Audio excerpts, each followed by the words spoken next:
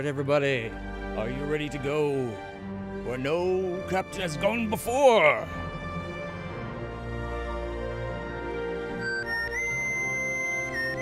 Across the unknown! Alright, everybody, we are back. Continuing on with the Voyager Across the Unknown playthrough. We are going into the 4th sector, I believe.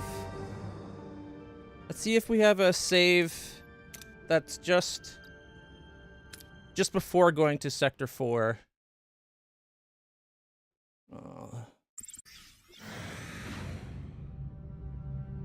Because I think I saved just before we made the launch. Alright. We have resources as much as we can. Not a lot of food.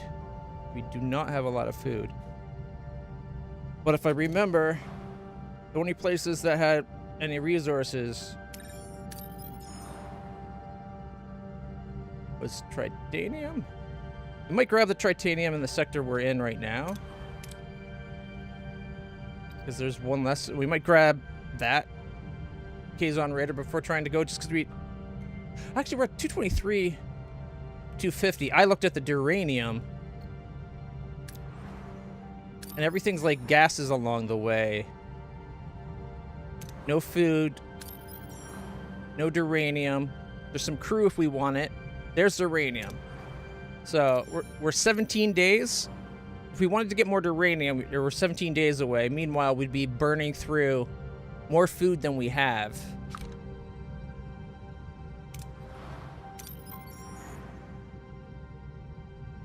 So we have the fuel and we have a few bits of Duranium. There's a little bit of food 28 cycles away. It's not worth getting. We have 4 crew injured. This is literally safe before we warp to the next sector. So let's do it. Are you ready, everybody? Continuing the voyage across the unknown. These are the adventures of the Starship Voyager. It's continuing a mission to merely survive and get home. Hey, there's the shuttle. You can see the arrow shuttle underneath. Nice.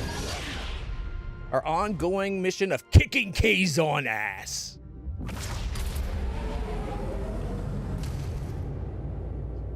I wish it had let us kill Cullen. Lieutenant Tuvok.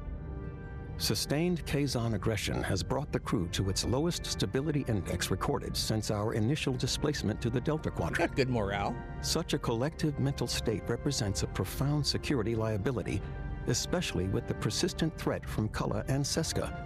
The captain notes the necessity of a break, a proposition I find logically unsound. The hostile intentions of the Kazon Nistrum do not adhere to Voyager's duty roster. The sheer impracticality of human emotional response, though a predictable factor, remains a persistent challenge to maintaining optimal efficiency. Immediate intervention by the captain is required to restore unity and function. I kind of wish these were more pertinent to the actual state of our ship. Because we are in the highest of morale. Like, yeah, our resources aren't amazing when it comes to food or Duranium, but we got good fuel, we got a good amount of Tritanium, we got power, actually slowly building up day by day, 1 extra power.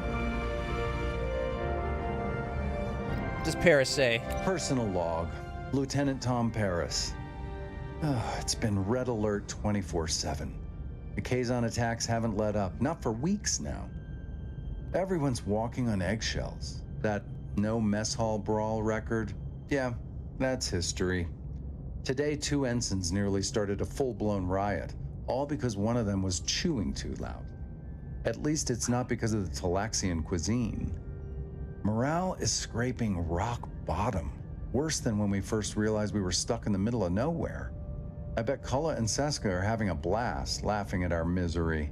I doubt it. And misery Cullen's is having to putting put it up with mildly. Seska. If the scuttlebutt's accurate, the crew's patience is wearing thin. Me? I'm fed up too, but I'm sticking with the captain. She's not bad at all, although her coffee intake has become exemplary. Klingon Balana. Captain, there's a growing movement aboard Voyager. 35 crew members threatening to leave. They're frightened. They're losing hope. Any suggestions, Commander? We need to focus on lifting the spirits. Make the ship feel more like home again. Give them some distraction. Ooh, are we going to try to get the holodeck back? But I'm afraid there's more to consider. Security reports show a resurgence of Kazon activity. We should anticipate another attack, and soon. I think we're coming up to the end of the second season. Would the Kazon take over Voyager? I'll see what can be done, Commander. But I make no promises. Homesickness settles deeper with every light year we cross. Though we edge closer to the Alpha Quadrant, the endless distance still before us weighs heavily on the crew's spirit. I see their longing grow quiet but relentless, and know this strain tests not just our morale, but our resolve to persevere. Homesickness is in. We get minus 10 morale per person, or just per cycle. That'll put us to minus 14. We're right on the edge of keeping our morale exactly wherever it is. So we're at -9 morale at the moment. Z, I think it is. Well, it's not Z. Let's go check our morale. So minus 20 morale because of sickness, plus 6 from food. Emergency quarters minus 9. Minus 9. We switched back to emergency quarters because of the power draw. So high morale, plus 10% on all hero attributes, minus 20% less time, minus 20% time for building, upgrading, or repairing and researching to a minimum of 1 day, and minus 20% hero ability cooldown in combat, so we can use our abilities more often. We're at about 100 crew. Oh, 104 now. I forgot we got a few people. Got 3 work teams available. We lost Balana, but we got her Klingon half, which is unfortunate because Balana was handy to have. Not only was she a good good engineer, she had the innovator sub trait, which let her create things fast. Like, it had special mission connotations. Like Chakotay, he's a survivalist. Anyways, I don't think we have an innovator anywhere left on the ship. But we got a Klingon side.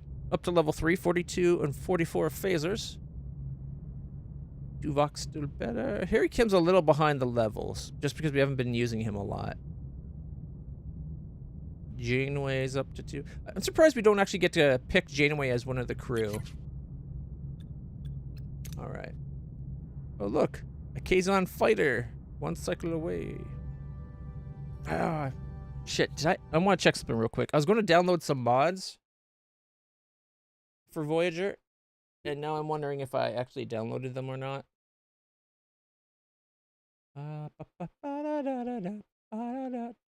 Looks like no, I did not. Boo. Alright, well, what can you do? We could check them out. There's one that makes it so that when you get to a sector, it automatically scans everything for you.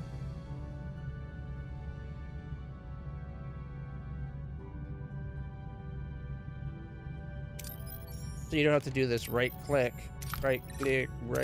This is the game devs being like their heads up their butt a little bit. This is not a mini game where you go in and you click on everything.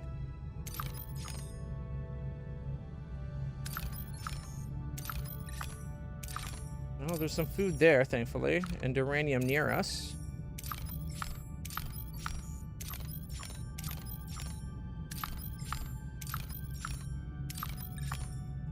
Oh, there's one there. Got some science. Oh, another one right there. Some people. We don't need crew. I wish there was more food in this sector. There's only the 2. We got a submission there. A drift ship. That's a Talaxian fighter or freighter. We've picked up a distress signal, and based on analysis, it's been calling for help for quite some time. Let's hope we're not too late. All right. Before we do anything, though, let's check out the sector. Can we scan that? We can't scan other systems yet. But we got what? Let's see. We got 5 and 8. Okay. Not too bad then. Got 13 systems there.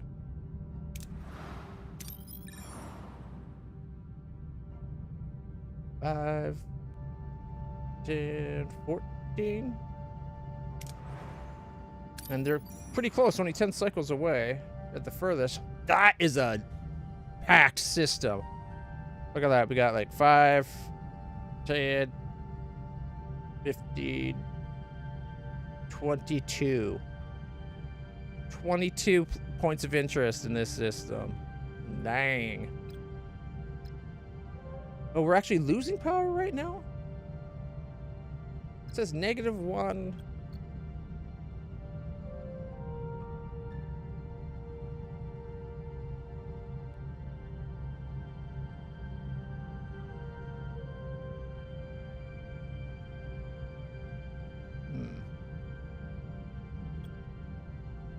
All right, let's see.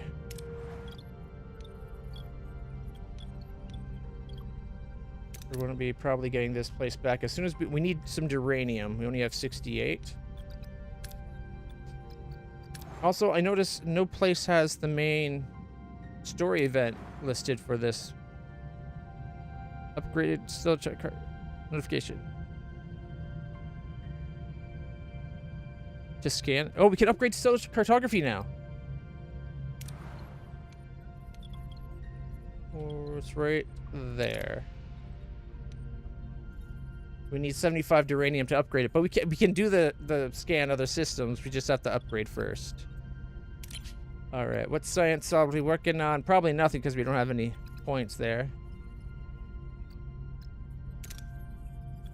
70 science to make shuttles half as fast. Or 100 for that, yikes. Large cargo bays could be good. Hull repair efficiency? That would be nice.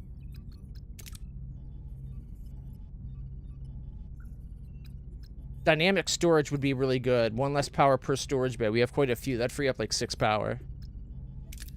Deconstructing gets everything would also be really nice. That's the one. Warp core efficiency. We got to get to 100 science. As soon as we have 100 science, we can start doing warp core efficiency. And then we'll have more power to spare. That's got to be our primary concern. Warp core efficiency. And then maybe Bassard collection to get 4 more power there as well. Or 4 more fuel there every day. To just limit how much we're burning on our fuel. Actually, let me look at science again. Combat. We also we were working on... We want regenerative shielding. Disruptor control room, so we could have disruptors. We got the faster phasers already. Next level, we can get modulating frequency for 10% more power, which isn't much, but it's better than nothing. We could get... We already got the rotating shields frequencies. 20% more combat rewards wouldn't be too bad either. 50% or plus 50 to haul.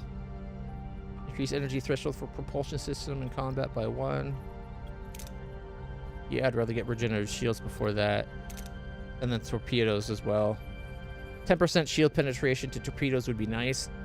I usually hold off firing them until we have the shields down anyways, but the few times that it timed it where the phasers took the ship out before the torpedo hit, would be nice to have it be like, oh, well, hits the next shot at the next target with shields, at least some of that damage still goes to the hull.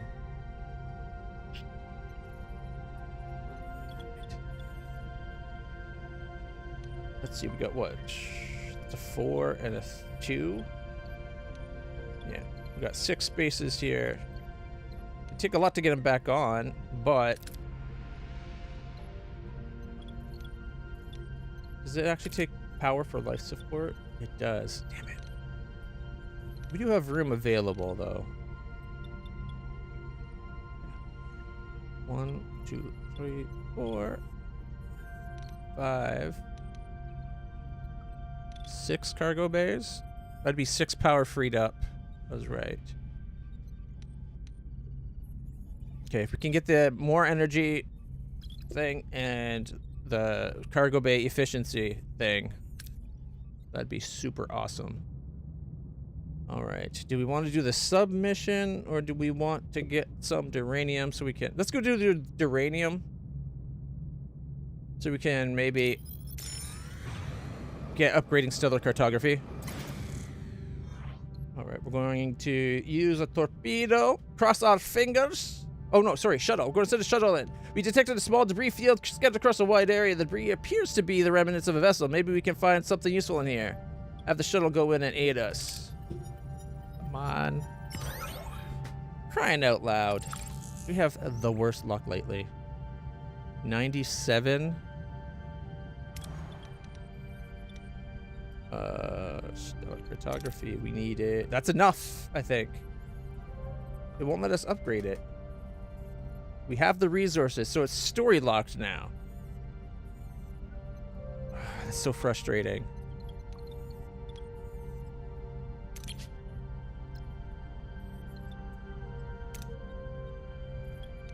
Can't upgrade that. We got a Talaxian ally.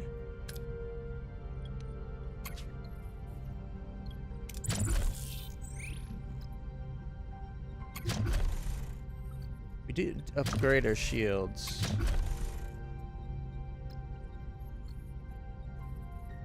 Did we end up getting the... We got the biolab, right? I think we did.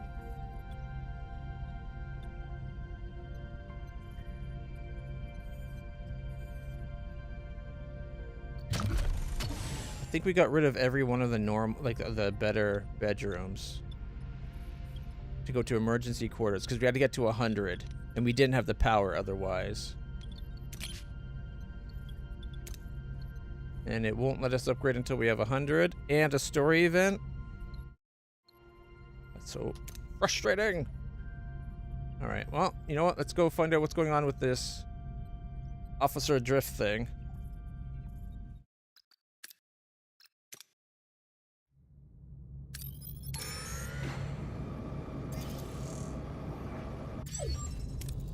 Captain, we reached our destination. Orders? Let's do it. Looks like a Talaxian shuttle. Or freighter. Looks like Neelix's ship, basically. Captain, we arrived. The ship looks really beat up. Oh, look, they got 2 little cannons on each, like double barrel cannons on them. Scan the alien ship. I want to know what we're dealing with. 5 life signs faint. The ship's been hit hard by radiation. We should be careful, Captain. Hail him. I'm Captain Catherine Janeway of the Federation starship Voyager. We received your distress call. Revis. Thank you for coming. We already lost hope.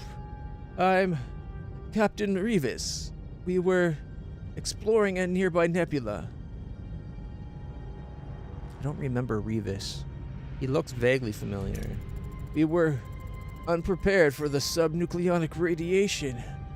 Our ship couldn't manage the exposure. We've been stuck here and radiation sickness. Maybe you don't go into a radiation high nebula without shielding that can protect you.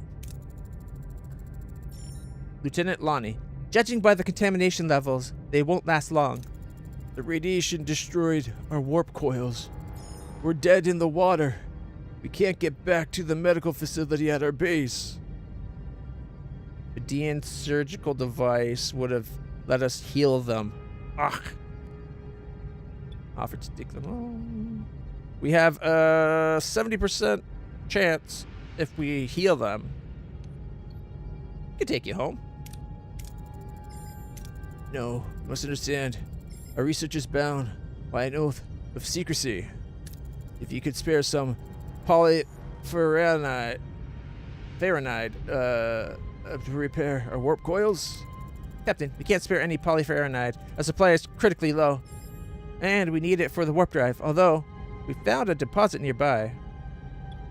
We can help. We won't leave you adrift in space, Revis. We'll find the polyferronide. Couldn't we offer now, like, let us treat you?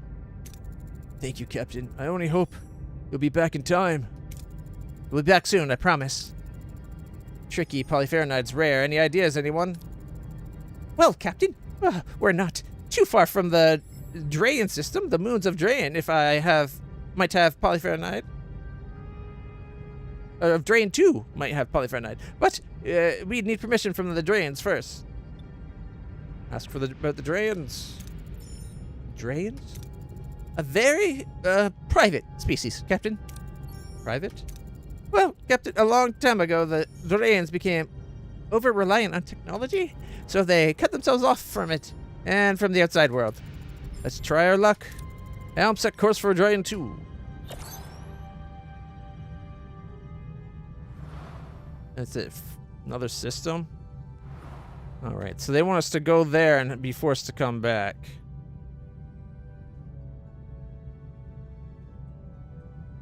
Our fuel's good.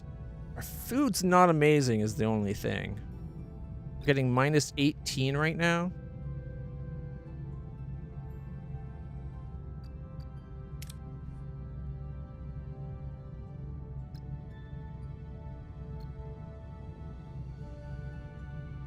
Yeah.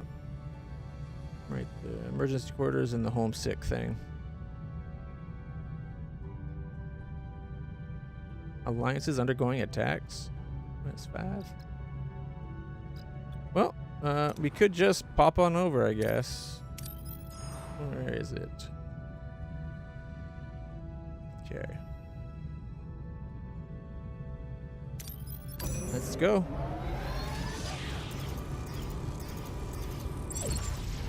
Wasting a lot of food for this. Scanners have picked up a Class M planet absolutely teeming with plant life. Voyager could restock its food supplies, though it would mean a slight detour.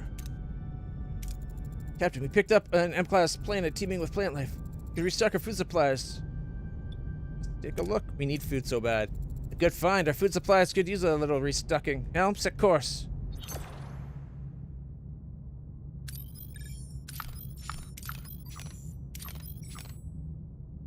I was hoping there'd be a food supply place here, but I never imagined there being a mission place that was about food. Nothing to review. Odd, there's nothing on that planet.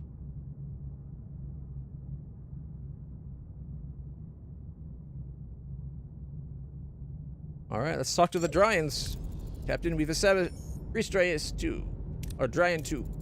Send down a survey team. We'll contact the Dryans. Alright, can't make out what that says. Pilot, maybe? Yeah, so Tom's gotta go. And we need phasers and diplomacy. Okay, phasers and diplomacy. I guess that's Chakotay. Although his diplomacy is not amazing. And we could use science as well. Oh man, I wish Alana had science. You know what? We could go Harry Kim. We need to get him leveled up. Alright, start the away mission. Sending to Drayan 2. Stable. Wait, we've lost control. We're going to. Oh, is this the one where it's the field? I thought that was with 7. Alright. Modify the shield matrix to absorb the impact. Pilot. Emergency landing would get us fuel and morale. And it's guaranteed with a chance of critical success. Otherwise, we risk 2. Oh, the science, though. We do need science so bad.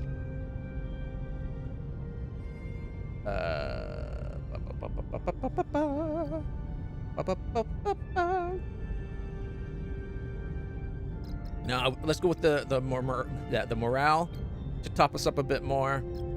But most importantly, fuel. We have enough for that fuel too, or most of that fuel gets stored. Come on, crit. Didn't crit. The pilot successfully crash lands the shuttle. Miraculously, the away team emerges unscathed. Is this the mission where Chakotay is like with the enemy? We could repair. Wait, did you hear that? Something's here. Alright, we can negotiate. Scan the surroundings with tricorders. We need a 46. Of course, that would have got us food. Son of a bitch! 50-50 chance of it success. Tuvok. Or, oh, he could blast the crap out of it, but it gets us nothing. Oh man, this game is brutal when you have like a 70% chance. A 50% chance? Well, it's not 50, it's more like probably about 53, maybe 55. Ah, you know what? Screw it. Fingers crossed, everybody.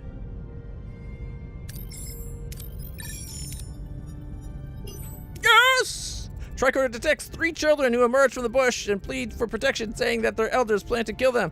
A creature from a nearby cave is hunting them. The away team's tricorders detect no other life signs. Suddenly they hear another shuttle landing nearby.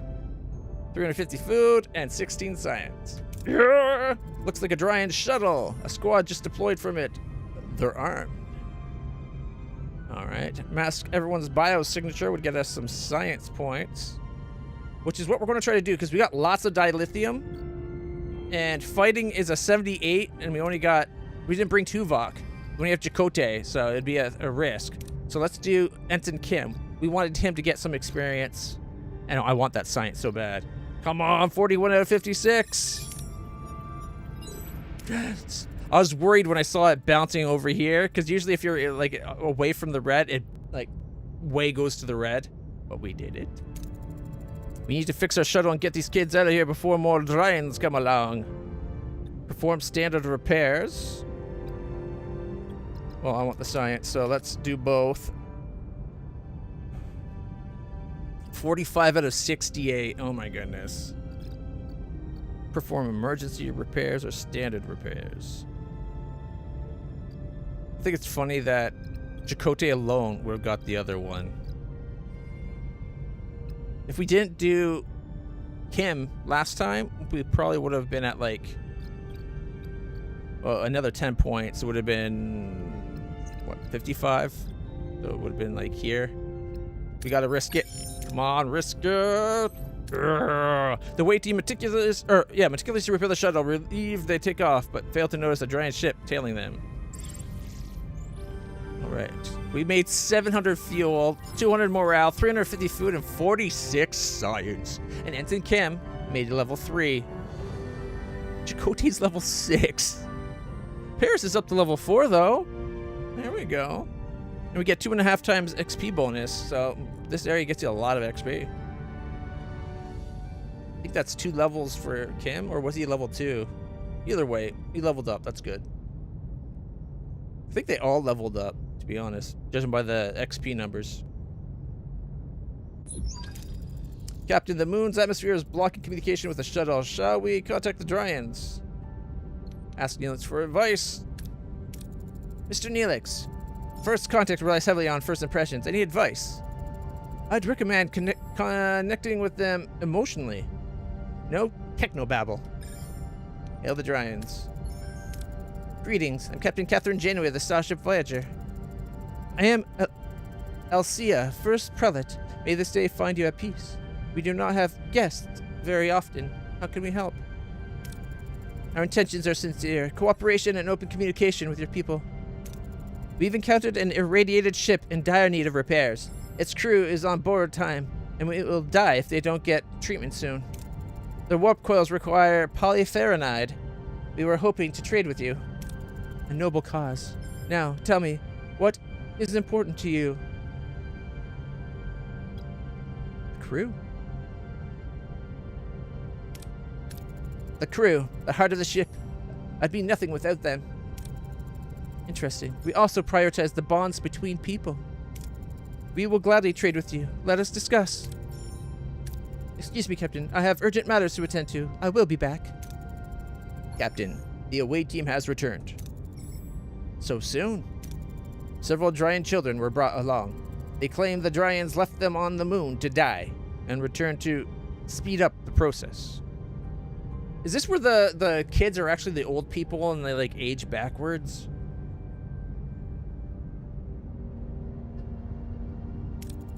The Dryans tried to kill their own children. The children claim so. They were in poor health and are currently in sickbay. Captain LC is hailing. Her ship's powering up weapons. On screen. You have violated our sacred moon and abducted our people. Return them. We rescued them. They were left there to die. They were fulfilling their sacred duty. You call hunting children a sacred duty? Children? Captain, these children are our elders. When a Dryan nears death, they undergo the rite of passage on our sacred moon. They may appear as children to you, but that is how we age. Their shell crashed and their guardian died. Confused, they must have forgotten. Please return them. It's crucial they die on our moon to fulfill their spiritual journey. Their weapons are fully powered.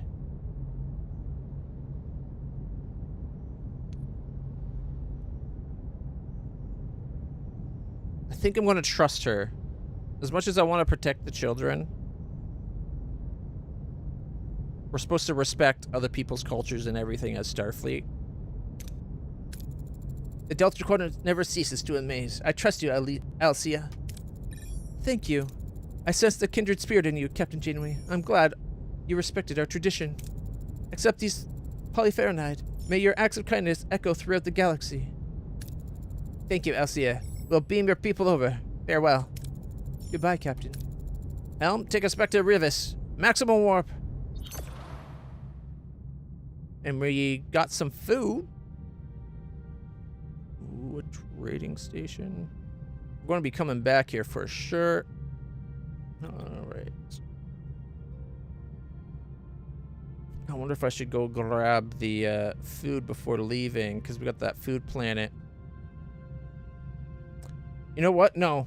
We are on a time-sensitive mission. We can come back to that. Maximum warp. Engage.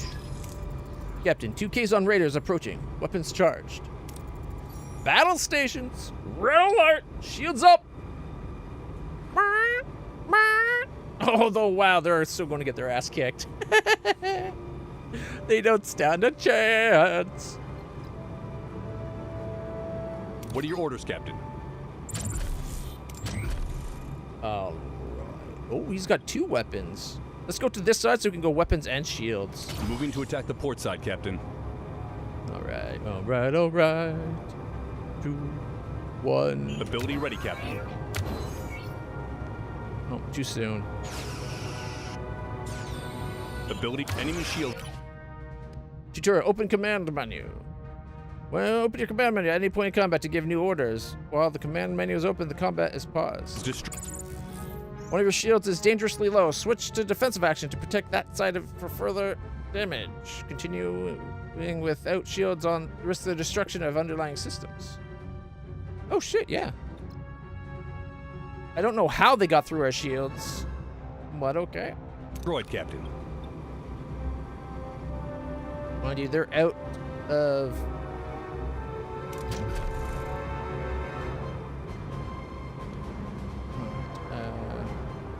Moving to defend the port side, Captain. Shields down, Captain. Voyager, shield down front. Enemy shields destroyed, Captain. Defend left. Alright. And I just fired a torpedo at them. An enemy is surrendered, Captain. There we go.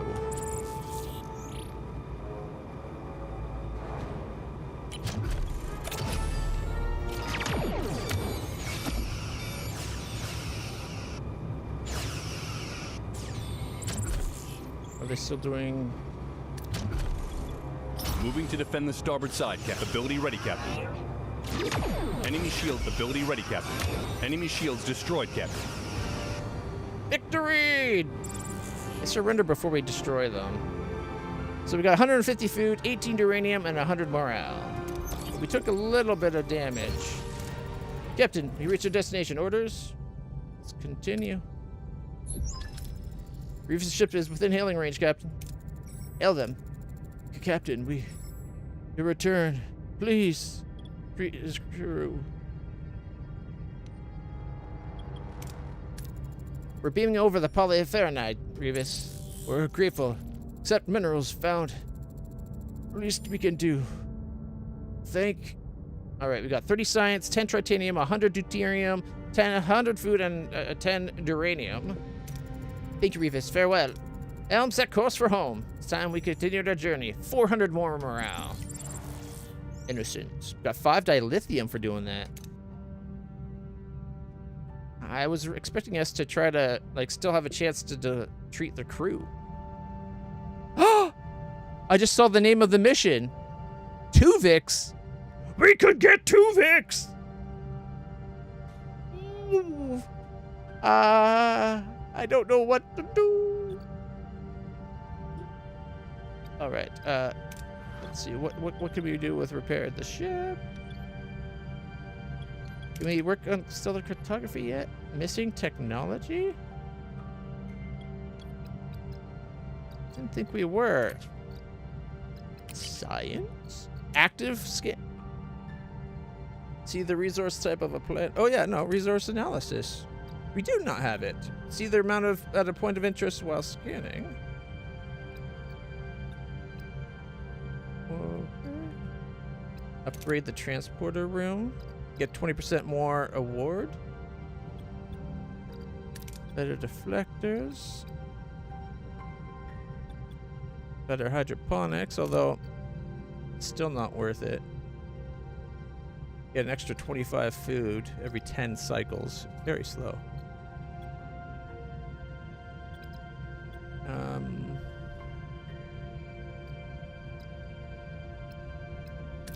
Allows to scan points of interest in the system. See the resource type of a point of interest while scanning. See the amount while scanning. See ambush chances of points of interest while scanning both inside the system and in other systems. Okay, where's the whole scan other systems? I thought we had that. Navigational officer. Reduce hull damage taken while flying in spatial phenomenon. That's not what we're looking for.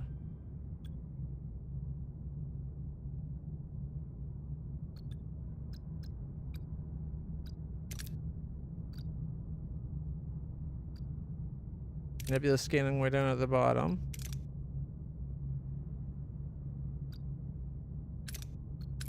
I thought... I don't know what I thought. That was definitely the stellar cartography bit. Okay, while we're here, we got 144 science. We need to get a warp core making more power. 1 deuterium now provides 6 power instead of 5. That's a 20% increase in our power.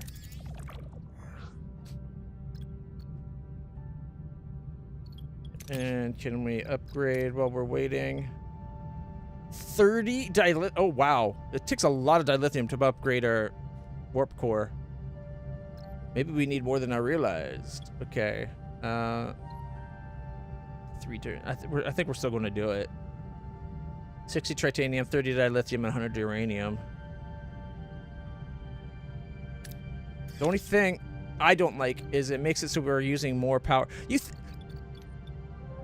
would think... Oh, I can't look at it now. Just because... Can we see it anywhere else? I think warp core. Just because we can make... Say, what is it at now? 180 power. Just because we can generate 180 power. You think that we would only generate as much as we need. So yeah, sure, our warp core, we can shove 180 power worth of deuterium through it. But could we not maybe just throw enough deuterium for the power we're using? Like, that way, maybe we waste a little bit, but it'd only be up to the remaining amount of the final bit of deuterium. So, like, say we needed 124. Well, we can't generate 124. We can only generate 120 or 125. So we would have 1 spare power. But that'd still be all the power for the extra 60 would be saved, which would be 10 deuterium, right? So instead of using 36, we'd only be using 26. It makes a lot more sense than using 36 all the time. Like, the only time I think we should be doing the 36 is if we're trying to charge the batteries. And then once the batteries are charged, then it stops. But this game always does maximum power, which I think is so stupid. Like, that's not efficient. And no way Voyager would be that inefficient. At least not in my mind. Can we upgrade? Can't upgrade shields. I think all our quarters... Oh, they're not all level 2? I thought we had some upgraded quarters.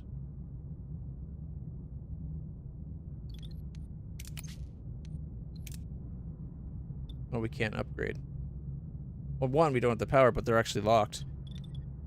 I think did we research so that we could? All right. They will give us 1,000 fuel for 100 deuterium. We don't have the deuterium, but we also don't need that kind of fuel. All right. I guess we can go get some deuterium.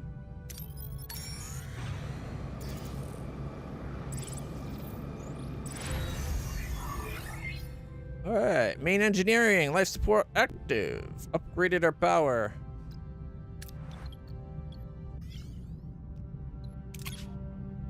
So now we can up our power if we want. We can up our power to use 48 and get 240. But again, just because we can put enough deuterium to we can shove 48 deuterium a second or a day through the warp core.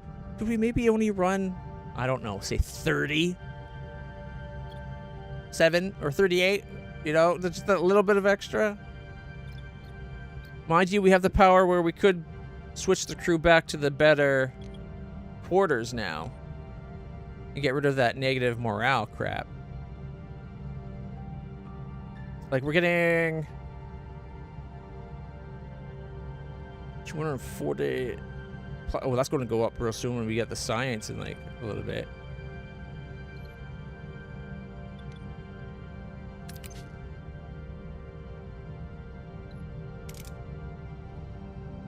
Okay, we do need to do some repairs. Engineering.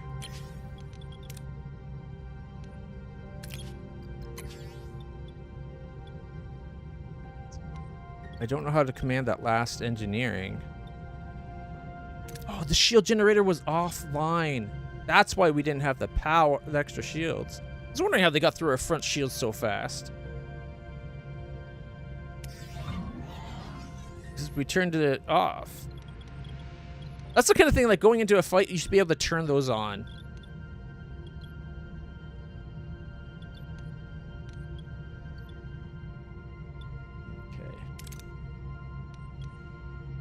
Okay. Where's the phaser controls here? Can't be upgraded yet. Increase phaser damage by 10% and it stacks. But much more power. Okay. Fires a powerful beam that deals moderate damage to shields and moderate damage to hull, providing more energy to weapons increases the fire rate. Each additional room increases the energy threshold. Plus 2 energy threshold, plus 50 weapon subsystem health. But you can only have up to 4. There's a mod that lets you have up to 8. I'm not sure why up to 8. Dismiss that. We don't want that one.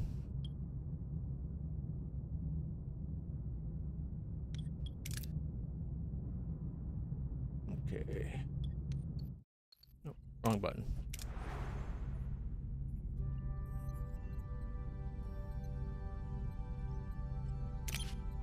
Send it. Okay. We have encountered a Class G mining planet. The atmosphere is toxic, but... Alright. Disruptor array or... Science lab level 2. I don't think we have Science Lab level 2 unlocked yet.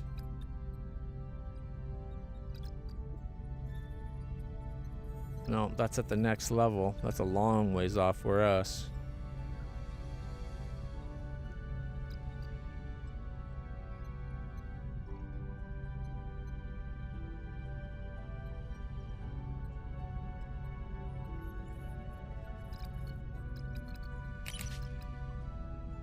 We're working on the efficiency of our warp core.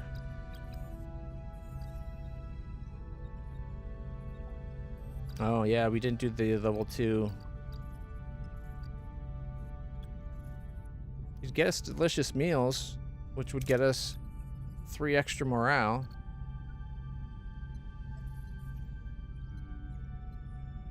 Which isn't bad, actually.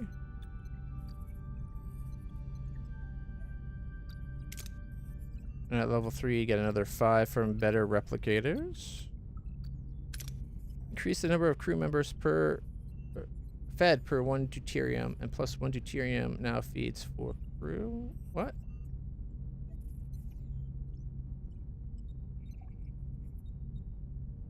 Okay, so it's telling you you go from 3 to 4.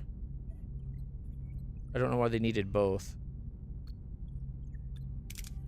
Increase the number of crew members fed per 1 food by 1.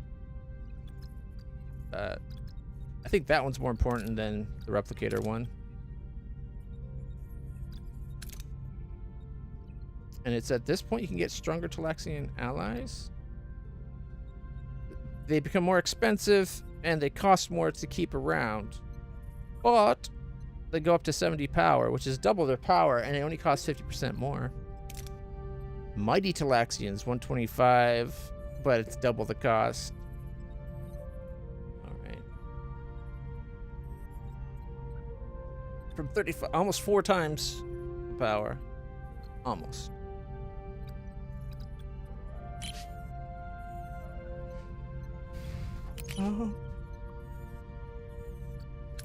Okay, I think after we get what we're working on right now, the warp core efficiency,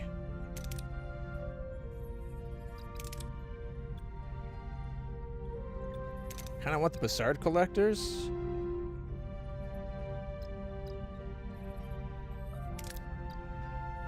Two work teams per crew. If we get the 2 work teams per engineering office, we could get rid of one of our offices. I was hoping for the hull repair efficiency. Oh, and dynamic storage.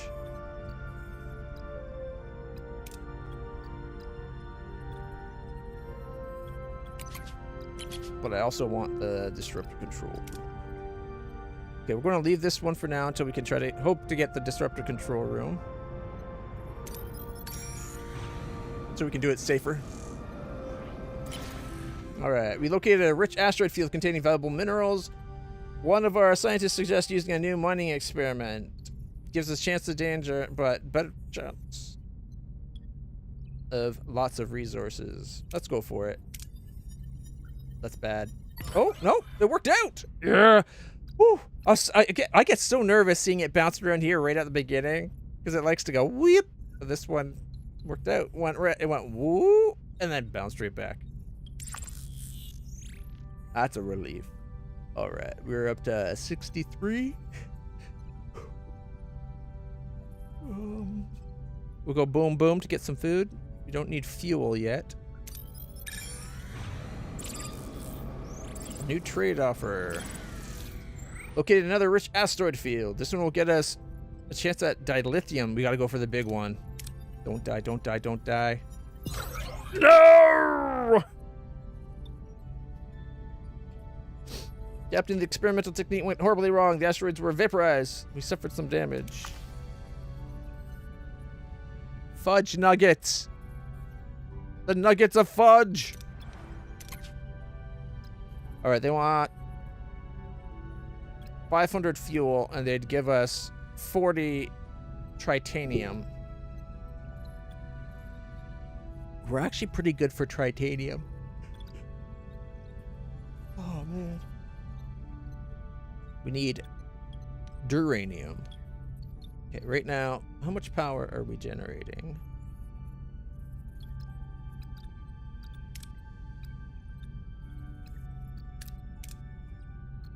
Okay, we don't need to be generating that kind of power using 48 deuterium. We're using 5 power more than we have, but we got 480, or what is it? Yeah, 480 stored. So it's okay. And it's only like that because our shield generator is on. So if we switch that off, we're good. 6 power. We're generating 1 more power than we need.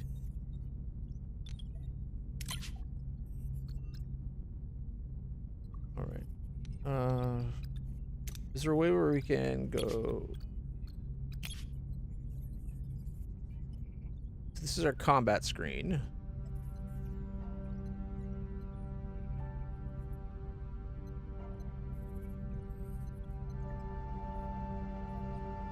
Is the 2 how many we have?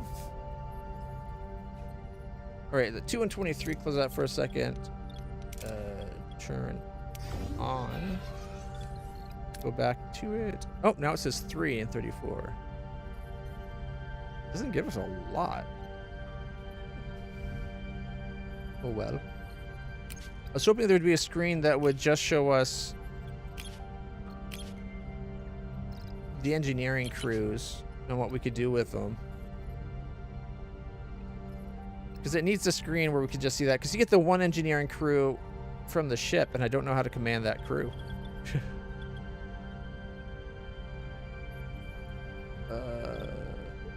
Feel like an idiot, but it's the truth. We need 90. Just don't have a pit. One's so long. All right. We'll go here, then the food.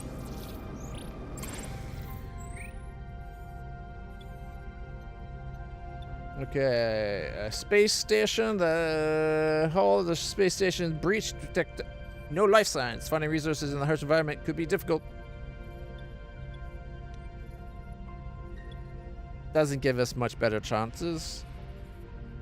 Send work teams to open up closed facilities, but engineering office level 2 is required. I don't have one of those yet. Oh, we got 54. Not bad. 90% of what we could have.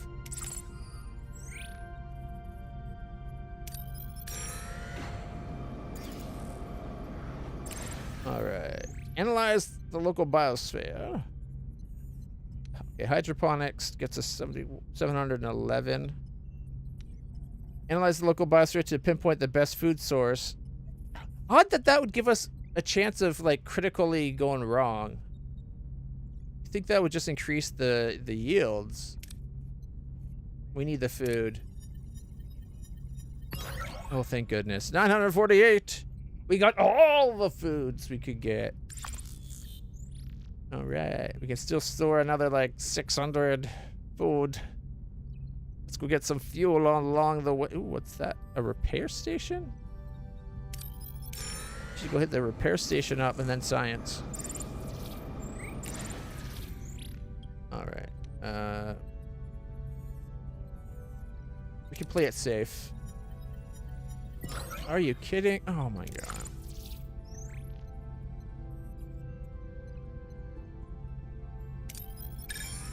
Okay, we're going to go see about this repair station. Oh, warp core efficiency. Yay! Now, the question becomes, we have what, 60? So we can't actually do like any of the science we want to do. Like, no, the dynamic storage would have been awesome right about now.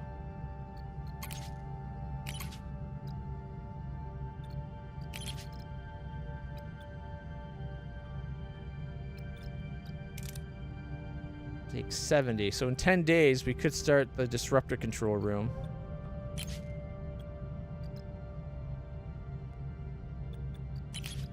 Is there any low-level stuff we haven't done? No. Just tech we don't know about at all. Everything else is waiting on something. Oh, that's tempting too.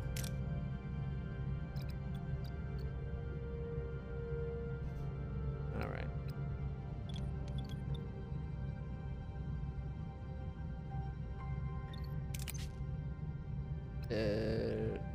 Didn't I just dismiss this offer?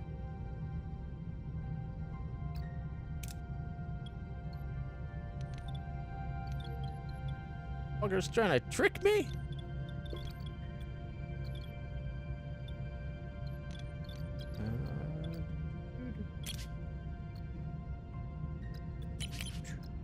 Engineering offices level 2 is one of the options.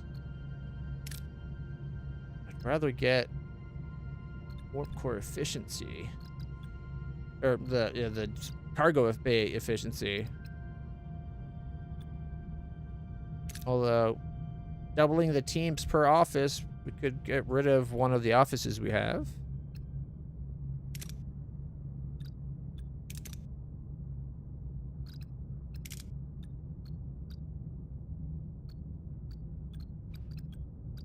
Although I think the next one's going to be the disruptors control, and then regenerative shielding. Like, we did just upgrade the warp core, so if we really need power,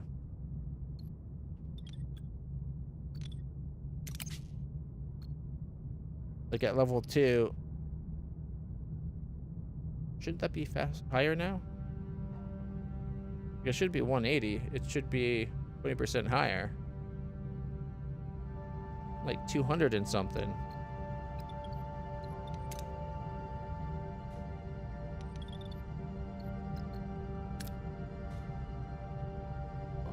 All batteries are full.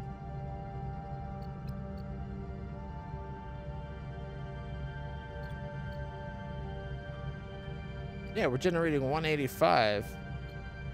It hasn't updated the 180. That's messed up. All right. We are down just the tiniest bit of health, right? Like 14.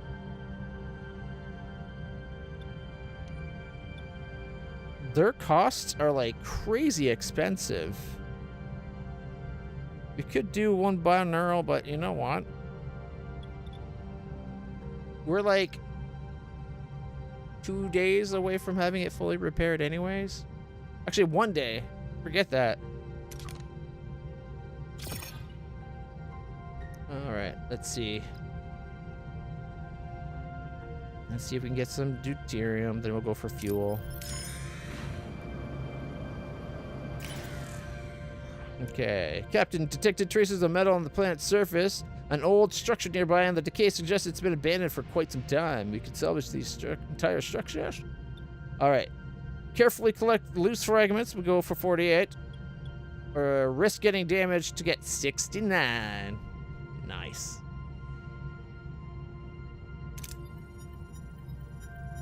Woo, baby!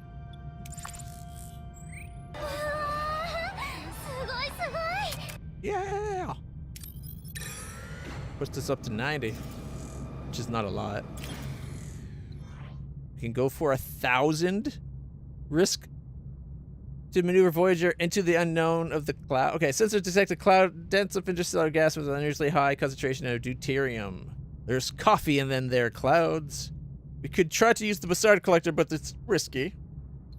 Or we can play it safe. We're going to play it safe because we only have room for like 600 and so or so. Yeah, we can store 2,500 and we're at 1,800, so. All right. Look at that, Steve. We're like 22 away from being full now. Our ship's at full health, so let me go inside the ship and get the engineering offices off repair duty. Oh, no, add the team. Currently unassigned. Yes. As are you, though. So, can we just turn the power off?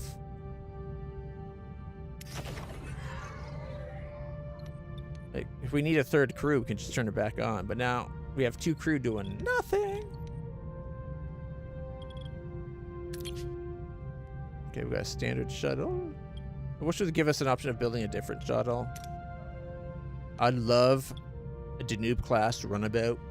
Although Voyager's kind of small, so maybe its shuttle bay doesn't have room for a Danube class. Which is unfortunate. The Delta Flyer is pretty decent size, and I think it's comparable to a Danube. It's a little bit shorter, but it's like overall size is very like front like face on wise. I think they're pretty comparable.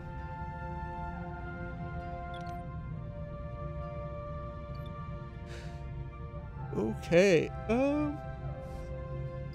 We're at 65 science.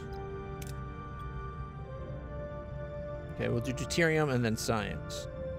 Just because we're right beside the deuterium. Or duranium, sorry. Uranium composite. Sending a shuttle. Shit, they got hurt. Got attacked by sea creatures and had to retreat. Wait, what?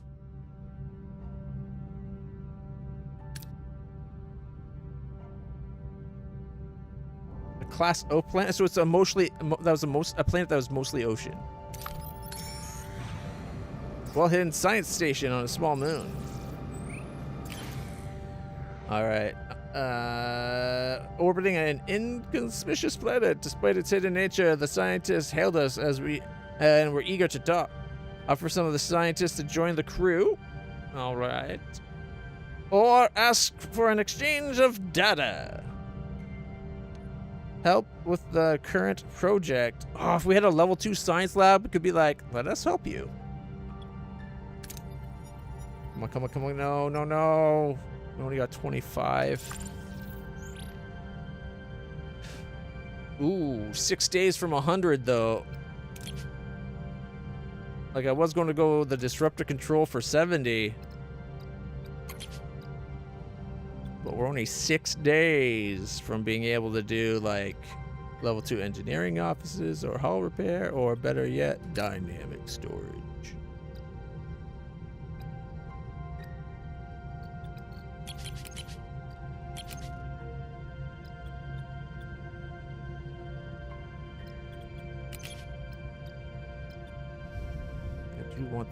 If we go the do we go disruptors? Then if we go to the disruptor control room, 1, we can start building a disruptor control rooms. 2, we would leave quite a bit left over and be on our way towards regenerative shields. So let's do it. Or do we get one of the other ones to go up like another tier? Advanced lighting module lowers energy upkeep of hydroponics bay by 25%. That's actually not bad. And that'd be of level 2 hydroponics. Order the power.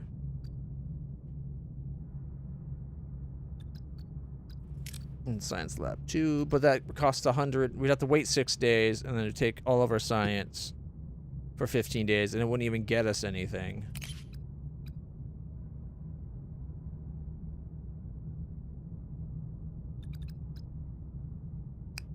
To do tier 2 crew.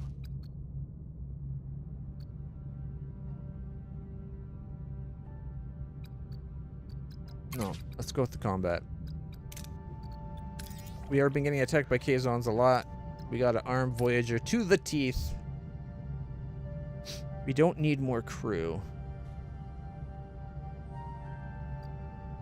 Okay. It's 4 cycles away to fuel. I'm thinking of leaving the fuel there, just because that way when we come back for this Kazon Raider, I want it after we build the disruptor room, which is what, like 14, 15 days?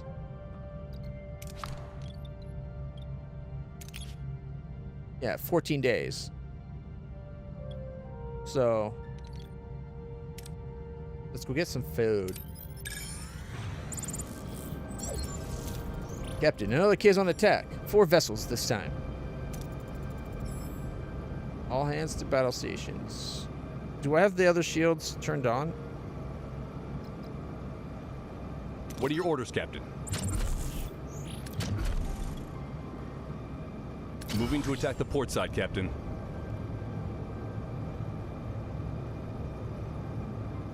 Ability ready, Captain.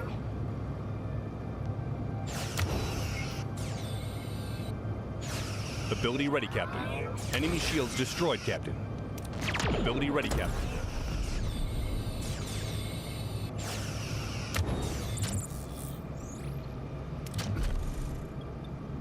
Moving to attack the starboard side, Captain. Enemy shields destroyed, Captain. Ability ready, Captain. Ability ready, Captain.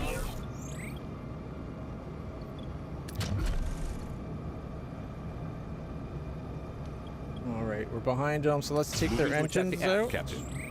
Enemy shields destroyed, Captain. Ability ready, Captain. Moving to attack the front. Ability. Enemy shields destroyed, Captain. Enemy shields destroyed, Captain. Victory! We kicked their ass.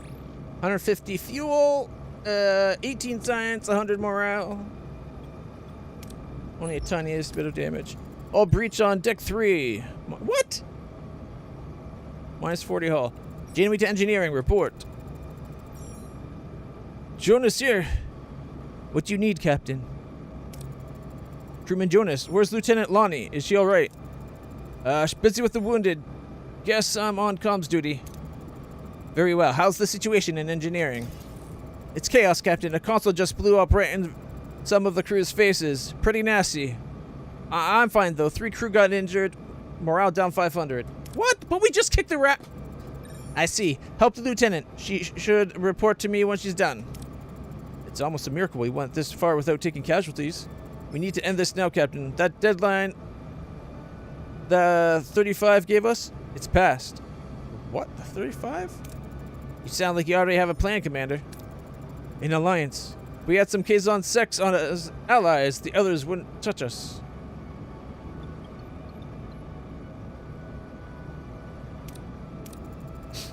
Keep your friends close, but your enemies closer, right? My thoughts exactly. Captain, we're not far from the planet Cerberus, home to the Kazon Pomar. There's someone there who owes me a favor. Jal Tursa. Is he authorized to speak for his sect? Not exactly, but he does have the Maj's ear. We wouldn't be risking confrontation. Consider this, Captain. The Alliance could restore crew faith and give the undecided critical pause on their ultimatum. That offers us a chance. And more time. Sure. Let's give it a shot. Helm, set course for Cerberus.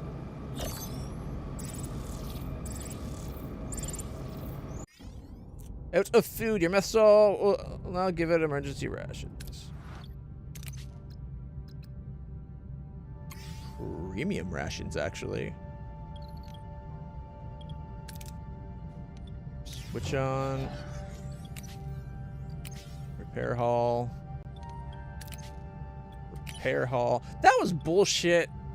We won that fight, and then out of nowhere, shit went wrong. I don't like when games do that. Like, it should be in response. And I did have the extra shield generator on, at least. Like, it should be an actual response to what's going on with our ship. Or with the combat in that, right? Like, it shouldn't just be, oh, well, for no reason, we're going to fuck you up.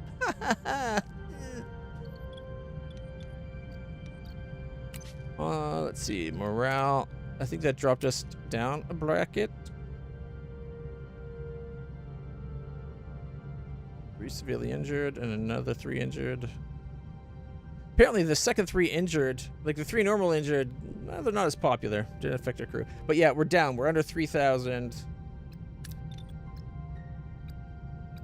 And even with the 6 injured, I don't think that's going to get us above the 12. We need to get people out of the emergency quarters. But I think for that to be viable for us, we're going to need like level 2 normal quarters, which is a long ways away. That's 2 full science levels away, which is 170 science just to get the chance to do another 100 science.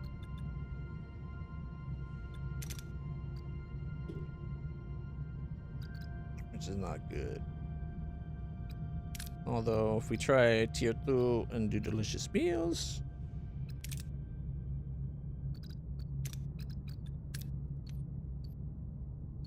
sick bay. If we upgraded sick bay, how much power? An extra 4 power.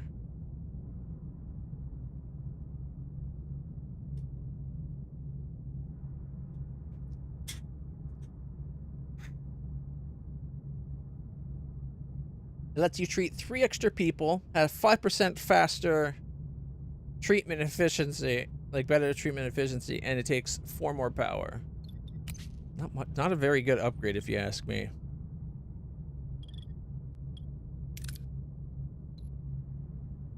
Can't upgrade stellar cartography. Does it say what science it wants? Missing technology. Allows for scanning of points of interest in your ship system.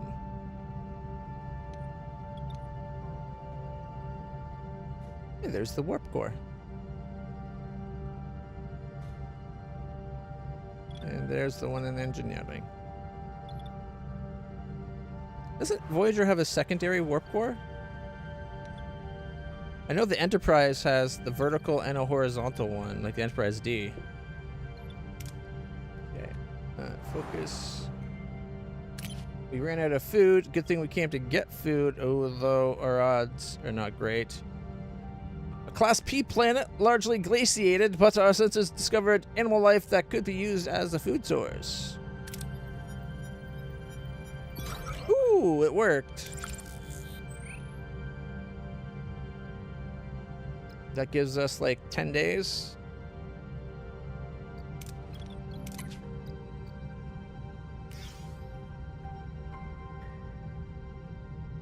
All right, 1 food every 3 crew. We need to get the science that lets us have 4 crew. That'd save us an extra 25%. No, 33% better. Oh, and there's the mission in the next system. We might have to come back to this system.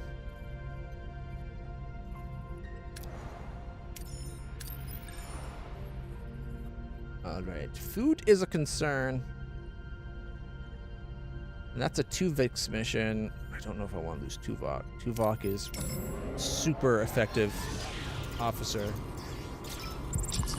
Breaking point. Captain, some crewmen got into a heated discussion over our current situation, which ultimately resulted in a fight breaking out. Tensions are high, and the last thing we need out here is to be at each other's throat. 16 crew got injured? What? Alright. The world of this Class P planet largely glaciated. Let's try it again. We just did this. Come on, guys. Yeah! Oh, yeah! That almost filled our food buckets. All right.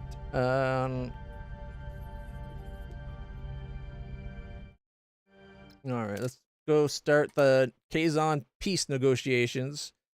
Feels kind of like a setup.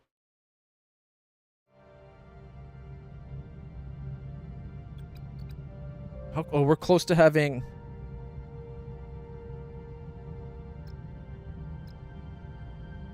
Trade station? 3 cycles away. That should get us our science. Enter the ship. Nice. Alright. Combat. Let's get us regenerative shields. Oh, we're 14 days shy of that. Damn it.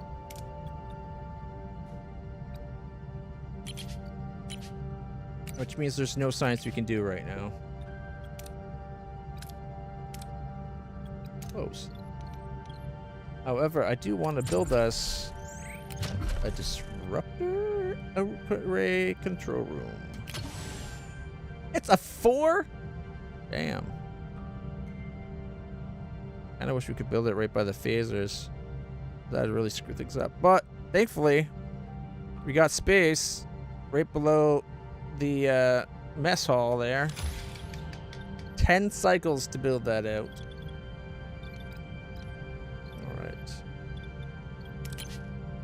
In 10 days, I'm turning on the power. Alright. I don't have duranium enough to make more torpedoes right now, which sucks. Alright, what do they want us to trade? Tritanium for deuterium. Don't need it. Dilithium for 800 food. Don't have the room for it.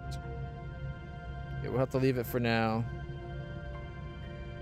The duranium for dilithium's a good deal. 50 for 5.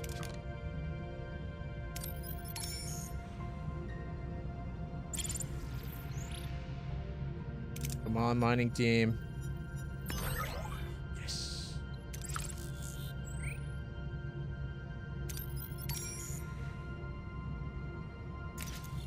$50 duranium for 5 dilithium. Thank you.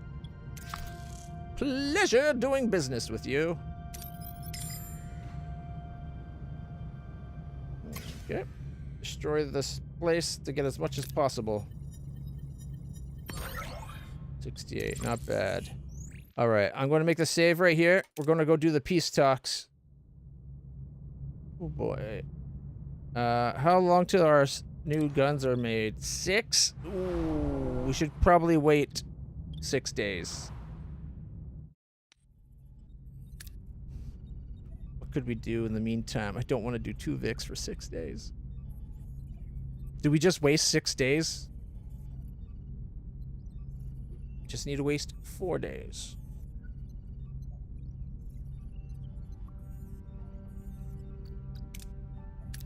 One, 2, 3, 4. Why are we using up duranium? Our ship's fully repaired. Shouldn't be... What? It shouldn't be using any duranium now. Stop fixing the ship, you idiots. It's already fixed. But nope, still using duranium.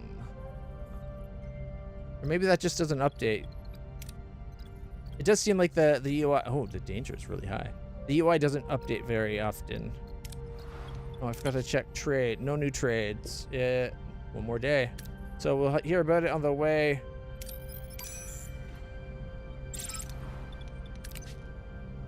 Uh, 500 food for 500 deuterium. Done. Nice. By the time it gets back, we'll have used up more than that food, probably. But okay. All right, disruptor array comes online.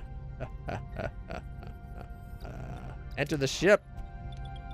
Boom. And because now power usage has probably gone up. Yeah, 14 extra power. We got 45 power to spare. But we're using a lot more deuterium. We need to upgrade our cargo bays again or get more cargo bays. All right. And now if we go to our combat, let's see. That got us an extra 29. Those disruptors gives us more power, like more of a combat rating than our phasers? What? Not that I'm complaining. That gives us more power than our base attack power.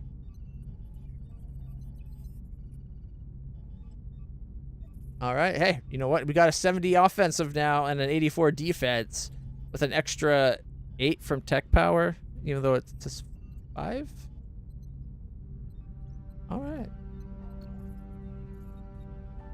I might change to put Tom back in our combat rotation, just because they seem to be getting through our shields a lot faster.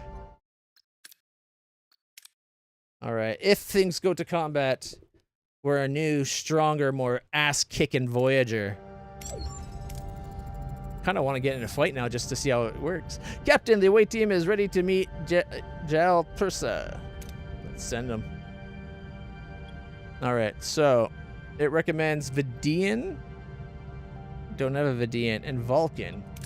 I'm glad we kept Tuvok. All right, we need diplomacy a bunch of times. So Chipote. Also a good combat. And we need engineering with medical. I guess Tom? But then we don't have good engineering. Although we're probably going to diplomacy or fight on that one. And if we're going for straight up medical, then Kess is the better option for medical.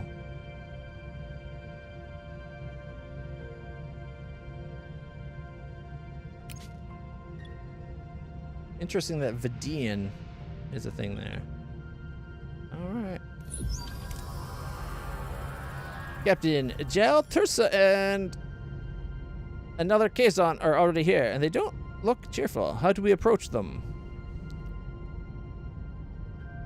Alright. Tell them why, what a great ally Voyager would be with their advanced technologies. Gets a 16 science. Have to use 2. So it's going to be Jacote on the next one, which means we're not doing medical.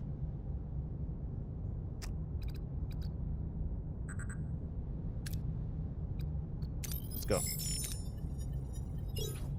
14. Talks about how Starfleet technology could improve life in the Delta Quadrant. Suddenly the team is grabbed by Kazon. Sacks are pulled over their heads and they are dragged away. We walked right into a trap. We're locked up with people who call themselves the Trabe. They don't seem hostile. Oh, right, the Trabe. If we had Vidians, we could use our Vidian technology to treat the Trabe. Listen to the story and sympathize. Treat the injured Trabe with what you can find. Kess, you got good odds. 33 out of 45. Fingers crossed. We need the science. Yes, Kess! The team treats the seriously injured amongst the Trabe. Grateful, they inform the team that reinforcements are on the way. They just have to make it to past the guards. All right. Captain, we think the Trabe's plan is currently our best option. Any ideas on how we can best support them? Take out the guard with a Vulcan neck pinch. Gets us 4 dilithium. Nice. Guaranteed success, too. Come on, crit. Come on, crit. Not even close. He almost did as bad as he could do.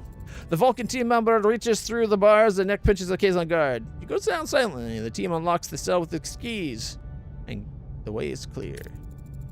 We're on our way to the ship, Captain. Trabe in tow. Wait, a Kazon patrol. They're throwing grenades. All right. If we do that, disable the grenades, gets us a chance at science. You could just throw them back. I need the science so bad. I'm going to risk getting hurt. Oh my god. I don't like this. I don't like this. Oh, thank god. The away team manages to disable the grenades. After escaping the cave, they are beamed aboard Voyager for an extra 300 deuterium and 14 more science. Alright, we made 44 science there. We can start the next science. And everybody is now level 5. That was there. We got 825 XP. Everyone leveled up except for Jacote. He's like halfway through to his next level. All right. I kind of wish when the characters leveled up, it showed you like how their stats went up or something. The away team and the Trabe are on board, Captain. Welcome. I'm Captain Catherine Janeway of Starship Voyager. The pleasure's mine, Captain. I am Mavis, leader of the Trabe. You have our deepest gratitude. Trabe, huh? Interesting. What Mr. Neelix was actually trying to say is that we're glad... Incoming Kazon vessel, Captain. I don't trust the Trabe. Power up all weapons and... That won't be necessary, Captain. Those are my people. Everything the Kazon have, including ships, they stole from us. Interesting. Why is that? We share a dark past. When I was a child, the Kazon overthrew their enslavers. Us, the Trabe. More precisely, my parents' generation. Alright, so they used to be slavers. Not the greatest look. We've been on the run ever since. We just want to settle down somewhere and open a new chapter for the Trabe.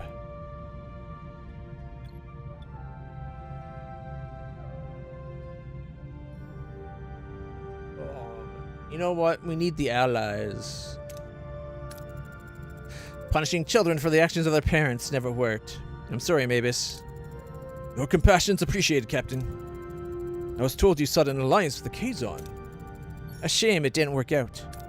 We might not be as numerous, but with a little help, we could regain some of our strength and become a valuable ally.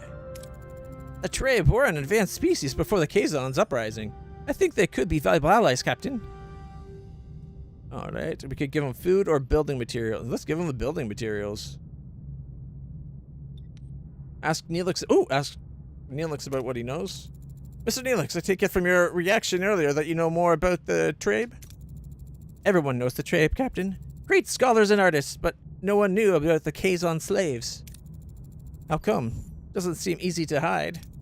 The trade were rich and powerful, manipulated information, and no one wanted to risk offending them. Alright, well, building materials. We can spare some material for your ship's repairs. Thank you, Captain. It's very generous. Share more with them? Actually, there's something else. Oh, this is bad. 500 food. Our food is in an ample supply. We'd be happy to share. Thank you, Captain. This is very generous. That's all. That's all we can offer for now. If this is not too presumptuous, would you be willing to provide us with weapons, Captain? Being able to defend ourselves would put our minds at ease.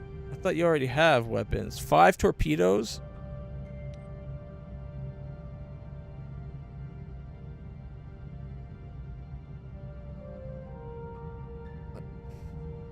Like, it's easy enough to replace 5 torpedoes. That's just one workshop event. But we've given them a lot already. What the fuck? I'm all in. Ever since we set foot in the Delta Quadrant, we've been hunted by the Kazon. We can share a few with you. Please, let us give you something in return. It's called the Nutriplexer. It's not a weapon, but it's very useful. It increases the nutritional value of food, so you can feed more mouths with less. Yes! That's so handy! Marvelous technology. Thank you. Unlocked crew tech tree. We set out to form an alliance with the Kazon and found you. This could be the course correction we needed. Will you join us? Together we would be a force to be reckoned with. Or even something bolder than that. We could ask the Kazon mages to join us at the bargaining table. Negotiations? Yes, bring the factions together. Convince them that peace would be in everyone's best interests. My people could finally settle and find a new home. It might be worth a try. We'll contact the Kazon. Alright, go to the ship.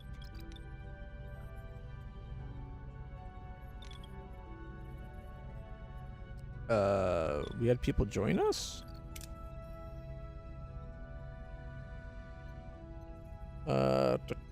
Average enemy power is 100 or 162.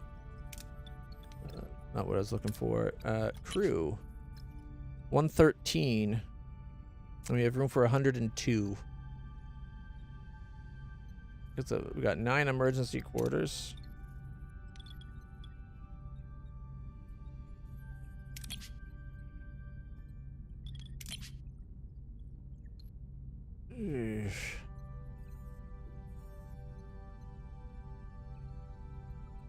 Five people are without.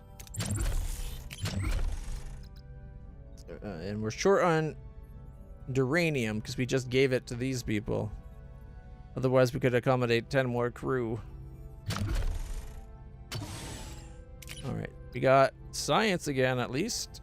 Was it a new? You said a Nutriplexer?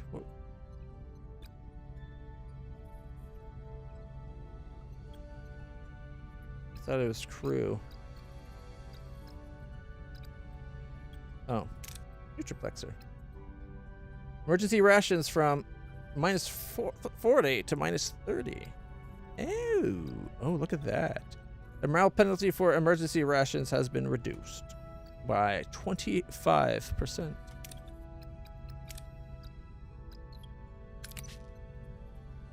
Not that we're on emergency rations, but if we ever go there again, it's nice that it won't be as much of a penalty. And we're down a lot of food. We got 500 food coming. 15 turns though. By then we'll have ran out of food.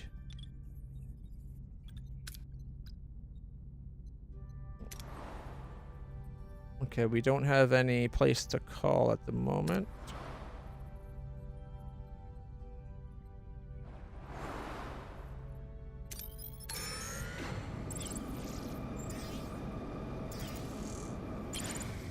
Captain, sensors detect a space station. Hull is breached and we detect no life signs on board. Finding resources in this harsh environment could be difficult. Use a torpedo and go for a full 1,000. Whew. We took some damage to the hull and the crew got... 3 crew got hurt, but we only got 415. Damn it. Would have filled this completely. Alright. Yeah! 894 food! So much more food. Is that all the food in this system? Oh my goodness. Okay, well, let's go do Mr. Tuvix. Oh my god, this could so ruin the run. Like, if we end up losing Tuvok and stuck with Tuvix, like Tuvok and Neelix could be taken away at any moment now.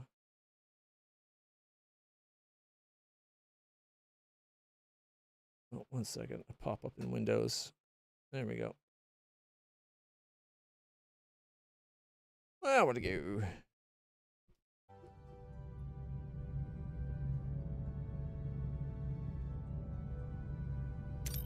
Let's get fuel on the way. Oh shit, we're being attacked by a raider. Attack power 90.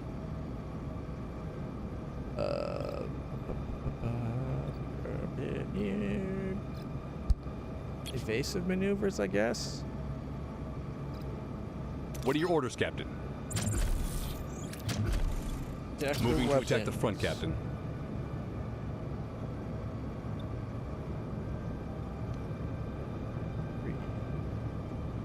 Oh wait, we got extra power? How do we give power to the systems here?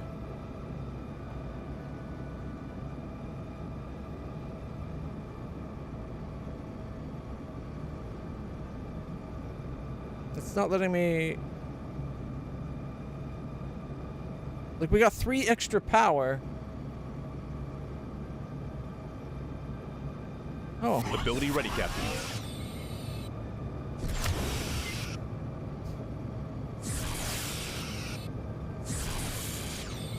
Enemy ability ready, Captain.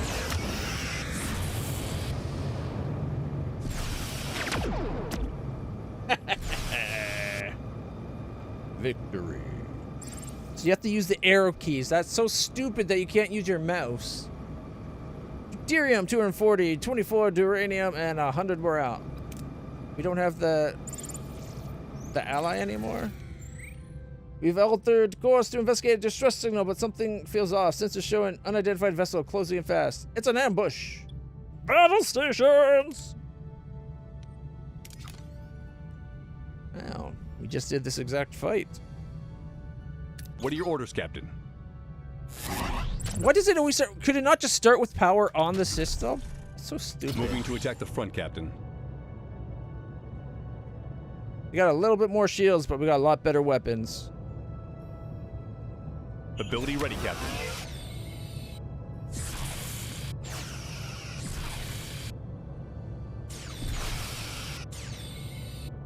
Ability ready, Captain. Enemy shields destroyed, Captain.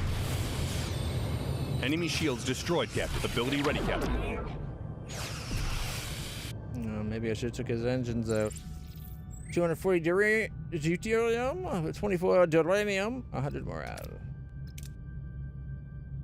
We managed to defeat the ship and salvage some resource, Captain. 634 deuterium. All right, that worked out really good. Fill this up. All right.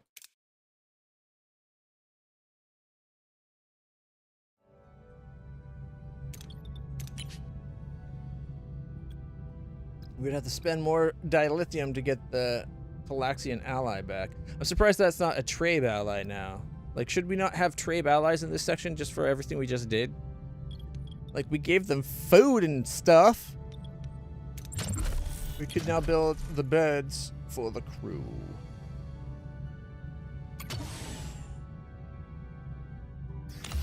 It's the last of our open space.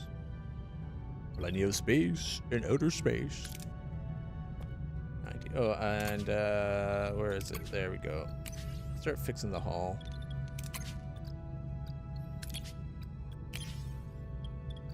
All right, we're down about 50. It won't take too long. All right. Well, time to meet Duvix.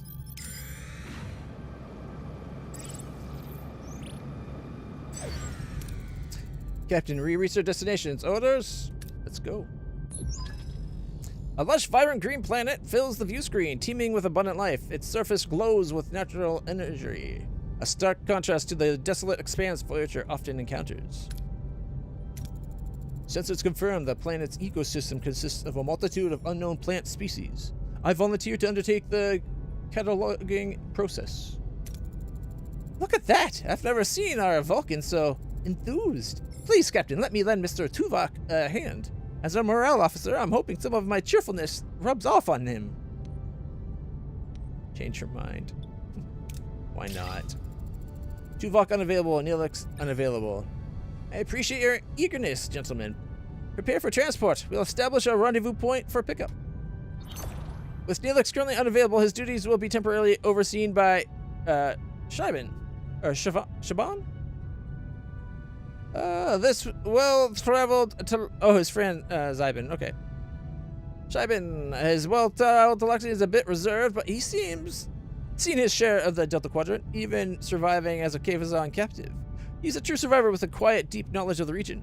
He sought refuge on Voyager when chaos erupted in Jabin's slave camp, allowing him to escape. His presence will ensure a seamless transition. You learn a lot when you meet the wrong kind of people. He's not as trustful as Neelix. Alright. We got 4 days. You know what? 2 days to a Kazon carrier and back. Oh, look. New trade offers received. Alright. Captain, we're receiving a hail from an unidentified vessel requesting assistance. Keep a safe distance and transmit navigation data. Risk inviting them aboard, offer access to our stellar cartography. Gives us a lot more. Woo! It worked out! Alright.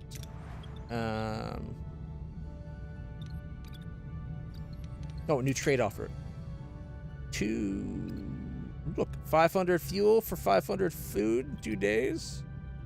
As soon as we can, we'll accept that offer. That's another good one. All right, we're going back. Oh shit, we should enter ship.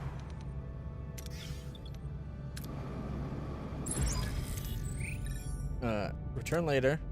I forget we need to go get Tuvix. Captain, we reached our destinations. Commander, have our forages returned? Not yet. We're having transporter issues. Janeway to transporter room 1. What's the holdup, Ensign? Minor malfunction, Captain. We're ready to bring them back now. Energize. Offering pattern nominal. Wait. There's only one life sign. Complete the beaming process. Get more information. Is it Tuvok or Neelix? I don't... What?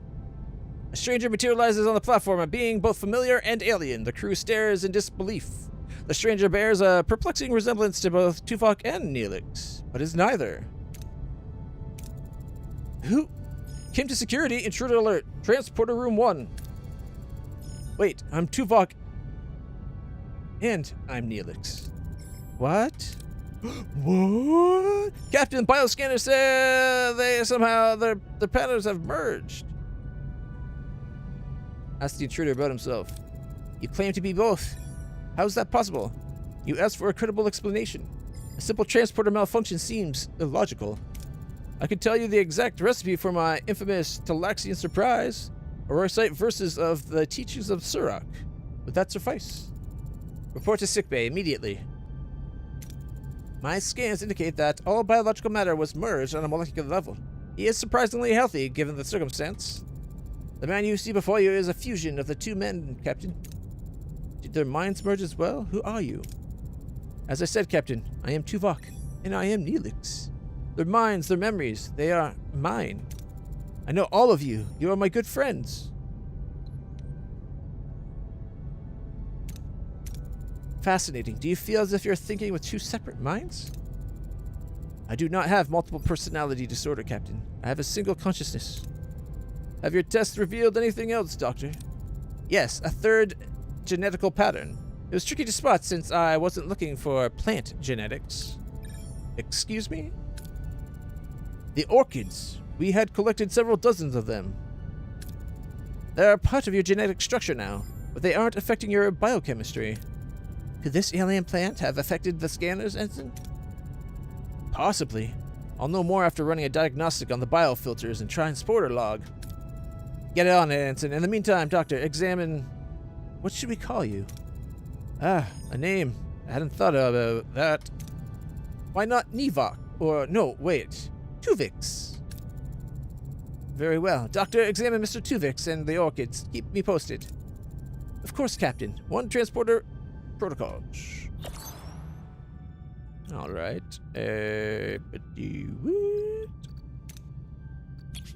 Heroes. We lost Balana, and now we might lose these two. Shouldn't Mr. Tuvix be up on this list? At least temporarily?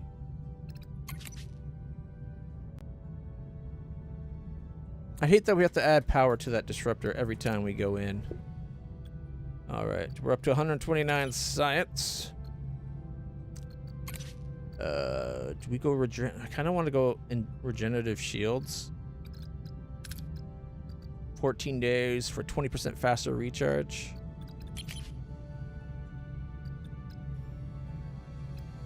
Dynamic storage and large cargo bays might also be worth.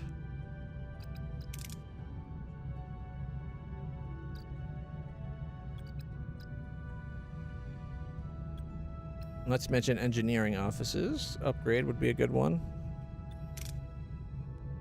This gets our power generation down by like 6. Is that enough for us to drop down to level 2 warp core? No, we'd still be 12 too much power now that we're running disruptors. I'd say we could just turn them off till we need them, but it doesn't give you a chance to turn them on.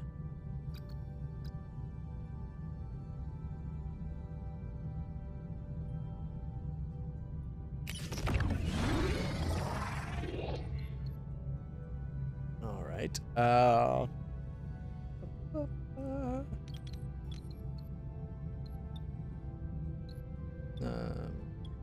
What's he doing? Oh, he's using actual food. Good.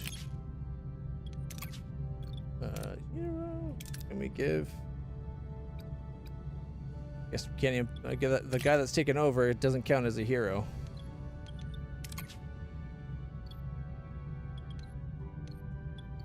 What's the upgraded shield generator? Increase shield capacity from a 35 to 55.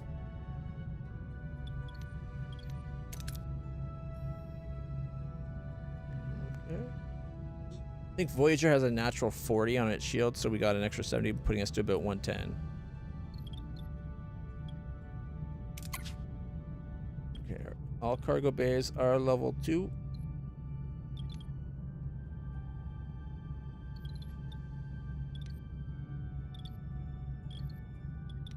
Man, we really need to look at opening up more decks. For that, we definitely need duranium because we're completely out. Yikes. If we had 90 duranium, we could open up more decks, and then we could get more duranium by going through. Although, if we're going to open a deck, we're going to do one of these two just because we get the most space from them. Although, that would get us the hollow deck. Holy crap. 25 power? Gives us plus 20 morale for 25 power.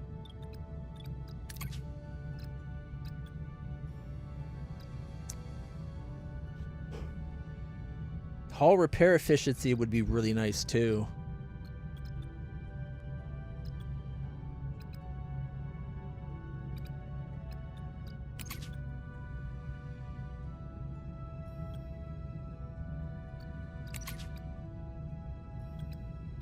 Level up the hydroponics bay. Gets us 2.5 food per day. Actually, a little bit more than that. Probably about the equivalent of 3 a day, but we only get it every 10 days. Not even that. I think it's like every... We get 70, it would get us 75 like every 8 or 9 days.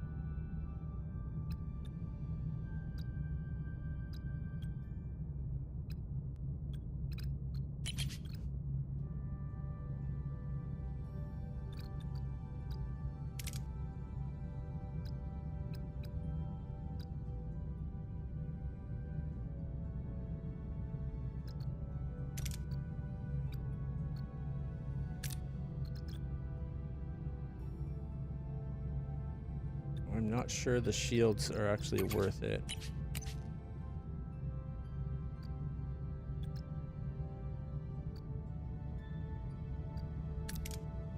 Produce deuterium and duranium from organic or inorganic waste. That's 32 days away.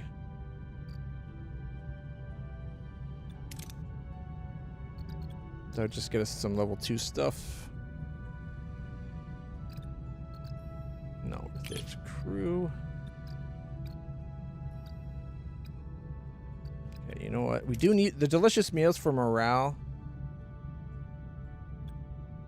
And then we can upgrade the emergency rooms as well. Then we'll have to get the 100 to get the better crew quarters. Increase morale by +1 per cycle and an extra 5 crew. Moral stability protocols. Low morale threshold penalties are decreased. Better replicators. Increase morale bonus for replicator rations or get double rations.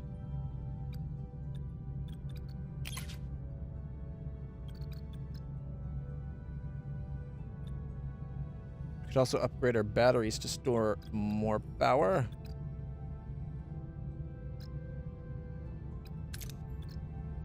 Deconstructing buildings now return all resources.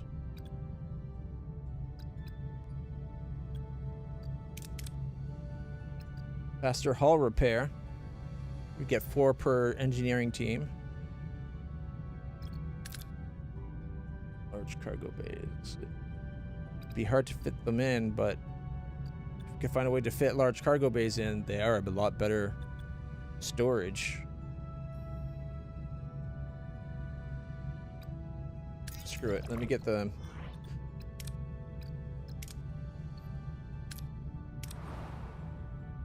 Alright. This could be bad. If we get in a fight, we won't have Tuvok with this extra tech ability. But... double fires phasers. Good luck, Mavis. We'll keep you safe here on out. Thank you, Captain. I think this is the beginning of a great alliance. Ensign Kim, hail color. Oh, wait, shit. Aren't these the people that try to kill all the Kazon Mages? Ah, Captain. We seem distant to encounter each other. Maj Kala, we hope this will lead to a new climate of peace. Maj Kala, grateful you agreed to meet. Hope we'll come to terms. Terms? Forgive me if I'm skeptical about negotiating with slavers. Acknowledge concerns, stress the need for peace. Point out that fear is holding him back. I don't think that would be the way to do it. It makes him look less. I understand your hesitation, but this cycle of violence benefits no one. Peace is the only way forward. The Trabe always prospered at our expense. What's changed? The Trabe have learned from their mistakes. We seek a future built on cooperation. We let down our guard, and the Trabe conquer us again? We're hardly a threat, Majkala. We're scattered and desperate. All we ask for is a chance to find a new home.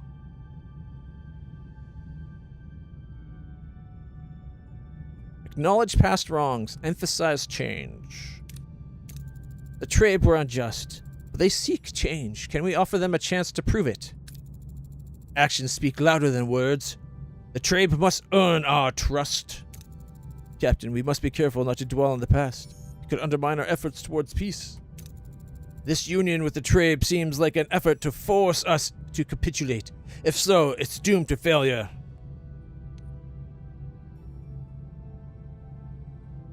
Appeal to shared values, common goals.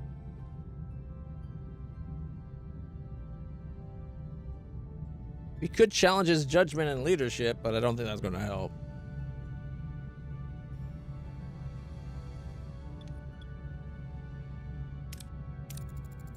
Manage color. Even former enemies can find common ground. We're here to facilitate that. Fine words, but the Trabe must prove them true. Threat level -1. Maj color. Allow us to withdraw and confer with my Federation colleagues. You're allying yourselves to the greatest villains this quadrant has ever known, Captain. As color speaks, the transmission abruptly ends. Bridge console erupt in a chorus of alarms. The flashing lights painting the bridge in a red glow. Janeway's eyes narrow. What just happened? The Kazon and Trabe open fire on each other, Captain. Beam Mavis out immediately. I can't get a lock on, Captain. Situation is escalating. Captain, I suggest immediate retreat.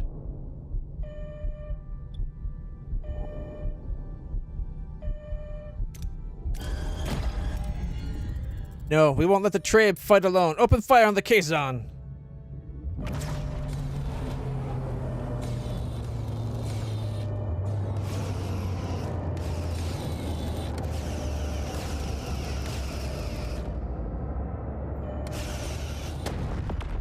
We did not once see our disruptors fire. All right, 155 and a 66 versus 72, 48, and 48. All right, Maquis maneuvers. All right, let's go. I really feel like they should get some experience for what's going on. Like, they should have combat XP and, like, general away XP maybe, just because their skills here should have a choice for difference.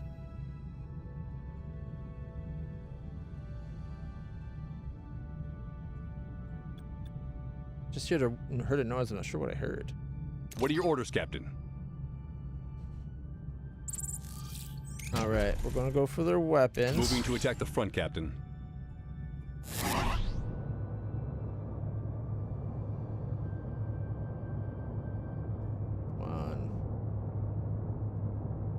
Ability ready, Captain.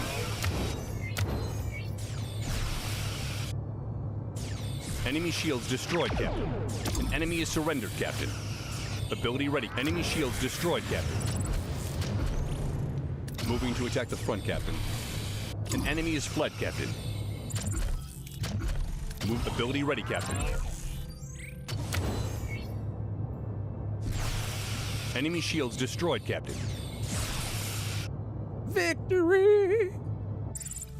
All right, we got 300 deuterium, 35 duranium, and 100 morale. Mavis is hailing us. Maybe he can explain this mess on screen. Thank you for aiding us against these animals, Captain. I expected as much from them. What happened? Animals? A ship. A slip of the tongue. The important thing is we prevailed thanks to your assistance. I owe you an apology. I shouldn't have proposed a bargain with the Kazon in the first place. How naive of me to assume they would have abandoned their primitive nature. Claim a planet?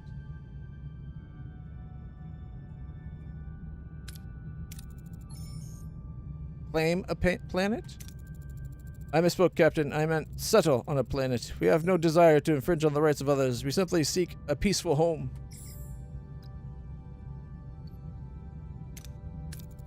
I thought we had an agreement, Mavis. Together we're stronger. A Trabe ship will travel at your side in honor of our alliance, but I must lead the rest of my people to a new home. Farewell. 500 morale. I hope your people find the peace they deserve, which is none, you monster. Mavis. Farewell, Mavis. One Trabe ally. The Kazon Raider is hailing us. How dare you, woman! Taking advantage of our goodwill!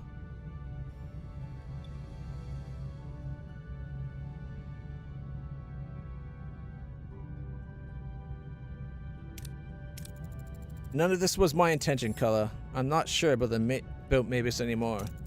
You're an utter fool, Janeway. Slavers never change, and now they're going to enslave a new planet. You will all suffer for this. I promise you. We even enraged the Kazon, but the Trabe Alliance could be a lifeline for the crew's morale. Good news, Captain. Despite everything, all 35 have chosen to stay. Seems our efforts paid off. A testament to their resilience and to teamwork. Wouldn't you say, Commander? More morale? Helm, get us back on course. Take us home. Congratulations, completed the main mission, Alliance. You can now move on to the next sector or remain in this one if you want to explore some more. Leaving the sector will cause all active missions to be canceled, though. And all heroes currently marked as unavailable, lost. We gotta stay here until at least deal with this Tuvix thing. Alright, this system is dealt with. Let's go to this one.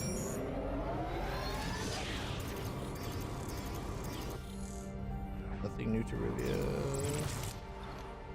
Alright, so if we look here, we got a Trabe ally and a Talaxian ally. That's an extra 100 power, 109 power.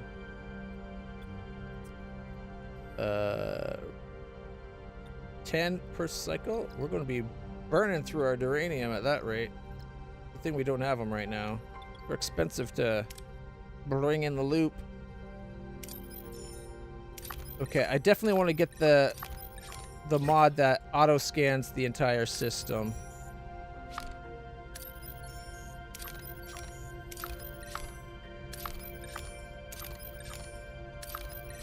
This is kind of a pain in the ass.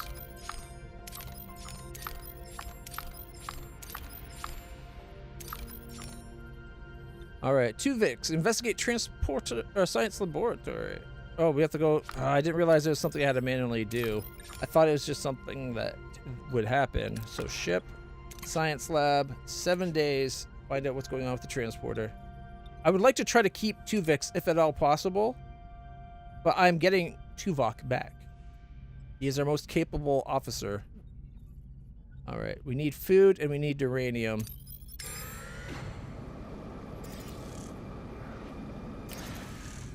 Alright. A distress signal from an isolated outpost on the moon leads us to a crew suffering from a hemorrhagic fever. They're in critical condition and our medical technology is unable to stop it. They're desperate for our help.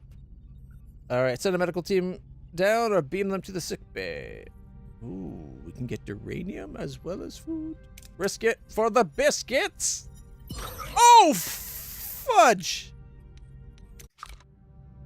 That went as wrong could go.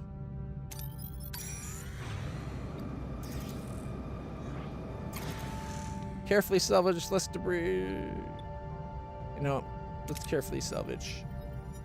Oh my god. Fucking rolls in this game, I tell you. Pardon my language. It lies is all. Transporter accident report and orchid sample. Alright. Science laboratory needs to analyze the orchids next. Send a shuttle into the ocean. Okay. Science detect a pelagic planet with a diverse ecosystem whose oceans are home to a multitude of plants, fish, and life forms. You beam aboard edible looking food. Guaranteed 509.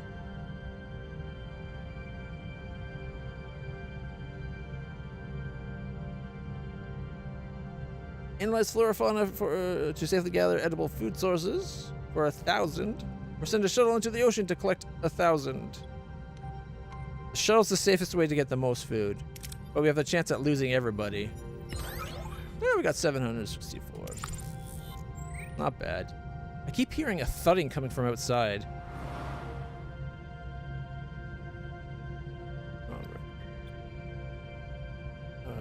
We don't need our crew repairing anymore.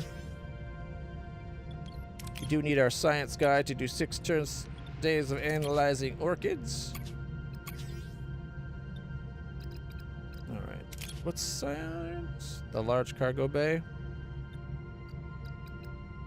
Would be nice if on this page it told you exactly how many days remained. Like maybe in this giant waste of space. I don't like the way they did their tech screen. They could have done it so much better. All right. Well, we're good for that. I guess go for dilithium.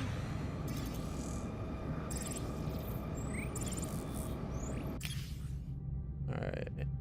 Small trade vessel has been attacked and cornered in an asteroid field by a group of Kazon ships. The trade hail us, offering to give us all the resources they have on board if we help them. Hail the Kazon and demand that they leave the trade alone. Gets us 4. Intimidate them. There we go. Got us 4, but is a safer bet. Okay.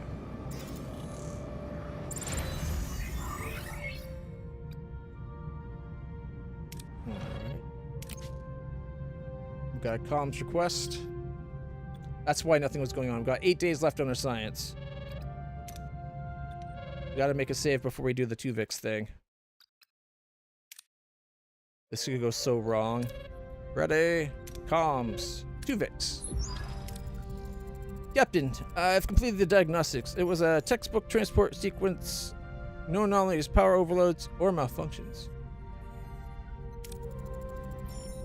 What about the orchids, Doctor? They're just a plant, Captain. Lysosomal enzymes, cytoplasmic proteins, nothing unusual. Termination. This is unheard of in transport history. I'm not willing to accept it's a simple malfunction. What about a holodeck simulation, Captain, to recreate the accident? Pardon my interference, Doctor. You mentioned lysosomal enzymes. According to Tuvok's botanical research, lysosomal enzymes could indicate some symbiogenesis. Symbiogenesis? A rare reproductive process. Instead of pollinating or mating, symbiogenetic organisms merge with another species. A fascinating hypothesis. But we're dealing with microcellular organisms. Symbiogenesis with a humanoid species is unprecedented. Actually, Doctor, Neelix and Tuvok were broken down to a microcellular level during transport. And if their enzymes interact with the DNA inside the matter stream, they could have fused. Just like that, 2vix is born. It's the best theory I've heard so far. It's the only theory I've heard so far. Let's test our assumptions on the orchids before we start humanoid trials. Separate orchid and trial and error to separate the orchids. 35% chance. We don't have the surgical device, otherwise it's 100%. Alright, we got a 70% chance. Doctor, try to separate the orchids. It was a success. Based on findings, I am confident I can reverse the symbiogenetic process that produced Mr. 2vix. I found a radioisotope that could selectively attach itself to specific DNA sequences, and is the procedure safe, Doctor? I've accounted for every variable except one. I don't want to die.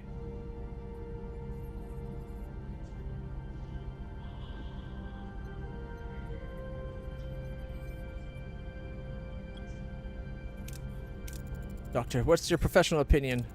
While the procedure is technically feasible, Mr. 2vix is a living being. I cannot participate in his termination. To end his existence, even to restore Tuvok and Neelix, would violate everything I stand for.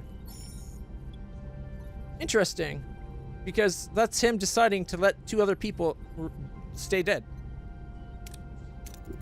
I know this is particularly difficult for you. What's your thoughts on this situation? I'm torn, Captain. Between what's right and what I feel, I know this sounds horrible, and I feel so guilty for saying it, but I want Neelix back.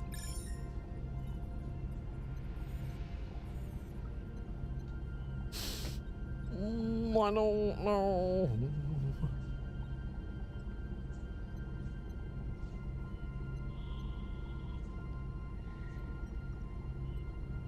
Tuvok and Neelix are important as individuals. Aren't there 2 other voices to consider? What about Tuvok and Neelix? They live on inside me. No, they have families, friends, people who love them and miss them and want them back. Captain, what you're considering is execution. My existence is no crime. I'm here. I'm me. I'm alive.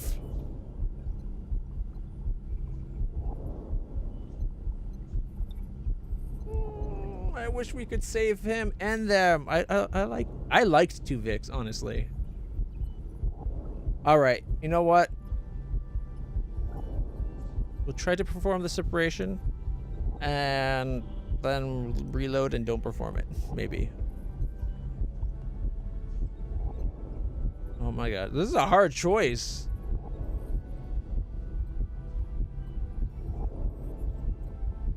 It would be easier to make the choice if they had shown me the character before now. If I knew what characteristics he gets. Does he have all the abilities of Tuvok and Neelix? Like, truly?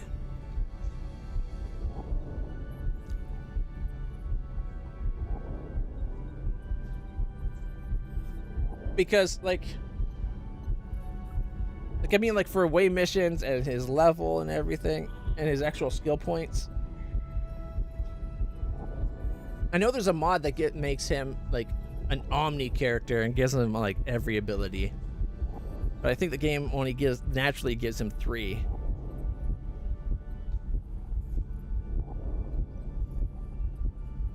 Knowing what 3 would make this decision so much easier.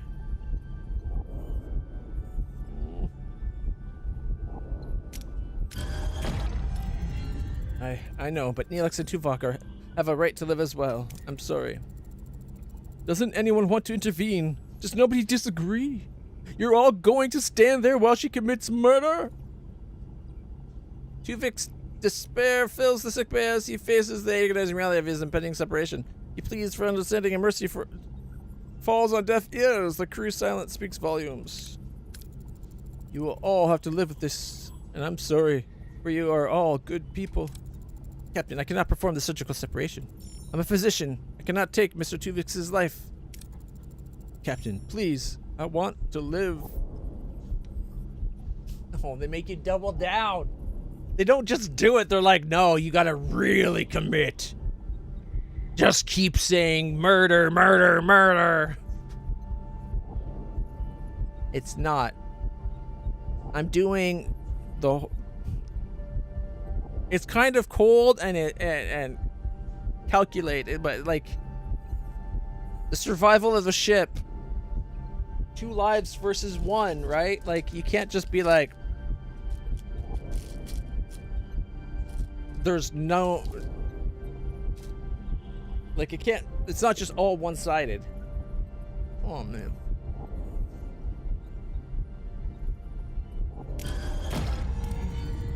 I'm sorry, but so do Tuvok and Neelix. Step aside, Doctor.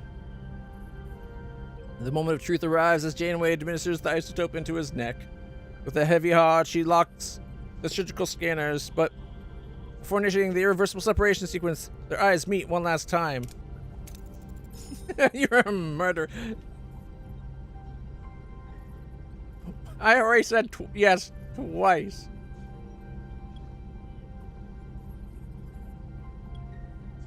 And I will have to live with that. Energize. Tuvok Neelix back, but the atmosphere is sickbay is thick with guilt. Janeway, a silent observer, watches the reunion unfold. Her expression cold. Greetings, Captain. Neelix. Hello, sweetie. Anyone for a cup of Leola root tea? It's good to have you back. The tea, yes, I just need a moment. We got 2 Vix, and for some reason we got 5 dilithium. Janeway got 250 XP.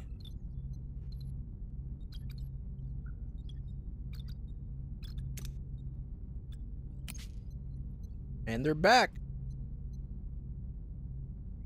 That was not enough to level Janeway up, of course, because that would have been too convenient. I think the way they play this, they played it bad. During the time that you lose Neelix and Tuvok, you should get 2 Vix. Right here. I don't know where he actually shows up on this chart. But that would have been the perfect spot to put him, right between the 2, like beside each. And that way, you have to use him for a little while before things go on, and that way maybe I get attached to him because I know what skills he has. Out of these 5 skills, what 3 skills does he keep? Or does he have access to all 5 skills? No other character shows, like, it's not set up to show 5 skills. But it could easily be set so for that one character, it shows 3 and then flips to the 2. Or constantly cycles between the 5, you know what I mean? Like, it could just, there's a way they could do it. But, like, as it was, I had no idea what kind of character I would be getting. All I knew is that, 1, I'd be losing my level 3 Neelix, but I'd also be losing my level 5 Tuvok. Right? Like, I use Tuvok almost more than anybody. The only one we've used more is Chakotay, and that's mainly because there's been a few missions where we didn't need science or Starfleet, like, protocol, and we needed diplomacy in a fight.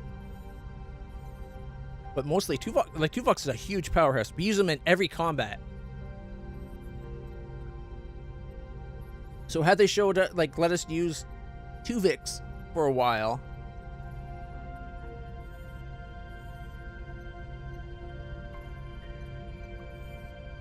I would have known what I was losing by killing him, you know what I mean?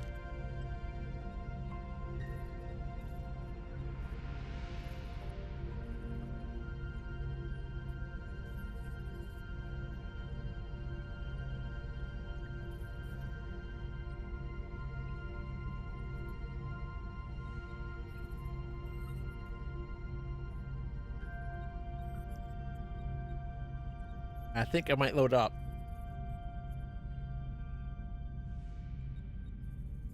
You know what? Let's load up and do it the other way. We'll keep Tuvix, mainly because the story didn't. Like, the real Janeway method didn't. And I want to see what he's like. It sucks. They should have already gave me a chance, because that way, also for the rest of the game, having him marked like B'Elanna as lost, right? Like, as it is, it doesn't feel like I lost anybody. I just saved my crew. So they should have let me use him for a while until we get this all, like, sorted out, and then have these two as like shown as like something to show like they merged with him, right? But I guess basically they'd be dead, and then like right now, if it showed Tuvix there and him is dead, it'd be more poignant than it is now. All right, let's go. We gotta go main menu because you can't just load in the game. And then we can go load, manual save. So this will be right before. Doesn't seem like we got very far. All right, this is right before Tuvix. Captain, I completed the diagnostic. There's a textbook transporter sequence, no anomalies, power overloads or malfunctions. What about the orchids, Doctor? They're just a plant, Captain. Lysomal enzymes, cytoplasmic proteins, nothing unusual. That can't be it. This is unheard of in transporter history. I will not accept it as a simple malfunction. What about a holodeck simulation, Captain, to recreate the accident? Pardon my interference, Doctor, but you mentioned lysomal enzymes. According to Tuvok's botanical research, lysomal enzymes could indicate symbiogenesis. Symbiogenesis? A rare reproductive process. Instead of pollination or mating, symbiogenetic organisms merge with another species. A fascinating hypothesis, but we're dealing with microcellular organisms. Symbiogenesis with a humanoid species is unprecedented. Actually, Doctor, Neelix and Tuvok were broken down to a microcellular level during transport. And if their enzymes interacted with DNA inside the matter stream, they would fuse. Just like that, Tuvix is born. It's the best theory I've heard so far. It's the only theory I've heard so far. Let's test our assumptions on the orchids before we start humanoid trials. I really wish we had the Kazon device, but the Vidian device, but we lost it when we had our chance due to a bad roll. All right, fingers crossed. We're trying to save Tuvix. Doctor, try to separate the orchids. Success! This separation was a success. Based on the findings, I'm confident I can reverse the symbiogenetic process that produced Mr. Tuvix. I found a radioisotope that could selectively attach itself to specific DNA sequences and... Is it safe, Doctor? I've accounted for every variable except one. I don't want to die. Doctor, what's your professional opinion on this? Or no, sorry. I clicked Cass. Cass, I know this is particularly difficult for you. What are your thoughts on this? I'm torn, Captain, between what's right and what I feel. I know this sounds horrible, and I feel so guilty for saying it, but I want Neelix back. Ask the doctor's opinion? And your professional opinion, Doctor? While the procedure is technically feasible, Mr. Tuvix is a living being. I cannot participate in his termination. To end his existence, even to restore Tuvok and Neelix, would violate everything I stand for. Except for as an emergency command hologram, I'd blow shit up. Don't mind ending an entire crew then.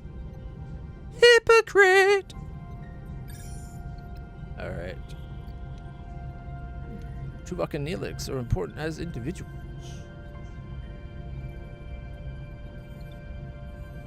Tuvix has a point. You've been so focused on restoring Tuvok and Neelix that we haven't considered your perspective. You're a sentient being with your own thoughts and feelings. It's just... This is uncharted territory. Could we not do the whole separation, like, energize a transporter beam, and then duplicate, like bring in another transporter beam to, like, get a separate signal, and then separate, like, that way we have two matter streams, like we have a duplicate matter stream, and then we rematerialize Tuvix as we keep the other one in the transporter beams, and then separate them out to get Tuvok and Neelix, and keep the Tuvix. And we can have all three. I want my ice cream and eat it too. I know it's supposed to be cake, but I like ice cream more. I'm not a big cake person. Although, that being said, I do have a brownie I wouldn't mind munching on. Perhaps, Captain, I am an opportunity. The greatest discoveries often lie beyond the boundaries of the expected. Perform the separation or don't perform the separation. Your choices has consequences. Bum, bum, bum. We can't simply end Tuvik's life. It's not our right. Abort the procedure. My mind understands why you're doing this, Captain, but my heart... Yes, I know this isn't easy, but Neelix isn't truly gone. His laughter and warmth, his love for you, they're all still here within me, including Tuvok's purely logical and rational mind that doesn't really do that thing. What about his love for his kids? Or are you just planning on having two wives? Kes does end up dumping Neelix. It's a good point. She ends up growing her hair out and getting a glam up and looking a lot better. And then evolving beyond space and time as we know it. So, you know, forget Kes. She's no 7 of 9, right? Thank you, Captain. Your decision was most compassionate. Dead. Show your doubts, pragmatism, or empathy. Let's go empathy. I can't deny the sadness I feel. Tuvok and Neelix were family, yet they live on inside you. But now it's time we resumed our journey home. I think you have a job to do, Mr. Tuvix. The loss of Neelix is keenly felt across the ship tonight. He initially joined us, driven by the desperate hope of rescuing Kes, his love, but quickly became so much more. Our friend, indispensable guide in unknown space, our morale officer, and our chef. He tirelessly worked to bring a smile to everyone's face, even on our darkest days. I regret that we were unable to bring his hopeful spirit to Earth. The fact that his journey ended before he could experience the wonders of our home that he anticipated is a genuine disappointment. He never goes that far anyways. He only goes, like, to the last season, and before we take the transwarp conduit at the warp plexus or whatever, with the Borg thing, he joins a colony of his own people. And to show Tuvok's, like, appreciation and fondness for him, he puts his right foot in and he shook it all about. Because he did the hokey pokey. And that is what it was all about. The friends along the way that we just killed. No more hokey pokey, though. Paying our final respects to Tuvok tonight was devastating. It was a moment I always hoped would be years away, and that the roles would then be reversed. He was more than my security chief. He was one of my closest advisors, and more importantly, a true friend. His logic was always there to ground me, and his loyalty was absolute. His counsel was invaluable. He never hesitated to challenge my decisions, and that helped us through our every trial. The crushing burden of not being able to bring him home will stay with me forever. I will miss you, Tuvok, every step of this journey and beyond. Tuvix lives. It gets the same reward either way. Alright, and then now, heroes.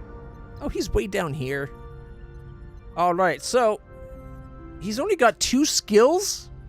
Really high. But, like, Neelix had engineering and diplomacy, I think. And Tuvok was combat, scientific stuff, and science. So he loses science and protocol, like the Starfleet thing that Janeway has an 87 on. He should, if he's truly going to be a combination of the two, he should have 4 skills. Resulting from a unique being resulting from an accident on board the USS Voyager. Tuvix was created when Tuvok and Neelix were fused together by a transporter malfunction. Not really. It was working properly. It was just a freak accident. Because they transported with a unique orchid. See? This would never have happened if we just used shuttle pods. But yeah, I don't like the way they did this. They should have had it the second these two got turned into Tuvix. You should have got him. That way I could have used him for the missions that we've been doing up until now. Tribble trouble. Chakotay, captain, a crew member's pet Tribble has escaped his quarters and found its way into the food reserves. With unlimited access to food, it's now reproducing rapidly. If we don't act fast, the entire ship will soon be overrun with Tribbles. Tribbles weren't allowed on Starfleet vessels as pets. Destroy all food reserves so they are not able to reproduce. Take time to analyze the Tribbles to find a way to stop the reproduction, or build traps in the workshop to be used for catching all roaming Tribbles. Alright. Tribble traps. 40 and 10. Boom. And then I'll make some torpedoes, because we've used a lot lately. Especially when you count the 5 we gave away. Alright. Collect that and trade for that. Oh shit. No. Shit! No! That's not what it was supposed to be! No! We're gonna reload real quick.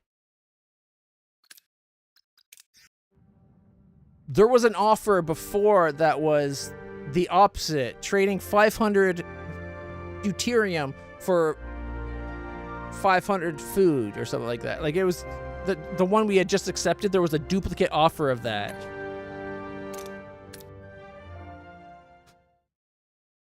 That's the only reason I'm reloading, because that I can't afford to give 1,000 food away for fuel.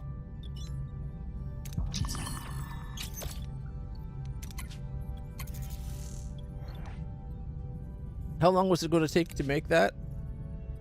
9 days? Meanwhile, we're using up a bunch of extra food, probably. Yep, 5 extra food per cycle.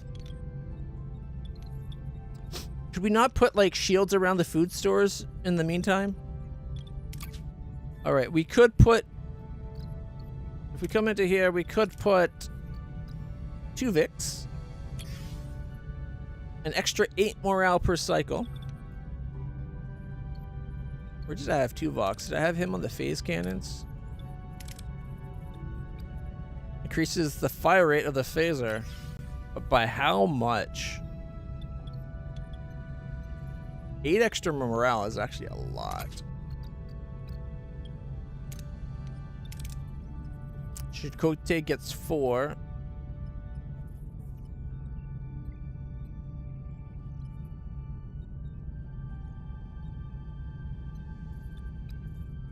Pretty sure we only got like +6 from Neelix. Our morale's a -23 right now. -15. We got the disruptors. We probably don't need the extra fire rate from our phasers. I hope. Alright, where are we? We are over here. Right, we're about to try to get some deuterium. Alright, we've discovered Class B planet surface is frozen. Geological scans indicate resources deep beneath the ice. Retrieve them. Please don't have a shuttle get trapped in the ice. We got 45. We're having horrible rolls. Like, horrible rolls today. But I think that's normal for this game. I don't think this game, the odds are really what they say they are.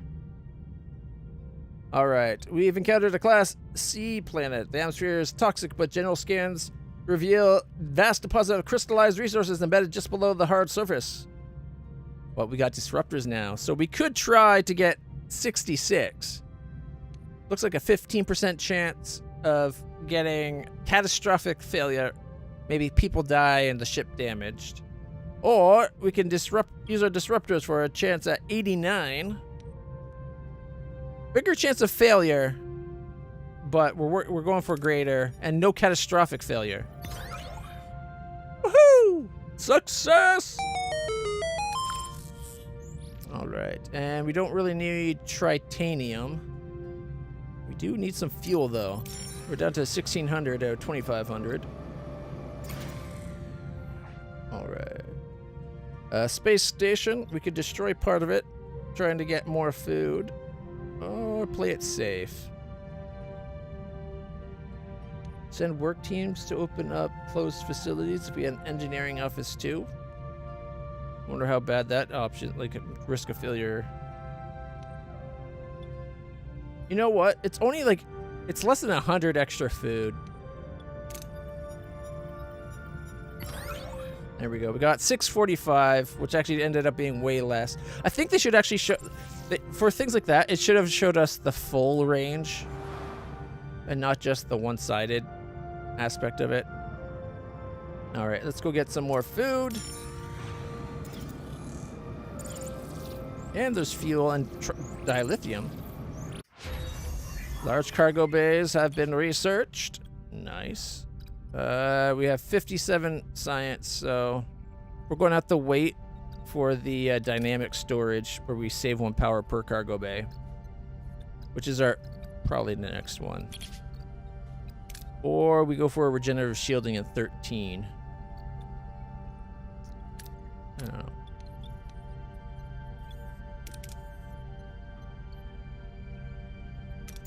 Okay, you know what? Let's get this deck back up and running now that we got so much power.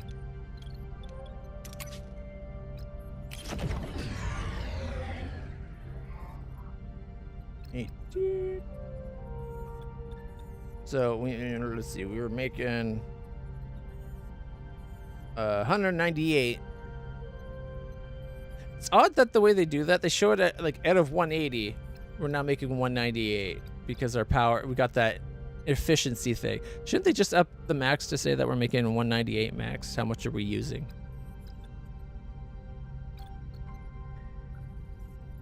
Because our new max would be 240 plus 20%. Was it? I think it was 20%. So instead of being 240 as our max, we're actually doing 262. Wait, that doesn't sound right. 64. We had 24. No, that wouldn't be right either. That'd be a 10% increase. We want 20%. 288, right? So that would be 288. I think. So 40. Yeah, let's see.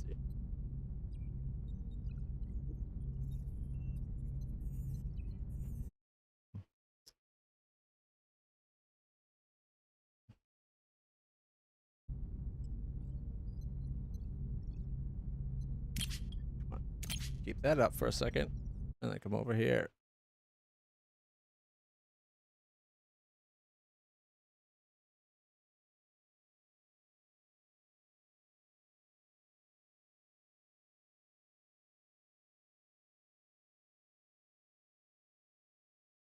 No, it would be 200. So I think the 240 is with the upgrade.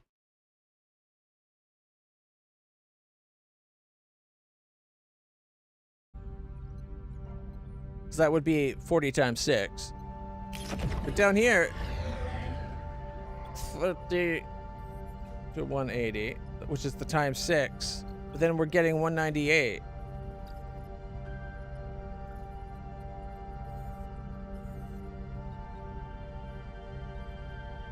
Also, the way they show that is so weird.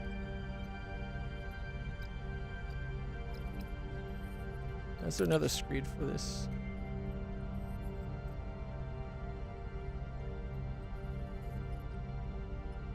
So 180.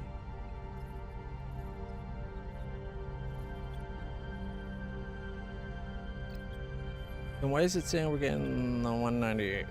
Or we're using 198, but we're generating 180. So was it 160 before that?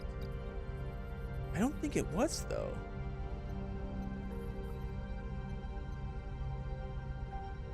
Maybe it was.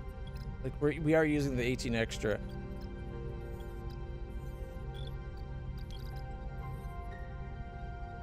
For some reason, I could have swore it said 180 before we even did the research, though. But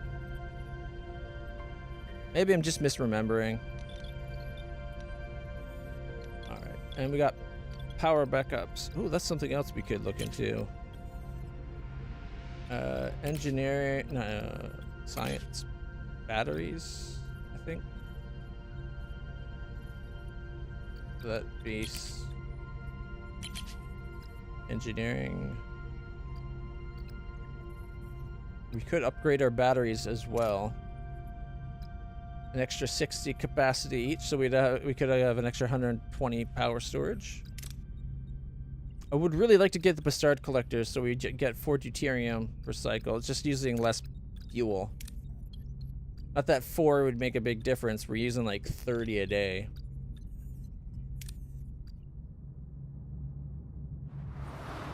All right. And we need food. Oh my god. And 5 crew was hurt.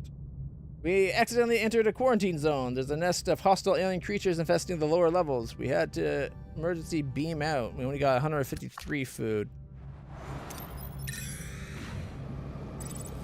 Captain, the triples are reproducing triply and flooding the ship. The crew begins isolating them in various rooms, hoping that without access to food, the numbers can be contained. However, these rooms remain unusable until a better solution is found. Minus 50 morale. Continue to consume food every cycle. We're working on it, guys. And the food use went up somehow? Now using 10 food per cycle? I thought, or was it always 10? I thought it was 5. Either way. Dig deeper, go for the 4. We got it! Thankfully. Alright, we need fuel. And then we can go on for the deuterium, or duranium. Alright. Sensors detect a cloud of interstellar gas, unusual high concentration of deuterium. There's coffee and then there are clouds. A chance at damaging the ship using the Bassard collectors. I don't think we can do that.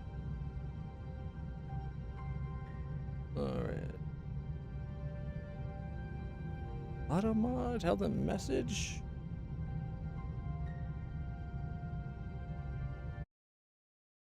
That should have just been a message that got banned by the bot. Don't allow. I don't need to buy viewers, thank you. It would a chance at an extra like 300 or 400. Well, 380. Oh, 378, whatever. Say a chance at 380 more, but good chance that we don't get that much, and a chance at catastrophic damage to the ship. So no. Oh man, we could have had it perfect. We got 720 fuel. We only could store another 595 though, so we're full. I guess I should check before doing it. I would have came over here first. All right, we came across an abandoned mining station trying to get uranium. We currently have 62. Why are we using up 1 per day? Like, we're not repairing the ship currently. Might be in a second, though. Nope, but 3 crew got injured and we only got 18. See, I think this should have been... Okay, yeah, 3 crew got injured. But does that mean we stop? No. We beam those 3 up, beam another 3 down, and keep going.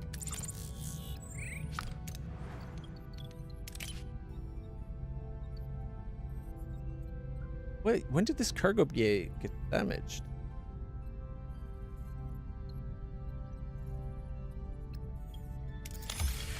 Takes 1 cycle. Okay, we got 63 science, so we're still waiting on science.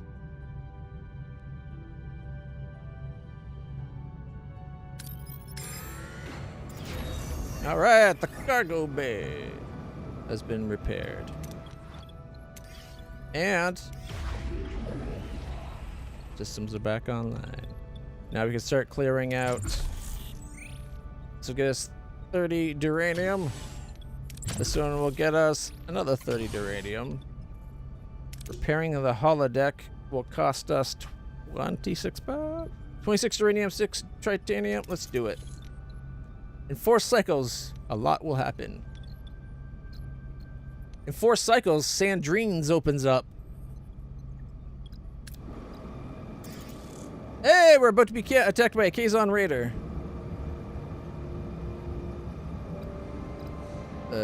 Commanding attack with Tuvix?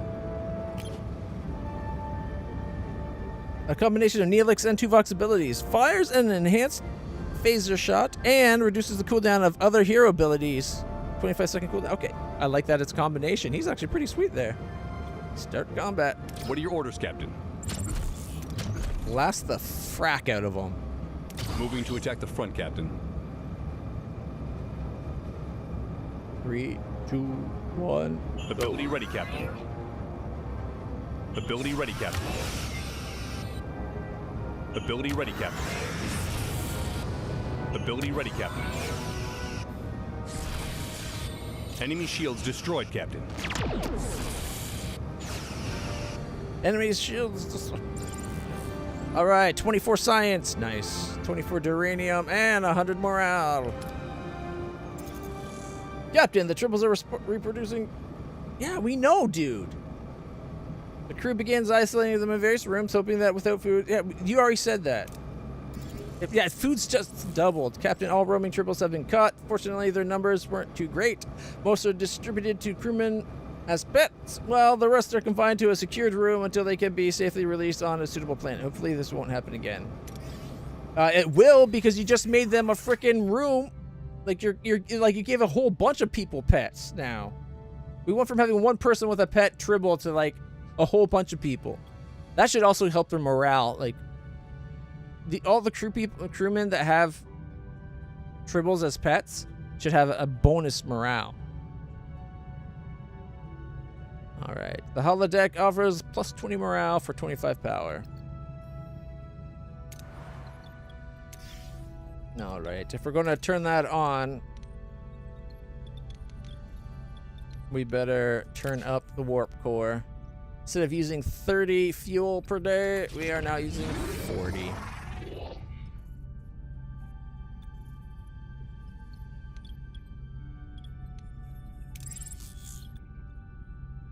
We are almost completely out of food. That's not good. Oh look, there's like a... Is that sandrines? So we get to come in here and see sandrines on the bottom.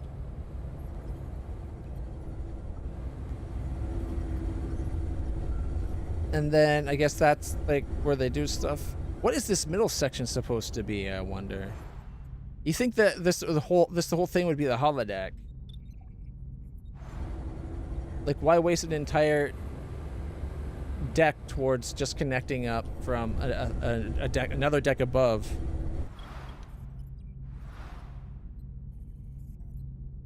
That's a very weird way of doing it.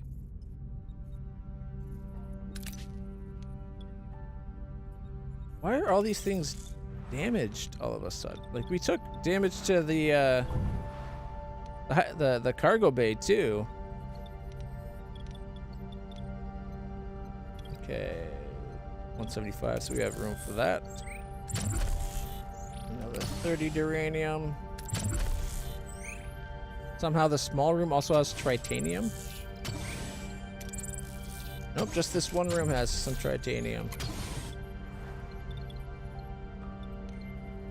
All right.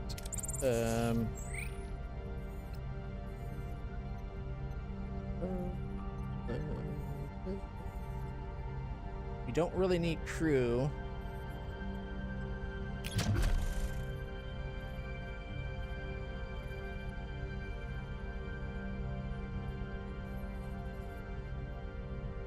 Now that we have 9 power extra.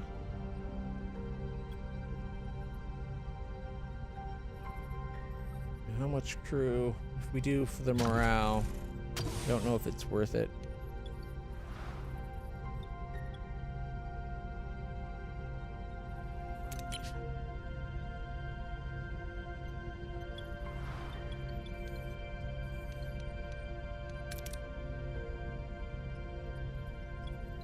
So this one's story locked.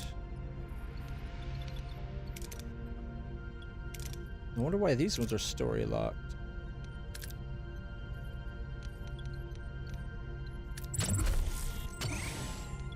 Okay, we got 2 cycles to that. The battery's fixed. 3 for that room, 4 for that one. Got 92 science. We could get the Passard collector going now. There we go. 14 days till we use 4 less. Well, won't be using less fuel. We'll just be getting 4 per back, but effectively using less. All right. Captain, we found the wreckage of a small vessel, heavily damaged, emitting radiation, and it's about to explode. Try to stabilize the ship from the inside. No, let's play it safe. We got a lot of tritanium. Got 44. The away team safely collected resources around the wreck just before it explodes. Good thing they weren't inside. Exactly. Alright. Repair station. We are a little down on hull, but not a lot. So I'm not going to worry about, you know, that's what, 11 hull. We could get that fixed in 1 day with 2 crew. Alright. I don't see any reason to stay in this quadrant or this sector. Let's go look at another system, because we never went over to this one. Like, we started here, and there's some duranium here.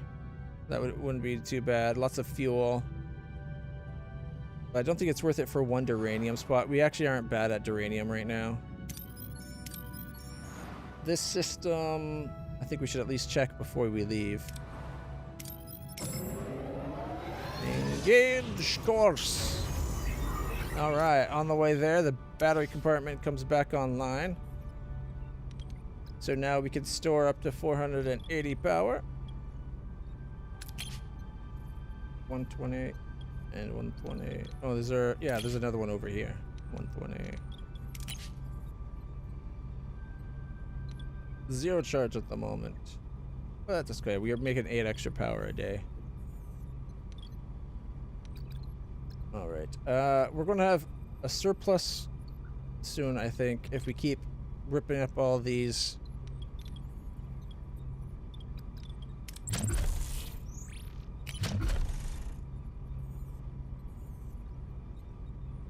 Four more power.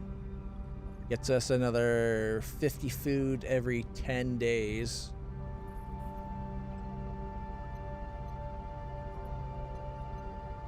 Makes us basically using 39 food a day. We could go for another science, start making more science per day to speed up our research. That takes 7 power though.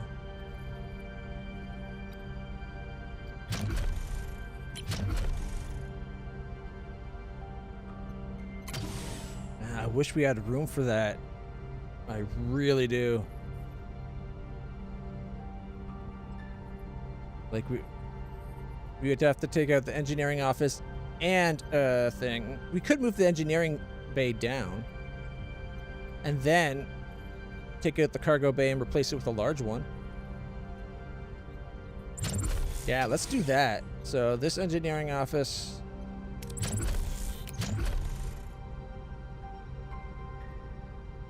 Although we were thinking of doing research to get the new engineering office, like upgrade engineering offices. Where is that? Level 2 engineering offices. Yeah, right here. Takes 100 science though. You know, until we do it, we at least get the large cargo bay. And in one cycle, we can start dismantling, so that we should have this one dismantled by the time that one's come back. And while that's doing it, oh, we got no crew available. Okay, yeah, let's do it. Enter the ship. Oh, until you click this, you don't get the crew back. That's kind of stupid. It should be as soon as it's done, the crew's freed up. All right. And one more day.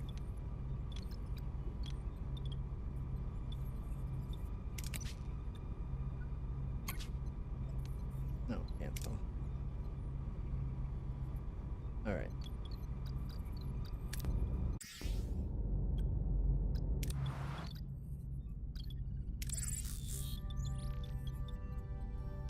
All right. Let's go management. Dismantle. We can then have this one do the repairs for a day because we're almost back to full. We only need like 2 days of that one working. Oh, that's fine. Well, we can wait for that. It doesn't really matter. All right. And go. All right, let's scan. All right, next time, by the time we play next, I will download the mod that lets us have every system scanned at once when we enter it, so we don't have to do this click, click, click, click, clickety, click, click, click, click, click, click, click, click, click, click. All right, there's a trade station. Oh, that reminds me. Yeah, here, see, 500 food for 500. We can complete that. I forgot to collect. The other one I forgot to collect. Started. The other one said 500 for 500 as well. 5 cycles to another one, another offer. All right. Let's see. Our fuel's not bad. We're not bad for duranium. Our tritanium is okay. I guess we can check out this trade station.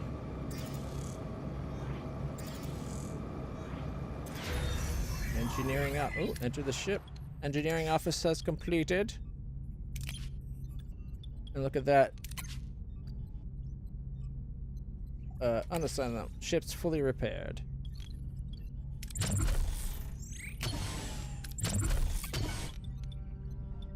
All right, this cargo bay does fuel. So we're going to want to wait until we can reassign cargo bays. Because we're going to be making a big one. If we make it fuel, the fuel will be able to store like 3,000 deuterium. So we could probably reassign one of the existing cargo bays to something else. All right, trade station. 60 duranium for 6 dilithium. We got 45. Hey, Star, how's it going? Iron seed. Hey, Lauren. Sorry, I didn't notice your comment there. Sounds familiar, but I can't picture it offhand. Give me 1 second. Let's bring up some Steam. Featured. Pragmata is out. Not that we're going to be looking at Pragmata, but you said Iron Seed? Iron Seed? Iron Seed 25th anniversary, The Lost Chapters, Consensus, and Three's Vigil.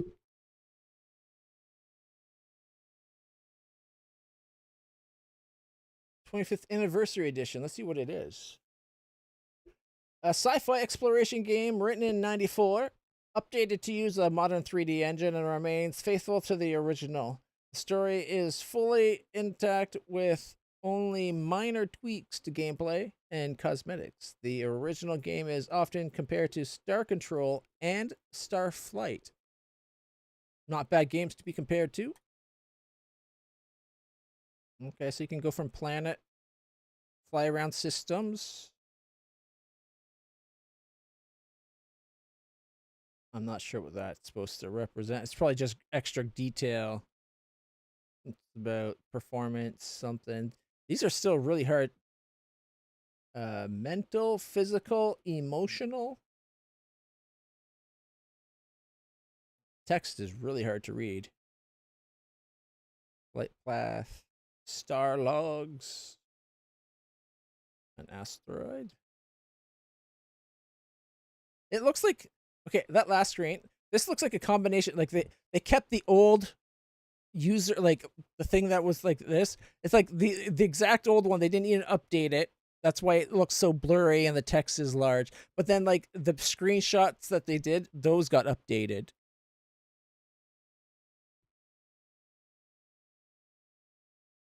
Hello, hello. Ah, this dimension. There you are. You are a tricky one to find. We don't get a lot of input from this continuum. In case you haven't tasted us, we are void dwellers. Mintech, Maxtech, the friendly, Vidoom, and unknown. Icon, Vidoom, unknown, 4 to 5 tech. They find the Halifax. You'll find Halifax at this location. Iron Sea.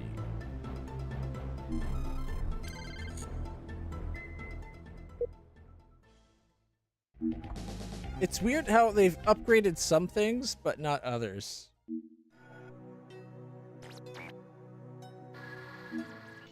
You don't see it? Really? Oh, come on. Well, give me a second. I can fix that. I should have just done it this way in the first place. Okay. So it looks like the UI got interfaced. Is the layering, yeah, like the game, and then the screen was here when it should have been like that. All right. I apologize. Thanks for calling me on it. But it looks like the pictures in this part here got updated, and the stuff that goes around the border for the user interface, they didn't update. Like, look how hard it is to read what land, sea, air, life, and whatever that says.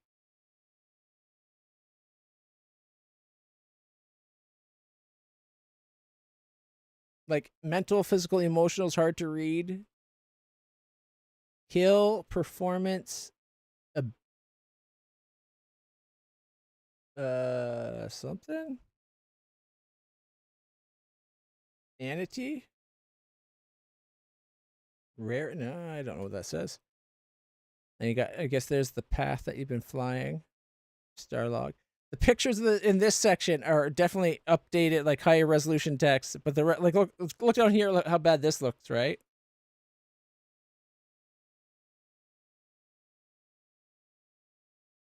Definitely influences from Star Control. Here's the video. Actually, here, we might as well start from the beginning. You guys see the Star Iron Seed thing, right? That's what it looks like.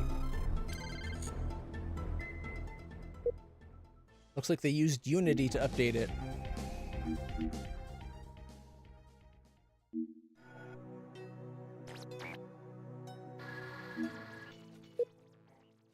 It looks like the graph at the bottom there was just decorative, didn't represent anything in game.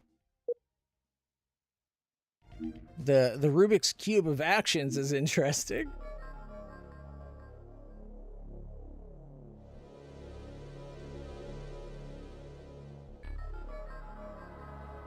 Mintech, Maxtech, Iron Seed, friendly. Ah, the seed. You can actually find iron seeds. They're an actual thing.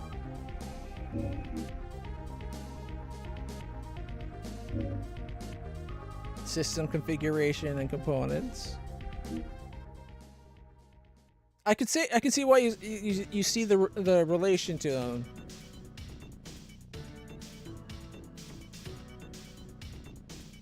Null stasis array, scion, particle, internal, and energy. 230 kilometers. Like the weapon systems have ranges and how they affect shields differently. Greetings and hallucinations. Greetings and hallucinations.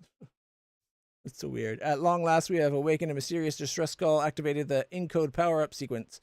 Once the personality matrix was fully powered, we discovered that our ship was badly damaged, and the ship to which we had responded was a scorched wreck on the surface of the planet below. Strangely enough, during personality power-up, there was a power surge in the memory core. Experienced a hallucination, a vision of sorts. A shadowy form spoke to me of awakening the iron space between thought. Psychometry assured me that the experience was only a malfunction and should be ignored. I can't help but wonder, though. Hallucination aside, engineering has initiated repairs to the ship and discovered that the chronometer failed shortly after leaving Mars. It's unknown how many years, decades, centuries, or millennia we've been adrift. For astrogation has been unable to map the stars we see now to what we could see from Mars. We are lost. Science has recommended we send probes down to the planet surface to investigate the wreckage. I can't help but concur with this advice. I guess the wreck and advice are things you can click on, maybe?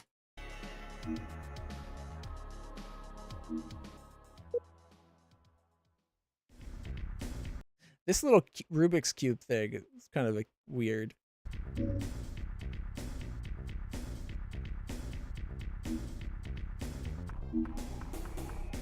Gun mode is purely psionic. You're going to shoot the other crew's brains out from your own ship. Interesting.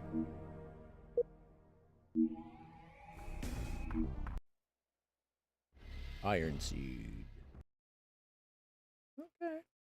Interesting. And that's the 25th anniversary, right? Iron Seed 2. Let's see how they upgraded over the years. I want to see all the way up to Iron Seed 4. Mars was meant to be humanity's second chance. Okay, that's a big update in the look already. Yes. The Synthex Dominari, 5 cyber priests turned it into a prison. Dissent was reprogrammed. Resistance was purged. The Iron Seed movement chose escape. We built a prototype starship, loaded it with encoded minds, backups of our crew. A virus would shatter the AI chains back home. The ship would flee, wait, survive. Okay, That so was it's... the plan.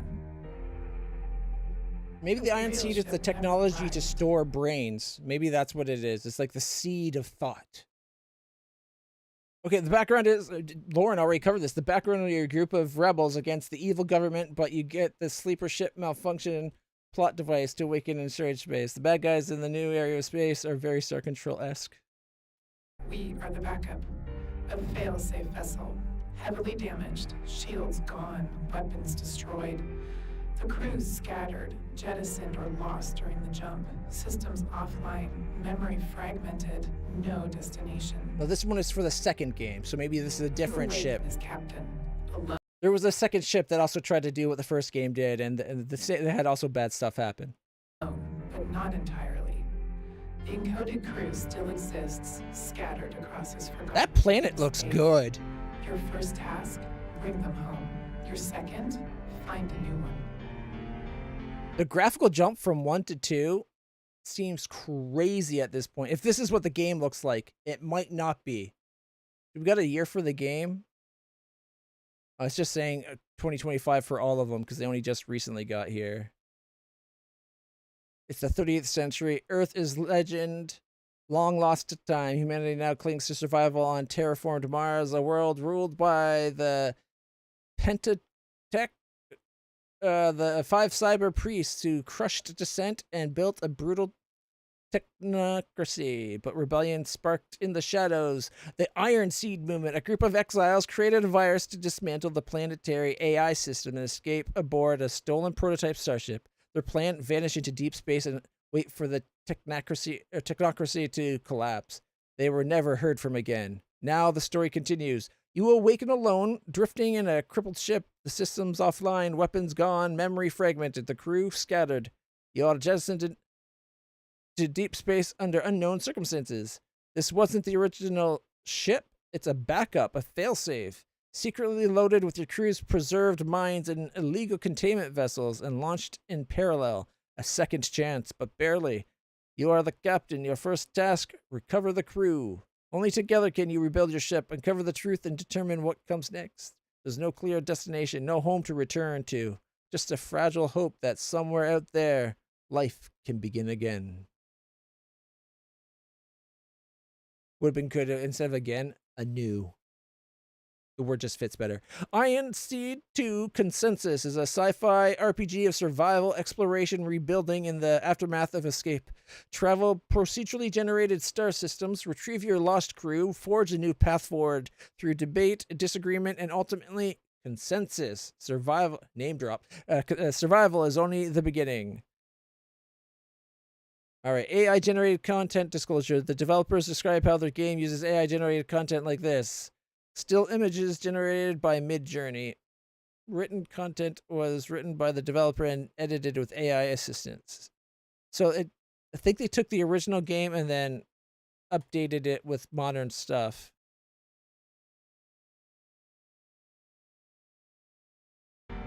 This is a survival story, an exploration of deep space, fractured minds, and faint hope. No weapons, no battles, no empire. No battles? Just a broken ship, lost souls, and the question. What if you repair your ship and then battle?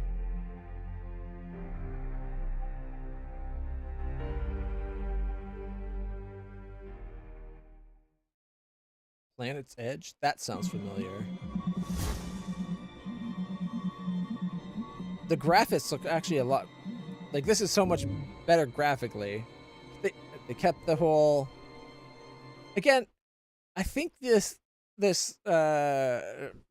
graph isn't... Like, I think it's just moving for the sake of having something to look at.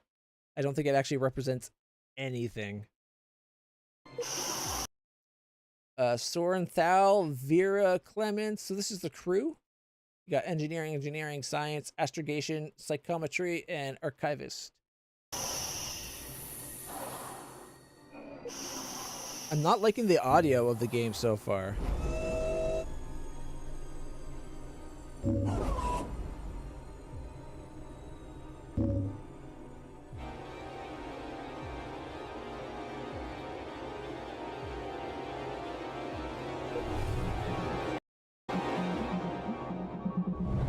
Planets look cool though.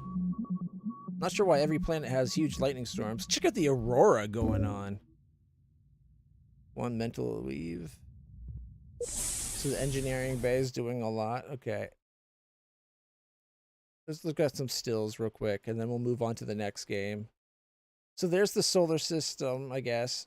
Secundus, Primus star, Secundus, and Tertius. It's a 3-star system. Planets. The astrogation, I guess, for where you go through that system. Astrogation charts.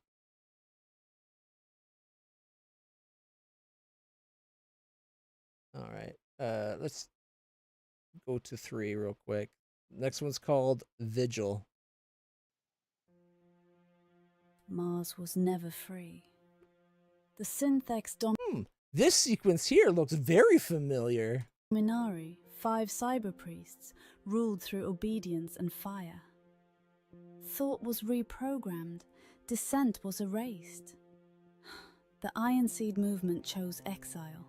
Made by 2 One guys. ship escaped. I was the other. That kind of thing was very common in the old days. What is weird, like you would have games that would have so much, kind of like, there was a lot of games that would have so much to them, and like it'd still be made by a few people. But it was like, I don't know, older games. There was also another game that was kind of, you're a starship captain and you fly around. You could actually go on other ships and on away missions and stuff. I can't remember the name of it. I think I have it downloaded somewhere. I could probably look. Yeah, everything was passion projects. An unarmed ark with no destination. My crew were just echoes. This is the exact same Minds background encoded video, into storage bank. but the audio is so much easier to listen to. Doesn't have that horrible buzz filter added to make it sound like an AI or something. I don't understand why, like in movies, we'd have that kind of thing happen. It'd be like far in the future where technology is even more advanced than it is now, and yet the video from AI, like computer video, like video streams they'd get would look like crap, and like the audio you'd get would also be pretty bad. It's like, we have better audio now. Come on. Stan had an interest in a reboot for a while. As a fan of the original game, I talked with him a bit back. Well, that's kind of cool. He recruited Morgan, but I don't know anything about what happened. They arrived in warmth. This intro video doesn't show anything of the game. It's just the story. And here's actual gameplay.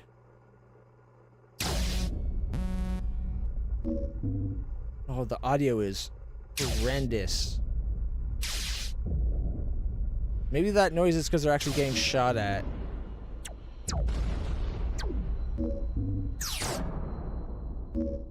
Okay. This shows a fight's happening, right? Like you can see these are ships moving and attacking. Should not the screen of what the ship sees be happening, have something happening? Like, rather than just showing the planet stationary in the background, it'd be cool if you actually saw it, like, move it around. One of my favorite games was a game called Nomad. I know I've shown it before. Nomad DOS game. Here we go. All right. The whole idea is an alien ship crash landed on Earth. Humans fix it up, and you're the captain that goes into space with it, right? Like, so this is the creation screen. This is part of it getting repaired. And when you do stuff, like you fly around, and there's the planet, but like you got the analyzing planet stuff. But when you fight, That's a horrible ship to fight, though, just to let you know. Like, gameplay. See? This is how the game starts. Alien ship crash lands in the Arctic.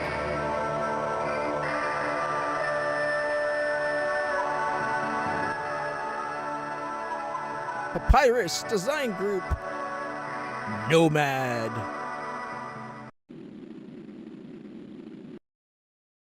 This is very like Star Control meets some other game. We've recovered some data from the alien ship at the crash site. Decoding shows the ship's been repaired by someone. It's operational, though the navigation coordinates have been erased. Funding's tight. The isolationists want the whole thing covered up, but we've got to go ahead for an experimental launch. Project Nomad's been approved. Gather what intelligence Such a you can cool looking any ship, way you right? can and take Is you just got like an engine pod, and then you got cargo pods, and then where you're sitting inside your little control pod. any action necessary to preserve the security of this planet. But once you're launched, OESI won't be able to help you. From now on, you're on your own, Nomad. I wonder what OESI actually stands for. Welcome aboard, Captain. I'm your ship's computer. Please input your name for the ship's log, sir. Please input the name you would like to give this vessel, Captain. A lot changes over 20 years. Thank you, sir.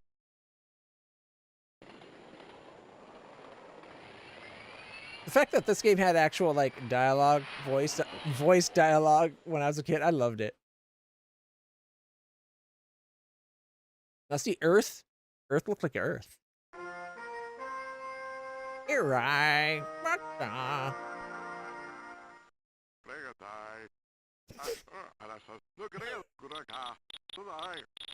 I love this shit. Com leak open from Granger Tinker, that's the ship. Bryn O'Keefe, the captain of the SS. Oh, sorry, Granger Tinker is his rank. Sorry. Bryn O'Keefe is the captain of the SSA Palatek. Good trade. About time your planet got involved in these affairs. My shipbot repaired that antique vessel of yours. Now I could use your aid in repelling this Korok vandal that overruns your world. Will you join the fight? Of course.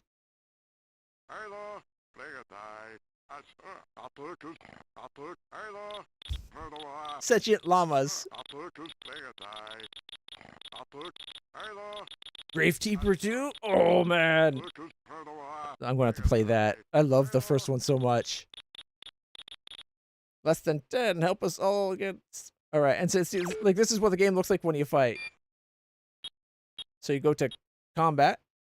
Are you going? I thought you said you were going to combat. They've engaged their weapon systems. Oh, he's just trying to leave? Dude. Track the next ship. The vandal. The other guy left. Because you're not helping him fight. He's trying to contact the Korok. Come on. Who's playing this? You're supposed to help Bryn fight that thing.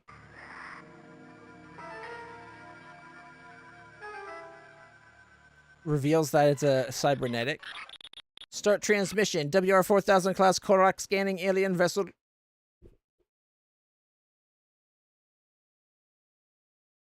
do you know of the less than 10? Processing inquiry. MCR identifies as mythical being of no interest to Korok. Your vessel was stranded at the space station. Hawking space station reference in Ardent Comlink monitored by Korok. No further data. Can you trade? I don't think this person knows what they're doing.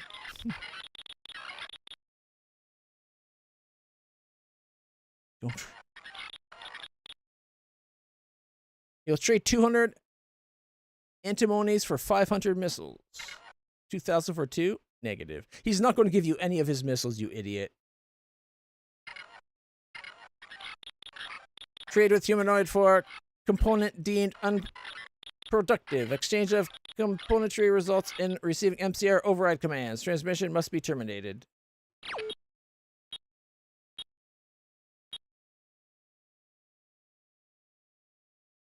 He didn't fight. The guy, he literally had someone say, can you now help me fight this guy? I'll give you some missiles.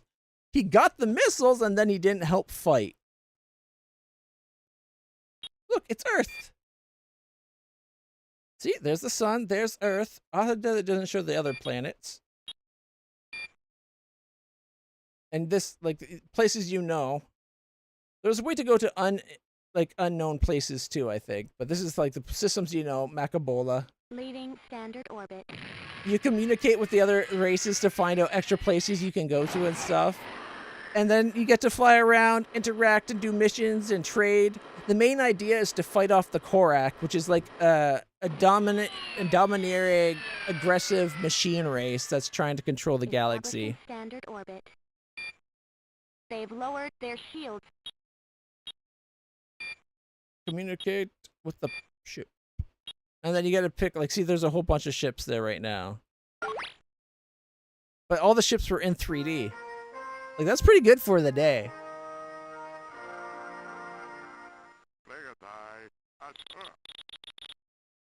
Now, the things they said was loosely based on the same thing. Basically, you hear the same kind of thing for, like, based on a race rather than actually being a full language.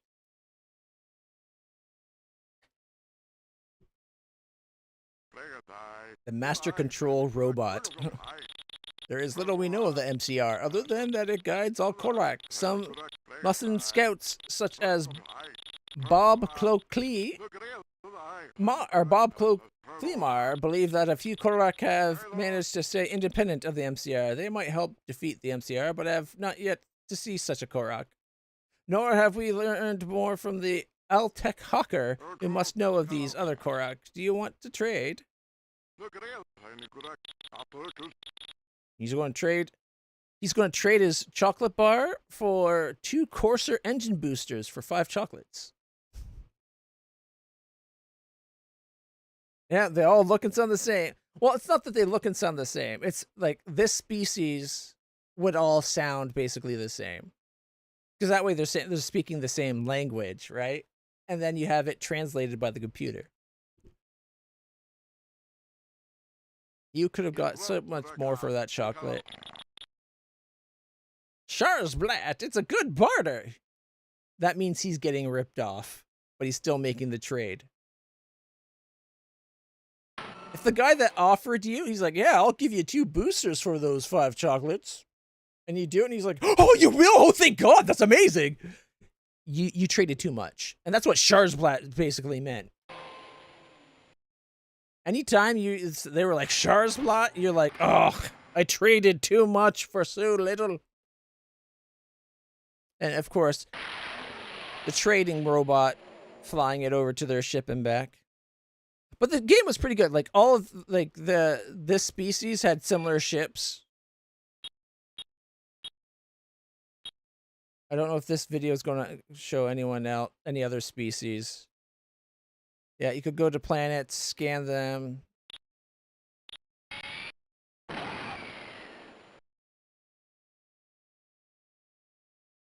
Oh, is it combat?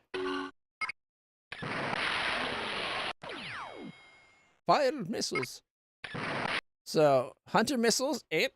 Missiles are loading. There's no jammers. That's the shields of the bad guy. Or is that your shields? I can't remember. It's been so long since I played. That might be how much shields you have. But as you trade, like, you could end up getting better shields, better engines, like all kinds of better stuff. Hey, the missile took it out. Good fighting. I don't think he realized he won. Oh, he figured it out. And time lock is basically him saying, I'm done playing. I gotta admit, that was one of the worst players I've ever seen on that game. They clearly did not know what they were doing. It's a pretty good game for it being, I think it came on 3 3.25-inch floppies. Like, it wasn't a big game by any means. But it came out in 1993. What do you expect, right? DOS Star Trek like games. See if I can find that other one, because it's not an actual Star Trek games.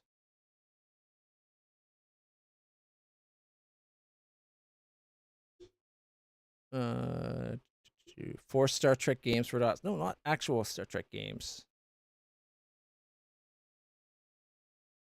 Here, list of games with a Star Trek like experience.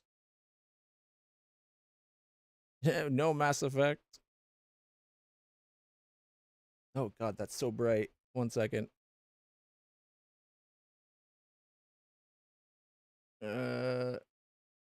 Infinite Space, that's a pretty good one. FTL. Oh, these are all games that are way too new. Nah. I was hoping for like DOS games. 10 games that'll make you feel like you're enlisted. Okay, that's like a Star Trek. This is Pixel Ships, I think. And he's got an Enterprise D. The way they did the rooms, it kind of is reminiscent of the game we're playing, Star Trek Online. This is just Star Trek games as well. Bridge Crew, Elite Forces, my favorite one, A Final Unity. I wish we got a game like A Final Unity for Deep Space Nine and Voyager as well. And then the Star Command games, they're pretty good too. Bridge Commander, I love that game. It's actually installed right now. Star Trek Trexels, Legacy, Judgment Rights, Birth of the Federation. I love that game. I loved it so much that I actually had 5 copies of it because there was 5 different playable races, I think. There was Federation, Klingon, Romulan, Cardassian, and Borg. And we'd have LAN parties where people would come over and we'd play.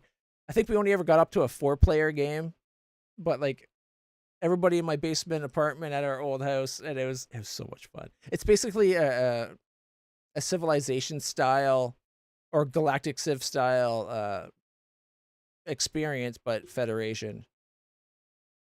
And again, those were just actual Star Trek games. DOS games that are similar to Star Trek.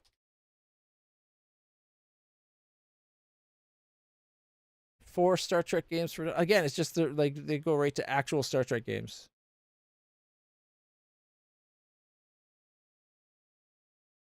Okay, what if we just go images? Because it might show us a lot more. The Star Control games were pretty good. I'm trying to. I'm hoping it'd show me a specific game that I can't remember the name of.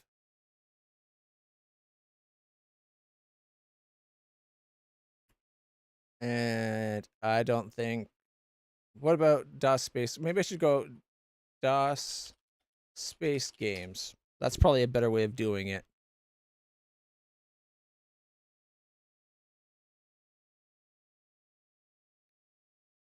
There's a bunch of games I don't recognize.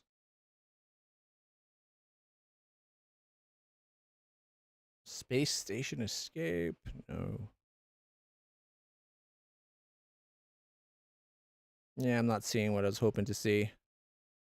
I never actually played the Space Quest games. I heard they're really good. Yeah, Space Federation?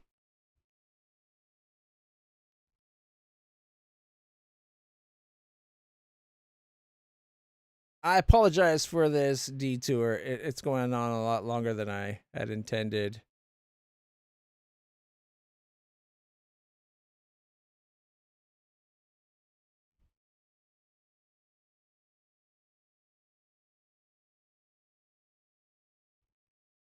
Space games and browsers.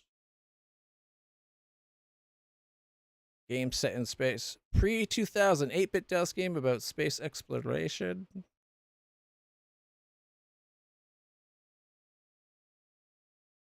All right, maybe this list: Starflight, Star Control,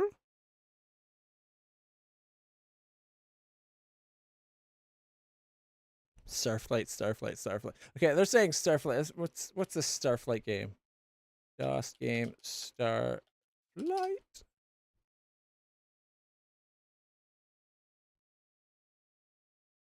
Watch this be the game I was looking for.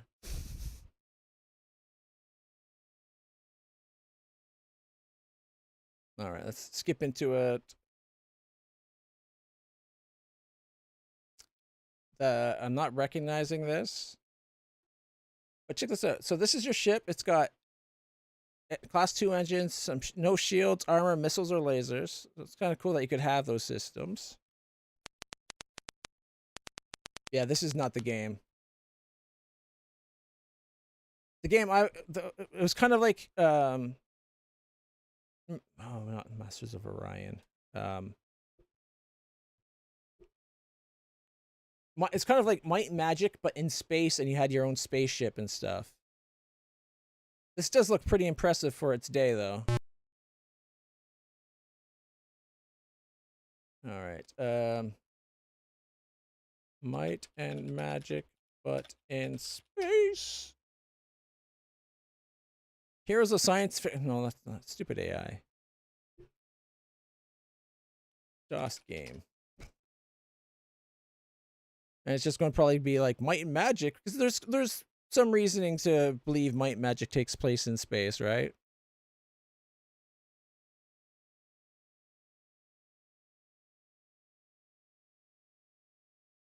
All right. Pretty sure I've mentioned it before, but I'd love to see a faithful/good remake of Stars. That sounds familiar too. It was very Windows 3.x, 4x space games, particularly played by email. Stars. Big game. How to play Stars 4x gaming on that.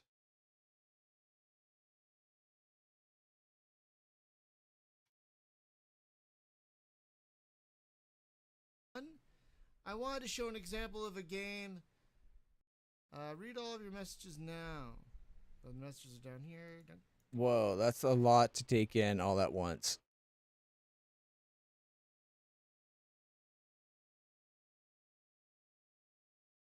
Is this the ships and that? Hey, Lauren, if you're into this, have you ever heard of Aurora? I believe specifically it's called Aurora 4X. I could launch it and you'd be like, hey, that's kind of like Stars. In here, in fact,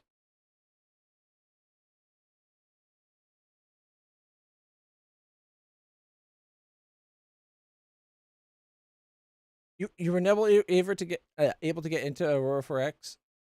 See, this is the UI for Aurora 4X. This is the sun. There's Earth. It does take a lot to get, like, this is just the Earth system. Let's see. There's Neptune. I have a lot of things showing right now that I could probably take off. But here, let's zoom in on good old Earth. One thing I like about this, if you zoom out, where is it? Oumuamua is in here. No. The asteroid that like passes through the solar system, and we're like, what is that? From a couple of years back. You know what? This might be a save file that's too far like into it to actually see Oumuamua. But you can see the green ring around Earth. That's the moon's orbit. So let's see if I can zoom in on Earth. There you go. There's Luna. The Earth and the moon. And is that an orbit for the space station or something? It seems like there's a green ring. Maybe it's just a green ring around selectables. Because zooming in there, I've as far zoomed in as I can. It did not reveal anything. So, the moon. It takes a lot. Like, I know you have to, like, research, and it's all through different screens. I barely touched the surface of it.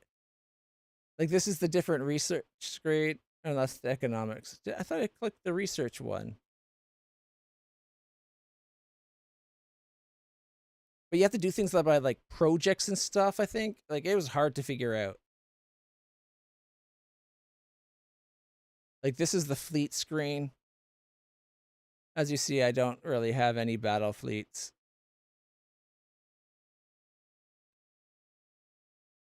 I was just learning. I had just got it to play. I haven't played it in ages, so I've kind of forgot a lot. Open, create, project window. That's so you do everything through like creating projects, I think, and then like you have to assign different scientists to do different things. So you're generating that. I think I had like one good scientist. There's my industry screen. It's hard to play it over here. I'm used to playing it on this screen where things are more readable. Like spaceport, we got Corvettes and stuff. Industry, no, where is... It is a lot to take into account. Mineral survey window, you got the technology report advisor, active search sensor, the AS, whatever. I can't remember where this is. Intelligence and foreign relations.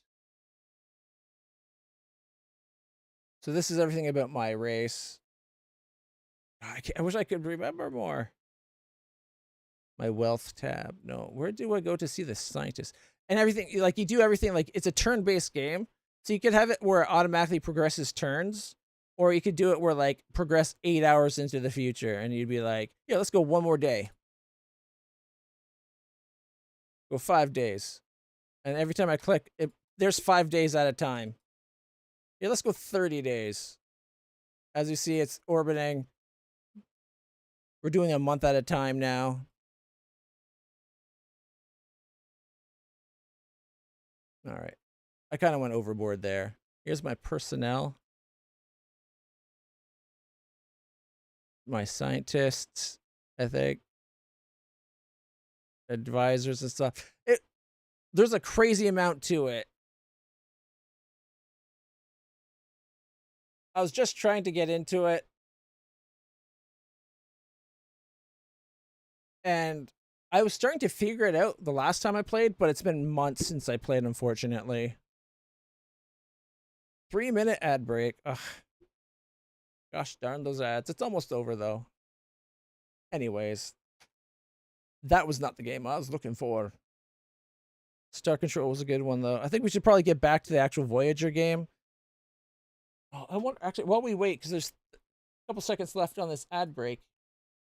Did I download? I might have the file on my computer. Maybe I can find the game that way.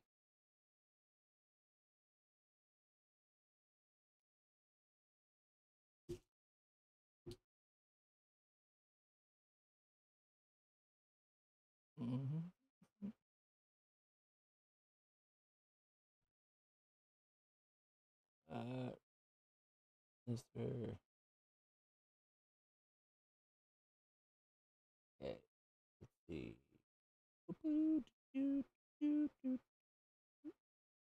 BIOS updates. I need to do one of those again. Patches, input, no, input overlay. I think this is too far back.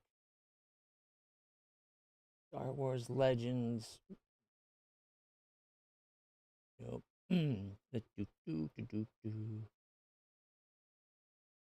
Mod files for a game.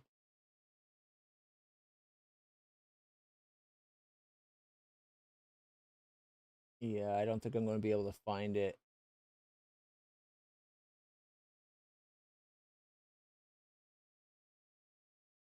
Darn it, it's going to drive me crazy not remembering what the game's called.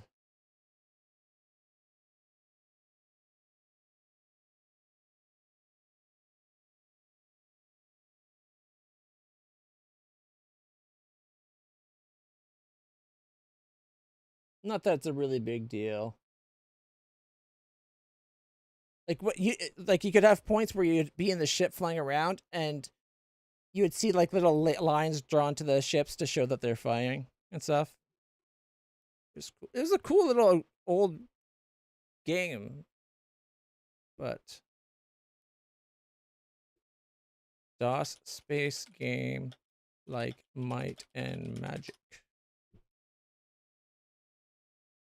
All right. Top 15 space simulation games to buy. No, let's bring best DOS games you need to play. 20 best space games. Good DOS strategy games. It wasn't a strategy. It was like an RPG. DOS RPG hidden gems.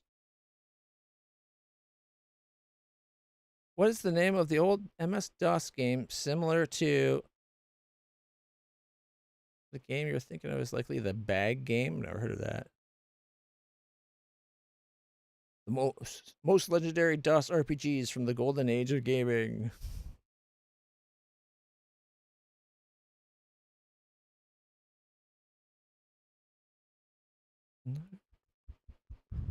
Maybe I should have just said DOS Space Games.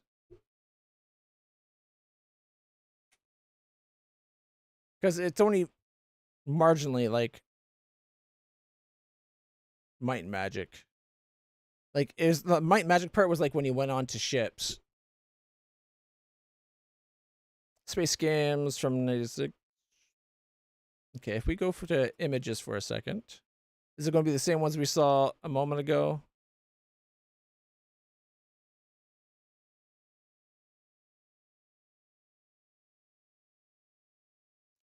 Yeah, I'm not seeing anything like what I was hoping for.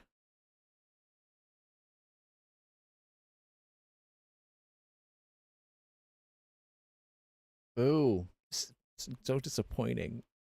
There's some really cool, needless to say, there's some really cool, very intricate games back in the DOS age. What time is it? 10 o'clock? Oh my god. So late.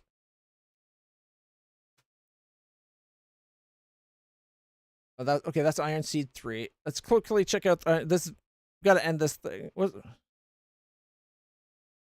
Iron Seed Lost Chapters. So the Iron Seed 3 looks like the most up-to-date one, and then there's the Lost Chapters.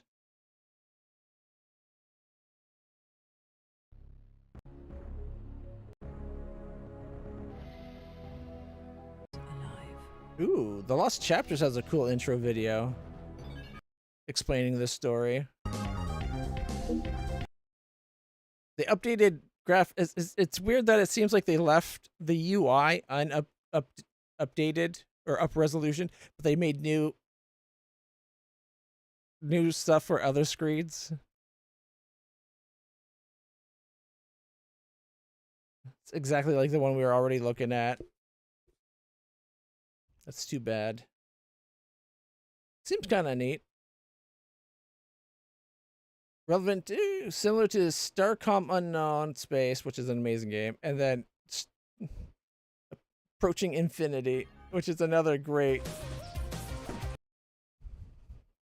turn-based space void like exploration game, where it's kind of like you're a Star Trek officer.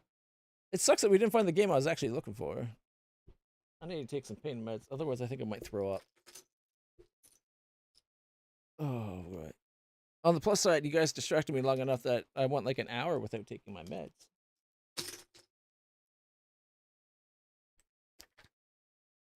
Or any extra pain meds, which is kind of nice. Radix Beyond the Void. Anyways, we're going to trade... Let's see, what we could titanium for duranium, except for we don't have the storage for it. We'd waste like 25. I think the 60 duranium for 6 dilithium, like we were originally talking about. Boom. It's silly that it's kind of weird that you can only trade once with a trade station. Hey, look, some duranium nearby.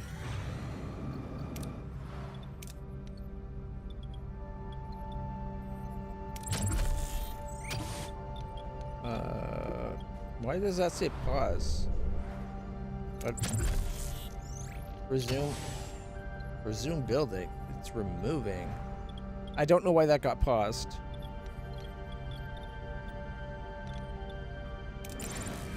All right, so this planet we can go for. Oh, type class G planet, atmosphere is toxic.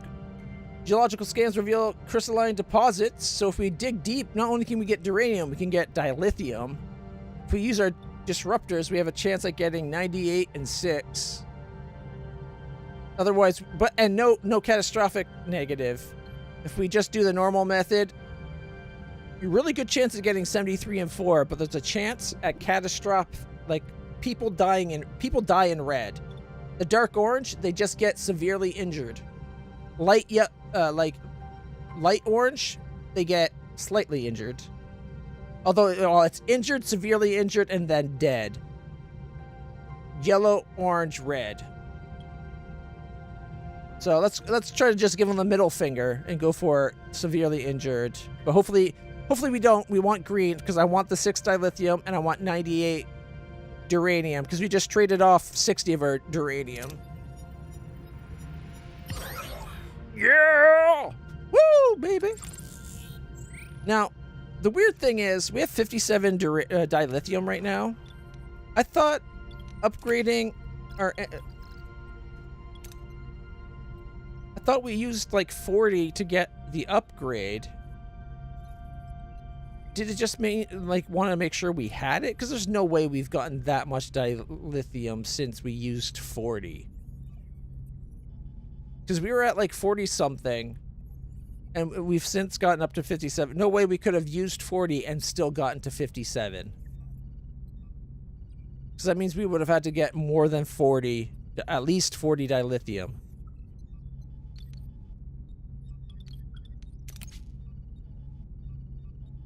All right. I think my new plan going forward for the game, I want the research to finish. We need to get level 2. Can we get level 2 in the engineering bay? Engineering officer's office is level 2. So we got engineering offices level 2 right there. If we get that, well, we can get rid of one of them and still have 4 engineering crews. And I think what we replace this engineering office with a second space lab. So minimum we get 2 science a day. Right now the problem is... Oh no, I did upgrade. That's just showing you for the next level. We went from 2 to 3 today. So this is just saying this upgrade here is to go from 3 to 4. But earlier today we went from 2 to 3 and it used 40 dilithium then. Unless I had already upgraded and I just forgot and then we didn't use it at all, which is maybe, I guess, but I don't think so. I don't know. Yeah, I was just using that to show you the the cost type thing. Because they were the same dilithium cost. But maybe I was just an idiot and I had already upgraded and I said to do the upgrade without realizing that I can't, and then I just turned it on. I don't think that's the case though. Alright, one more day. Science. You know, as soon as these are done, it might be worth getting rid of one room anyway, just to get the science going now. Alright, how's our fuel? Fuel's not bad, honestly.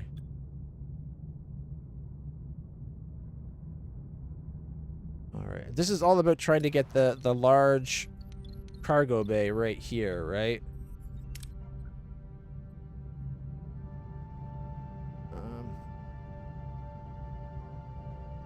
Okay, let's go get the food.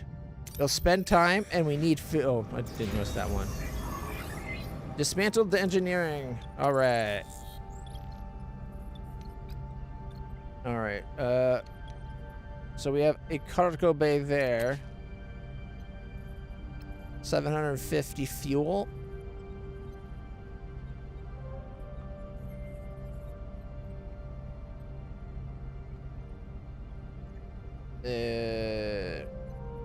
We're close to being able to take that off, aren't we? Like, we're at 1890. And our max is 2,500.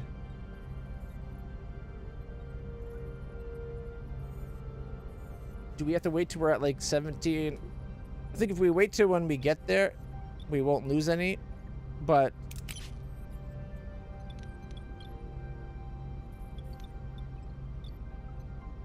okay, can I dismantle? Can they dismantle their own thing and then not be crew?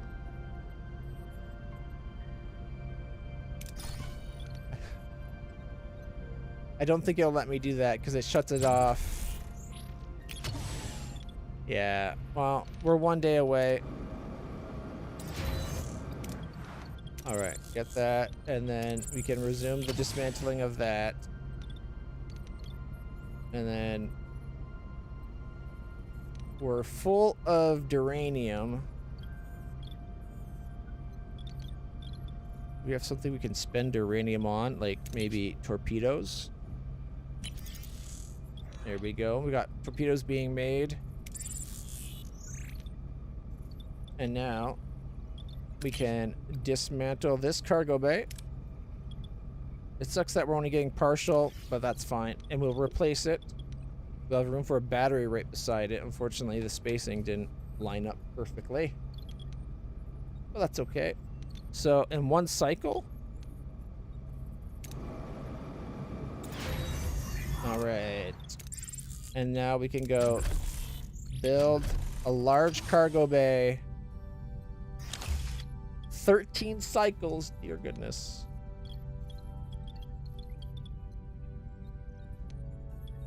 So we're removing an engineering and replacing it with science.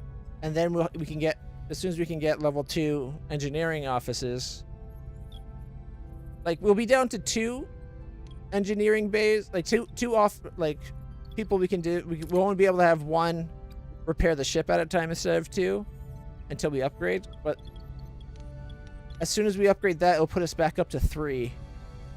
Because the ship itself always has 1 crewman that can do repairs. Yeah, it does. It uses 200. It's I think 4 duranium and I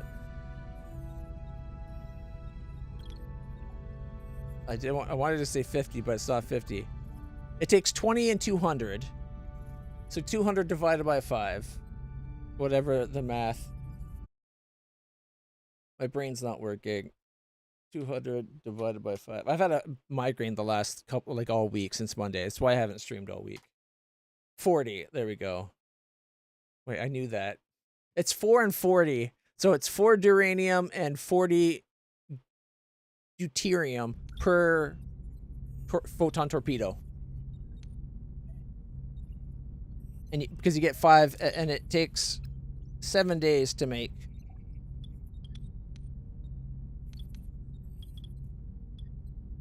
All right, but now we can quickly get the food. We can try to crossbreed the plants in our hydroponics to go for the most food. Our best bet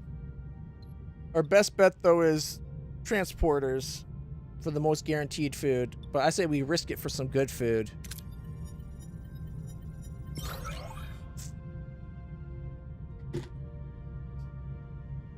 This game hates me so much. It says you have like this percentage, but it's heavily weighted to screwing you over. Fuck, I should have just gone the reliable. Like, we need food really bad.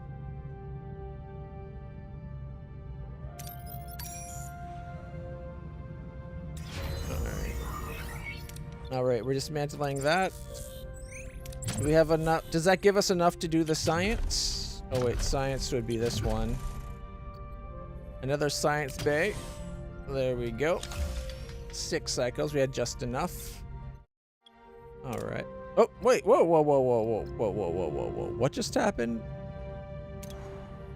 When the hell did this get damaged?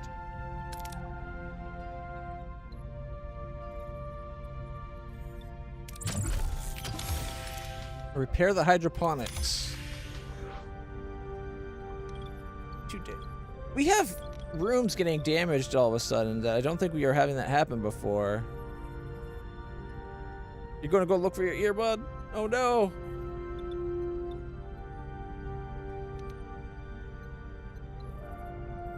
And Star, I think you found the game, Sentinel Worlds. I think that's the one. I'm sorry it took me so long to notice. But I think Sentinel Worlds is the game I was looking for. Since we've gone this far in the whole... Okay, Sentinel Worlds 1. Yeah, I think this is it. It's very Star Trek-y. Like, you got space and travel. You can go down to planets, and then you can also go over to ships. Like, see there, you're exploring the enemy ship. I think this is it.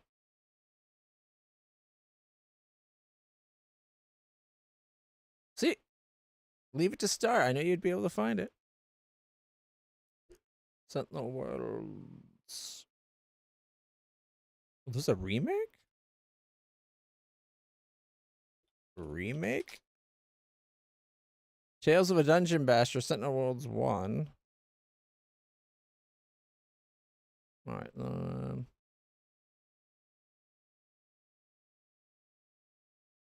okay. The CRPG Addict, there's a reboot of the game being talked about. I cannot remember exactly what caused me to bail on Sentinel Worlds after only one posting, but I apparently didn't hate it enough to remove it from my roster entirely. The game takes place in 2996. Humans have colonized several systems of planets. One of them, the Kaldor system, has recently come under attack by bands of raiders who, armed with swift ships and deadly energy weapons, are destroying trading ships, but are mysteriously not salvaging the remains.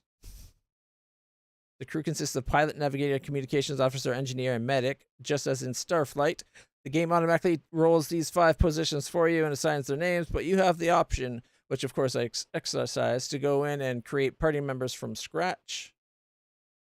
Character creation is somewhat limited, though. See, there's your character creation. You get their stats and then their skills. And then you could take them on missions for you. Like, there's the flying in space. And you have he shot but missed the ship. And there's the ship you're in, and that's the ship you're targeting. Then you got like your long range scanner, which is the systems you can, like, the dots are the different types of ships and systems and stuff you detect. There's you at a planet. You go down to a planet for away missions. And right here is when you're on like another ship, it becomes like Might Magic. See, your squad is like going through the ship and having stuff happen.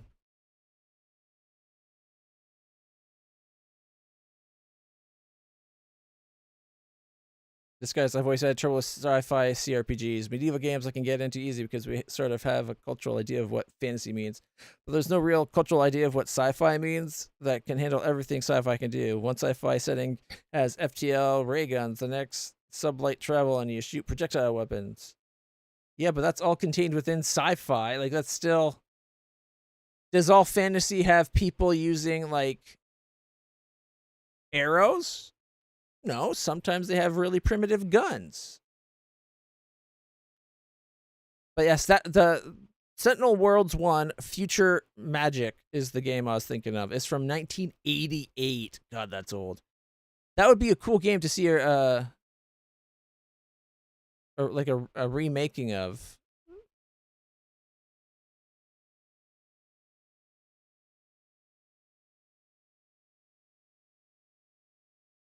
And see this. Hello, my friends, and welcome to DOSBox. All right, now just go into the game. We can see it in motion. See, here's what it looks like in motion. You control the speed though. So they're trying to destroy this ship. You don't have to have it going that fast. Because I'm pretty sure... I'm shadowing that ship. Firing all my lasers at it. And you see the lasers are actually blinking.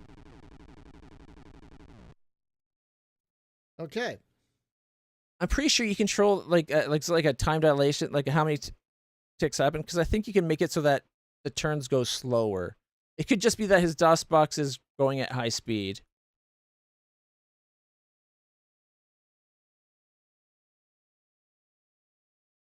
All right, does he have a spot where he goes on a ship? Well, they found a planet. They sail off from the planet. Another fight, it looks like. Fight against 2 ships. Man, their lasers are proving very ineffective. His shields are down to 30. All's at 80 of the target, though.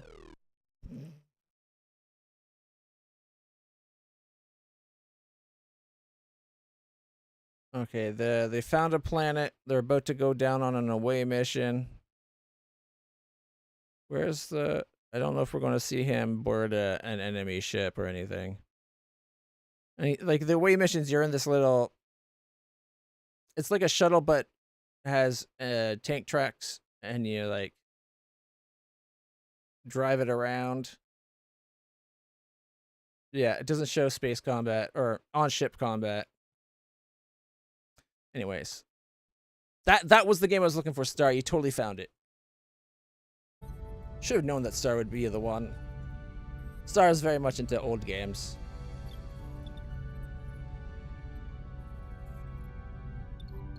All right. We are doing the Duranium.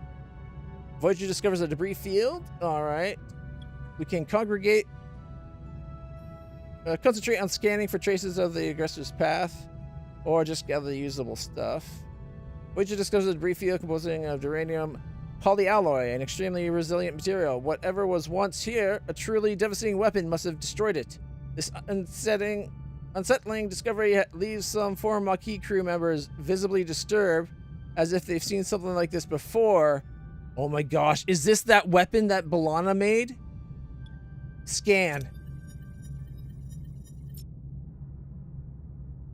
Bug nuts. Scans show no result. Voyager cannot take further action. I bet that was the living weapon thing. We failed by a 1.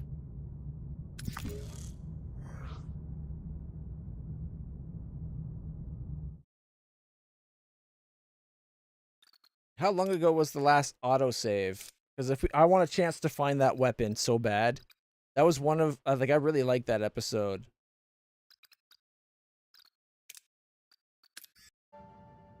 Okay,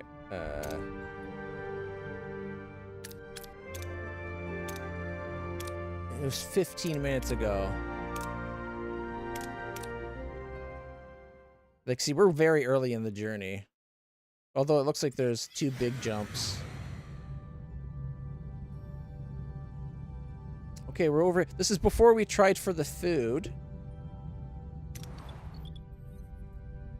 Okay, we're still removing.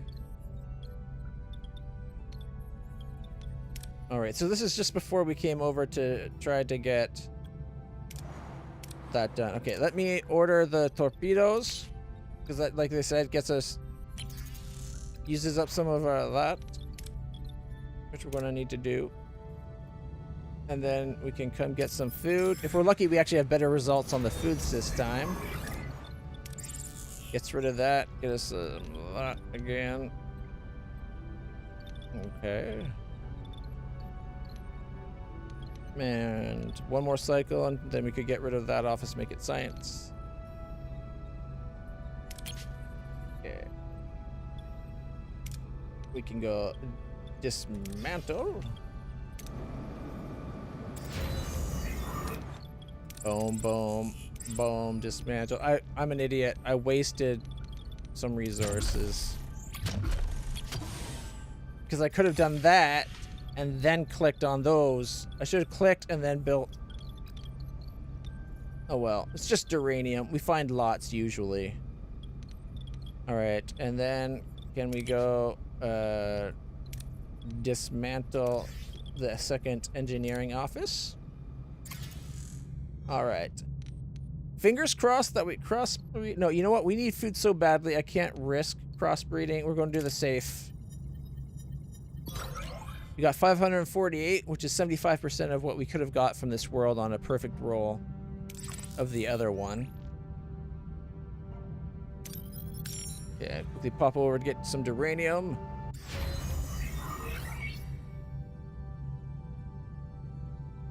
Oh, taquitos. I'm not a taquitos person. Enter ship. Get rid of that. Can I build science? There we go. I should have probably went more science. As soon as we stopped needing so much construction, I should have done the extra science and dropped one of our engineering bays. Like, we have room to rebuild it if I really want another one. Alright, so 1750 is temporarily our max deuterium. I say we wait till we get the large cargo bay.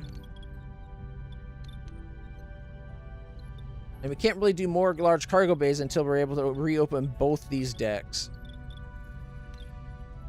Just because the way everything's laid out. We'd have to, like, trash so much stuff to get it. Alright.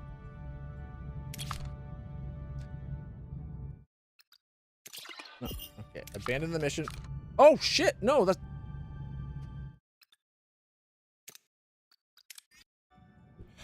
I forgot some missions you can't leave. I'm an idiot. I was going to just make a save beforehand, so if I did fuck up, I could just reload. Okay. Over for food. Okay. Get rid of that. Order ourselves some extra 5 torpedoes, because we're down to 20. Alright. And take out the cargo bay. Okay, cargo bay is out. So I collect resources. We're at 143 and 175. Got the resources. We can now then go build us the big cargo bay. Use us up 120, but now I can go 20 back and 20 back. So now we got 40 more than we would have had. And now I can go disassemble this one for 25. And we're going the safe bet for food. We only got half this time. Morale got upset. The transporters had trouble beaming some of the biomatter on board. Captain, the crew is quite disappointed that we had to leave a lot of it behind and avoid damaging the system. We did manage to salvage a medium amount, though. They should have asked us. See, this would have been a cool thing. What do you want to do, Captain? If we force it through, the room will be damaged. I would have had the room damaged and then had to come into the ship and repair the transporter room. Right? Like, that would have been a cool choice. Like, the game, people that made this game, their head's too focused on if you don't win, you don't get the stuff, or you don't get as much, and something bad happens. It could be you get all of it, and something bad happens. Sometimes it's success with consequence, rather than just failure. And they're focused on it always being some form of failure. So that sucks that we didn't get the food this time. I did it again. I forgot to save.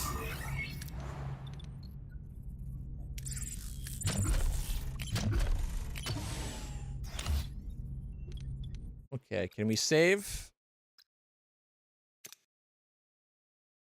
Okay. Now we can try. Now we have at the perfect spot to try to find this sentient torpedo thing. Oh, what was his name again? Do you guys remember the episode? What it was called?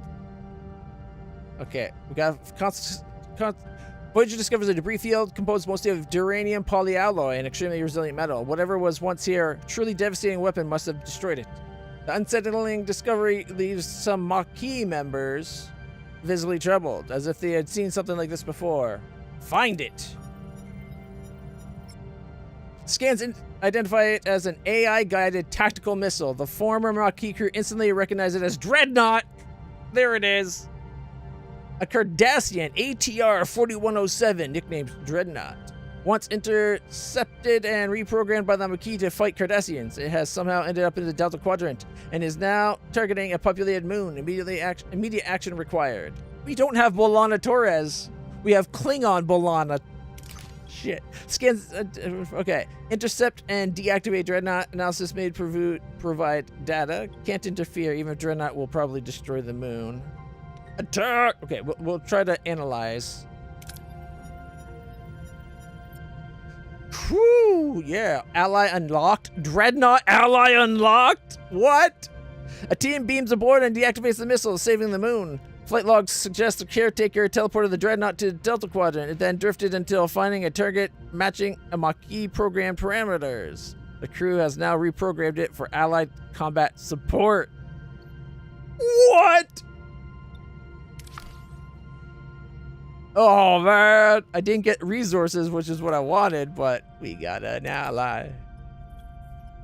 An 80 attack power. He's the most powerful ally we have yet. However, it does require 3 dilithium and 250 fuel to activate, and 30 fuel per turn.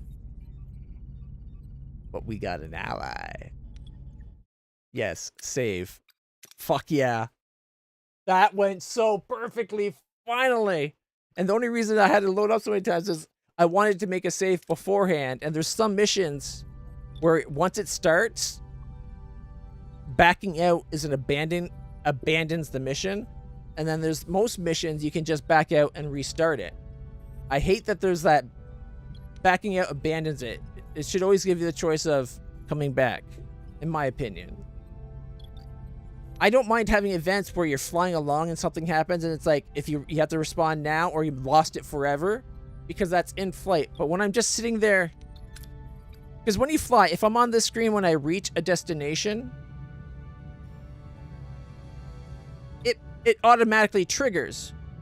Whereas if I have something happen, like as you saw, something happened at the same day I got there, it drew me into the ship. I had a chance to save first. But a lot of the time you don't get that chance because it auto activates your whatever you arrived at. Hey, research Bassard Collector 2, enter ship. We only have 57 science right now, so we can't science anything.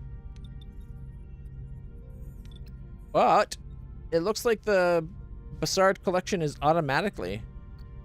We make 4 a turn. Did we not have Bassard collectors to begin with? Should we not have already been generating some amount? Or were we getting 1 before and now we're getting 4? Because that doesn't work. We were getting 0 before. We're 10 cycles and 5 cycles. Okay. All right. Station under lockdown seems to be damaged. It's abandoned.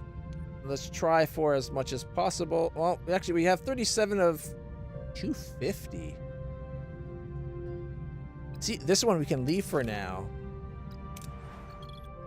Why is it 250 when this one's only 175?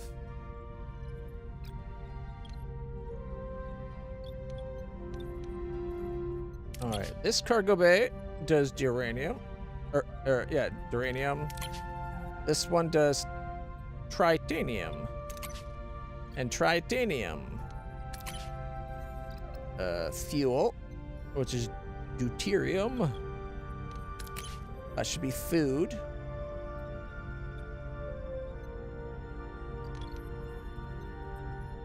That's all of them?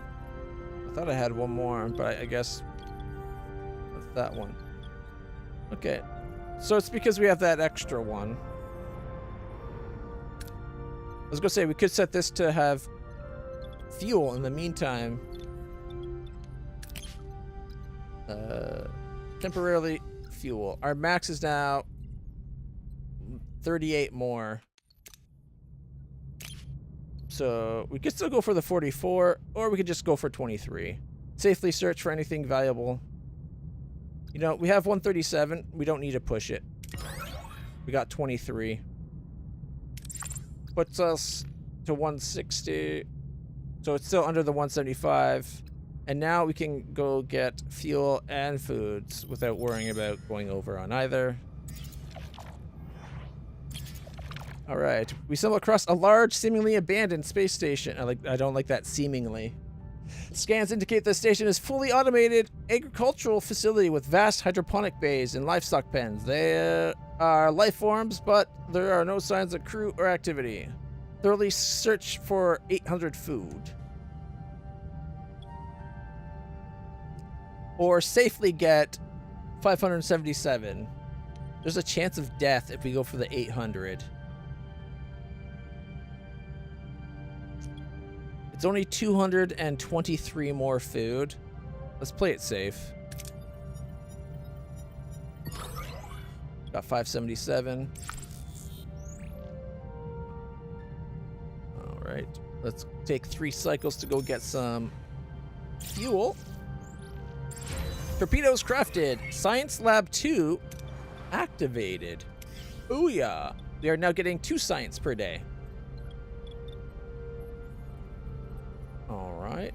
We got what? We still have 5 spaces over there. And 6 spaces, but this one can only be...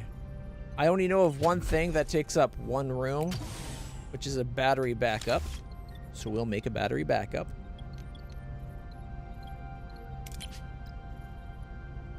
We'll now be able to do research and analysis at the same time.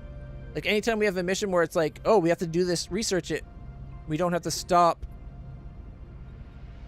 Yeah, we're right around the end of season 2.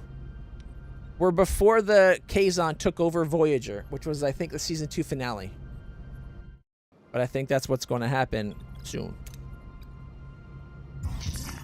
Captain, we spent too much time in the sector. It's going to start costing morale. All right. We found the wreckage of a small vessel, heavily damaged, emitting radiation. We can try to get 800 fuel or play it safe for 500. We're not that low. And I don't want to risk death. Plus, there's more fuel in the system. Encountered a Class G planet. We can use our disruptors. Makes it safer. Hey! We got all 105. All right. I don't want the crew. I don't need titanium. So we'll come up to get fuel. We've altered course to investigate a distress signal, but something feels off. Sensors now show an unidentified vessel. Battle stations! I think it'd be more interesting if that support, rather than paying for an escort for like a prolonged period, it should be battle pops up. Do we want to pay the cost of the support or not? Like right here, it'd be on this screen. Shows us what we're fighting. And then we could be like, pay this and Dreadnought will come help us. Have it be a little bit more expensive than it would otherwise be for one day or whatever, but... Alright, let's start. What are your orders, Captain? We are going to attack his weapons. Moving to attack the front, Captain. And full power to disruptors. Torpedoes are loaded. Oops. Ability ready, Captain. I did not mean to do that. Ability ready, Captain. Ability ready, Captain. Enemy shields destroyed, Captain. Ability ready, Captain.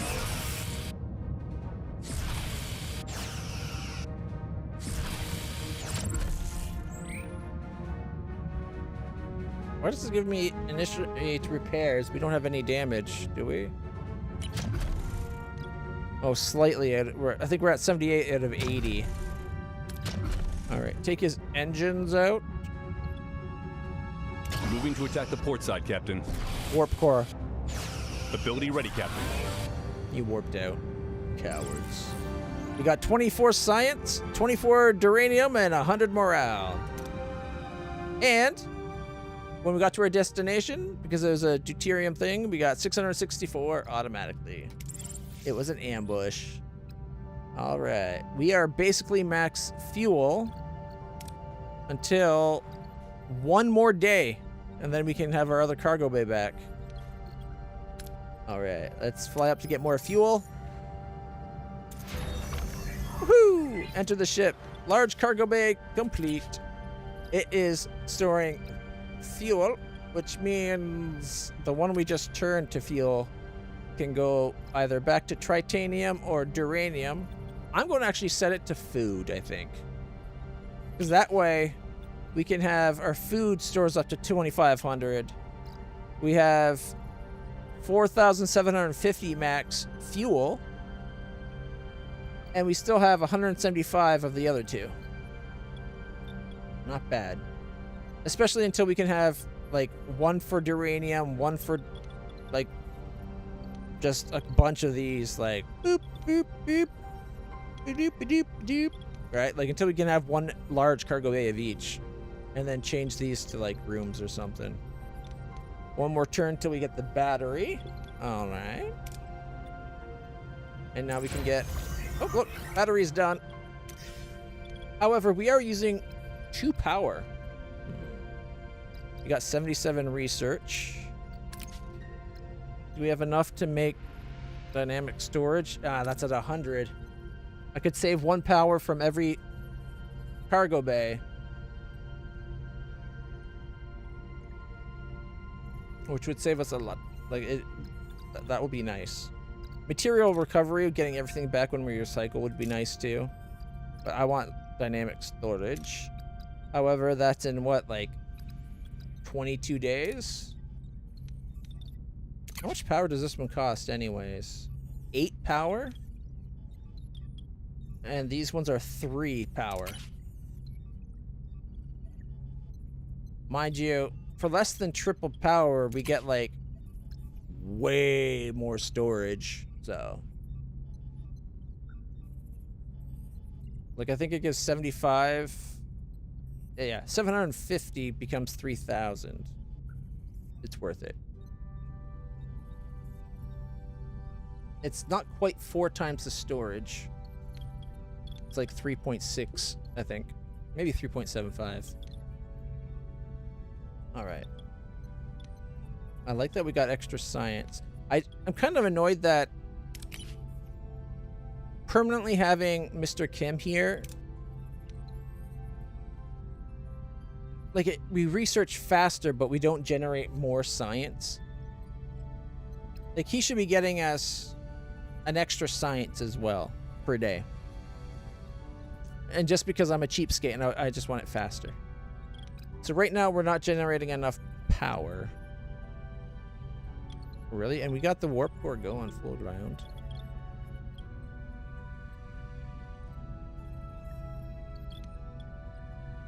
And power would only be worse if we were using the other, like the other rooms, because the other rooms take more power and do less people.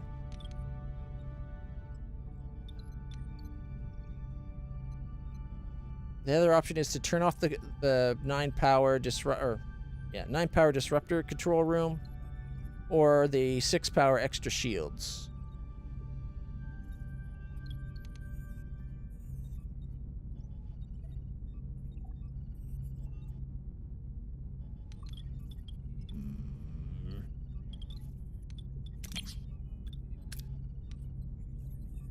We could upgrade the warp core for power. We have the resources for it. The only problem is I don't know if we have the deuterium supply for it. But what the hell? Like, we have decent battery backups. We can store 600 power, but all right. Field sensor indicating that the debris field consists of starships that have very recently been destroyed. Risk an ambush and go for 1,000. And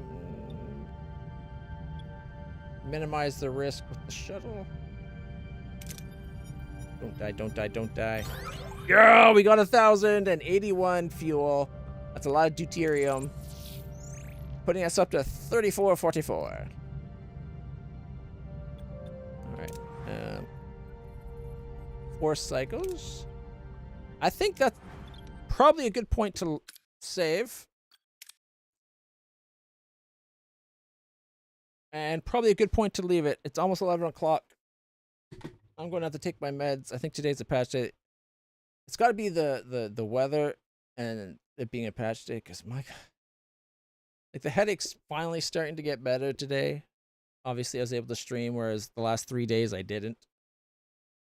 But the nerve damage pain lately has been off the charts. And I think it's because our weather, one, it's been storming a lot. Like, we've had storms like last 4 or 5 days. I think out of the last 8 days, it's been 6 days of storms. Gives you an idea. And during the day, we're getting nice weather. We're finally starting to get nice weather in Canada. It was a high of 21 today, but the low was 2. And days before that, we've been getting warm days and cold nights, and then it would be like, oh, we're getting cold because of the weather. So we were like, it keeps going down to like I think yesterday was only high of 10, low of 5, and the day before that was like high of 8, low of -4, and it's like it just keeps going up and down like that. And then we had an 18 and 5, and then the day before, I think Saturday was a fairly nice day. It was like a high of 17 and a low of 4 or 5 degrees. Like, and it just keeps going up and down, and that always aggravated my nerve damage. Like, we're having going from hot to cold, and now we're having hot and cold on a daily basis instead of just seasonal basis. Anyways, I'm just being a whiny little baby. The pain's so bad. It really is, and I apologize. I don't like it when I miss streams, because honestly, if I can just get my ass out of bed and stream, it helps take my mind off the pain and just like be able to do something for a while. So I appreciate that, guys. So what we're going to do, we save just before going, and tomorrow when we load up, we'll probably, actually, you know what? I was going to say we'll get a preview, because we'll start the next one, get some deuterium or uranium. There's also a trade offer here. The 50 science for 500 food. We're so close to being able to research cheaper power, though. But we need the food. So in 16 days, we'll get 500 food. Honestly, we'll get most of that science back in that time, right? 16 days is 32 more science. It'll put us up to 65.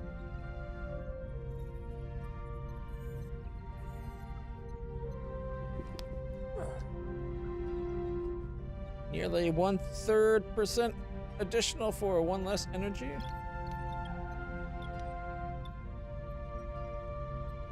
Which one was that for? Sorry. All right, so we're going to have a slight preview of what we start with next week.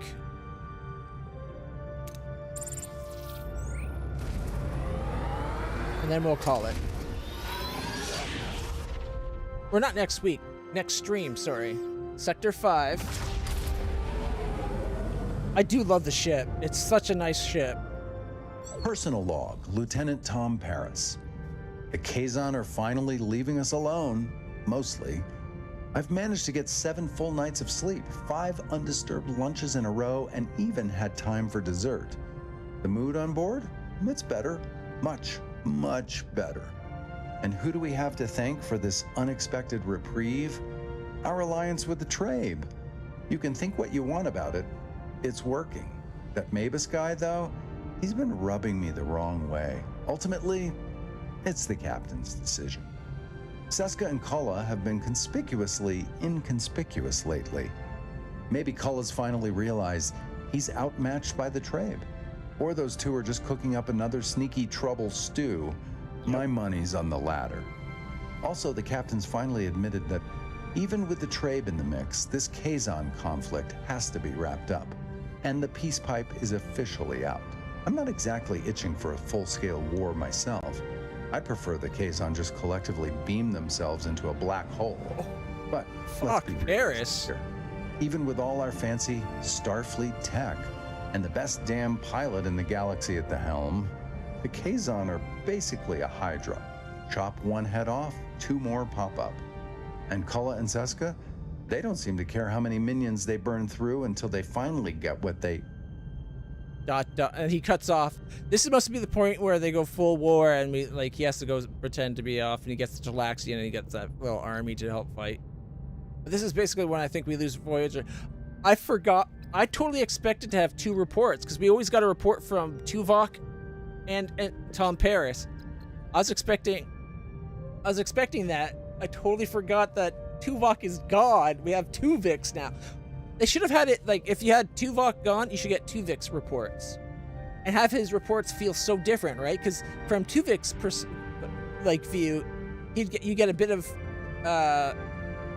Neelix in the report as well as Tuvok. That would have been so much more interesting. I think they just took the easy way out, though. Log recording pause, awaiting further command. Something's happening. Report! The plasma stream burned away the inner layer of the warp coils. We're going to need a source of Verterium cordonide. Until we find it, our warp core output is severely restricted. We won't get full power. Warp core capped at tier 2. But we just unlocked tier 4. Or started unlocking tier 4. Shaiban. Captain, a Telexian convoy is in this sector. I'm sure they'll have what we need. It's worth a shot. Lieutenant Muniz, my inspection of main engineering reports points to sabotage, Captain. Logs were systematically deleted at regular intervals, violating Starfleet protocol. This requires attention. Neelix, Balana, or Tuvok? No, we need all hands. This is bullshit. Tuvix should be an option here. We have a level 5 Tuvix. I'm so disappointed now. Balana's dead, and Neelix and Tuvok are the only ones that could have done something else. Tuvix should have been able to do either one. Tuvix should be able to be used anywhere Tuvok or Neelix is an option. The fact that they don't let you is so stupid. They did not think this. This is supposed to be like, you get to do Voyager's journey home and watch the ramifications of all the changes. This isn't the ramification. This is just ignoring some things. Like, lots of ramifications. They did a good job. I like the game. But moments like this, I'm sorry, that pisses me off. Because I should be able to put Tuvix for either of those. Tuvix monitoring the crew, and actually Tuvix should be able to kind of do both. But pick one as Tuvix would be an option.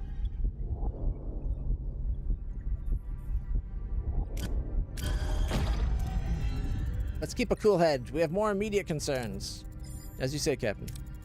Good. Now, let's see this convoy. Warp core is damaged.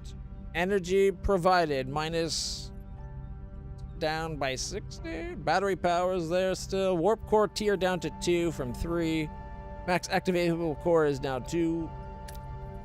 Homesickness settling in. We're now, instead of being minus 10, it's now minus 15.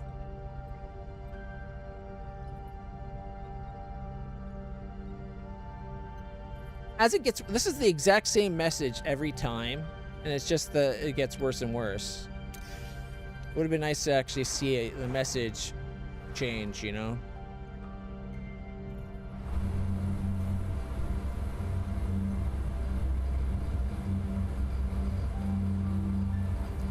Oh.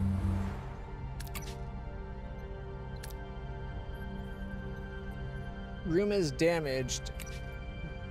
Did it just cost me the resources?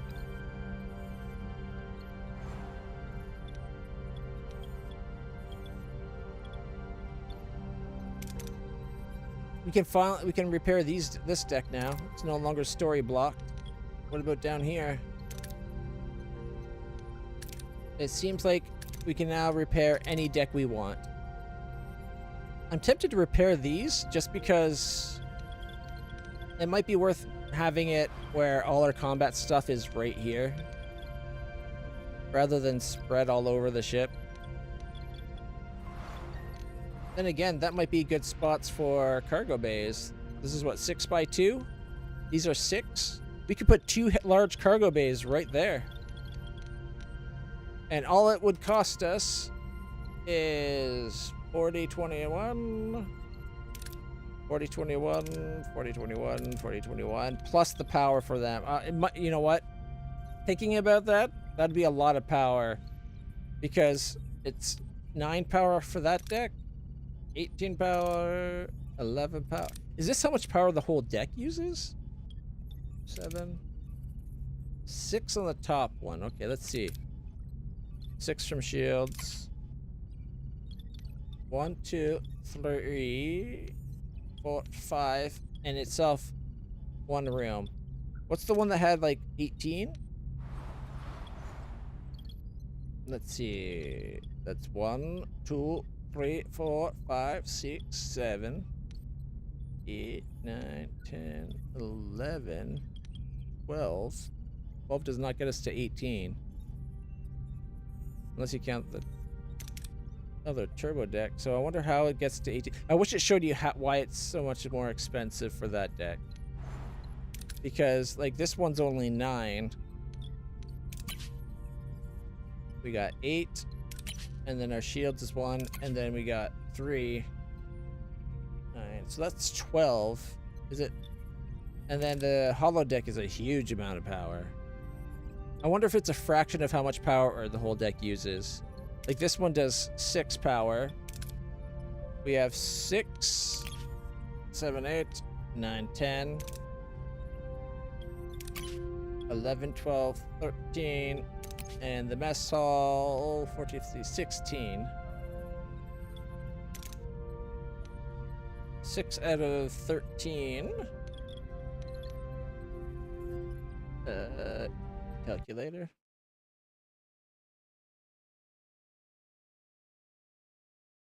.46.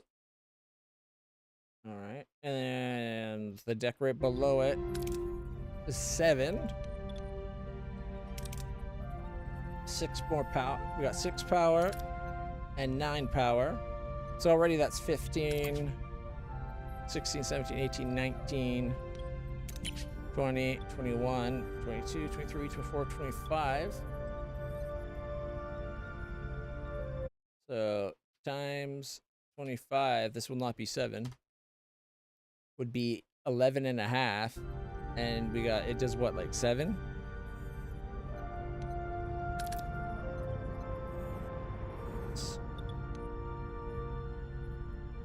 Is it maybe per square?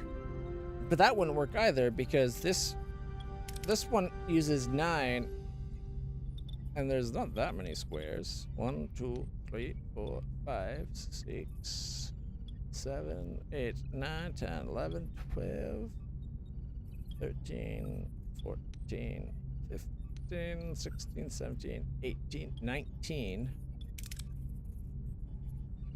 Oh, 18. Maybe it's half then. Maybe it's half the number of that rounded down. Because if this one is 18, so it would be not quite 9, right? 9. Okay, there's 3 less on the one side. Stop buzzing at me, alarm. So 3 less. So it... That can't be right. Oh yeah, because it halved, right? So it's 18. So it's 15 on the left side. Plus, let's see, 1, 2, 3, 4, 5, 6, 7, 8, 9, 10, 11, 12, 13, 14, 15, 16, 17, 18, 19, 20, 21. So there's 21 on the right and 15 on that side. And we get 18, so 21 would be 30. 6? 7, 8.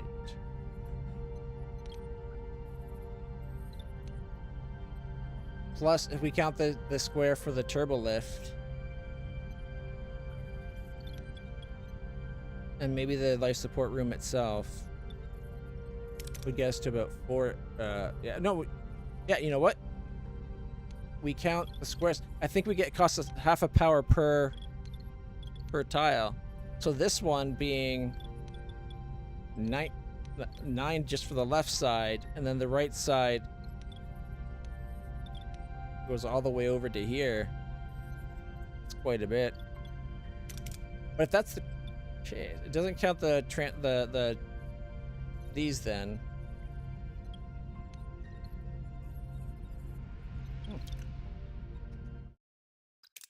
That's curious. I think before we play tomorrow, or whatever ends up being the next day.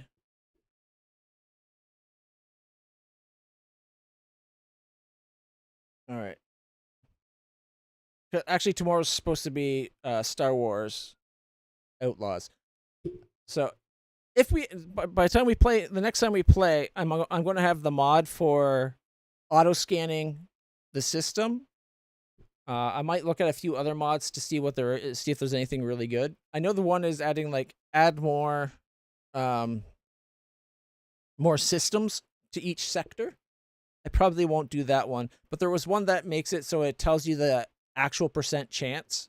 I might do that for the missions and that, rather than, oh, it's 35 and 35. It might actually tell me, like, it's supposed to give you a better accuracy of what you're actually getting. But the only one I'm really thinking of getting is the one where when you warp into a system, it automatically does all the point of interest scanning, so I don't have to right click each thing. I'd have to do that if I scan distant systems, but not the current system. But either way, we did another day. Each day so far, we've done one sector of gameplay, so we're making consistent progress. For now, though, guys, thank you so much for stopping by and watching. I hope you guys enjoyed the stream. I'm sorry I haven't streamed all week. Like I said, I have had a migraine all week, and the pain's been really bad, so I just was not up to it. I'm really sorry, though. Like I said, I enjoy these streams, and it helps get my mind, like, puts the pain in the back of my mind, and I can not think about it as much, which lets me enjoy myself, like, just my existence a lot more. But it also, I'm enjoying the game, and I want to play it more.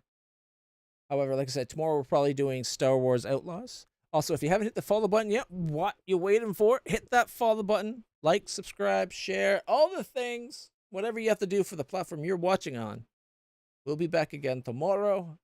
And till next time, everybody, stay happy, stay healthy, stay awesome. I'll see you all in the future. Or tomorrow, you know, long, long time ago. Either way, I'll see you then. Bye for now.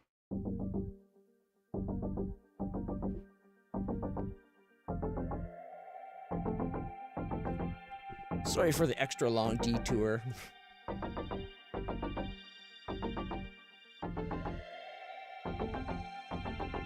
But we eventually found the game.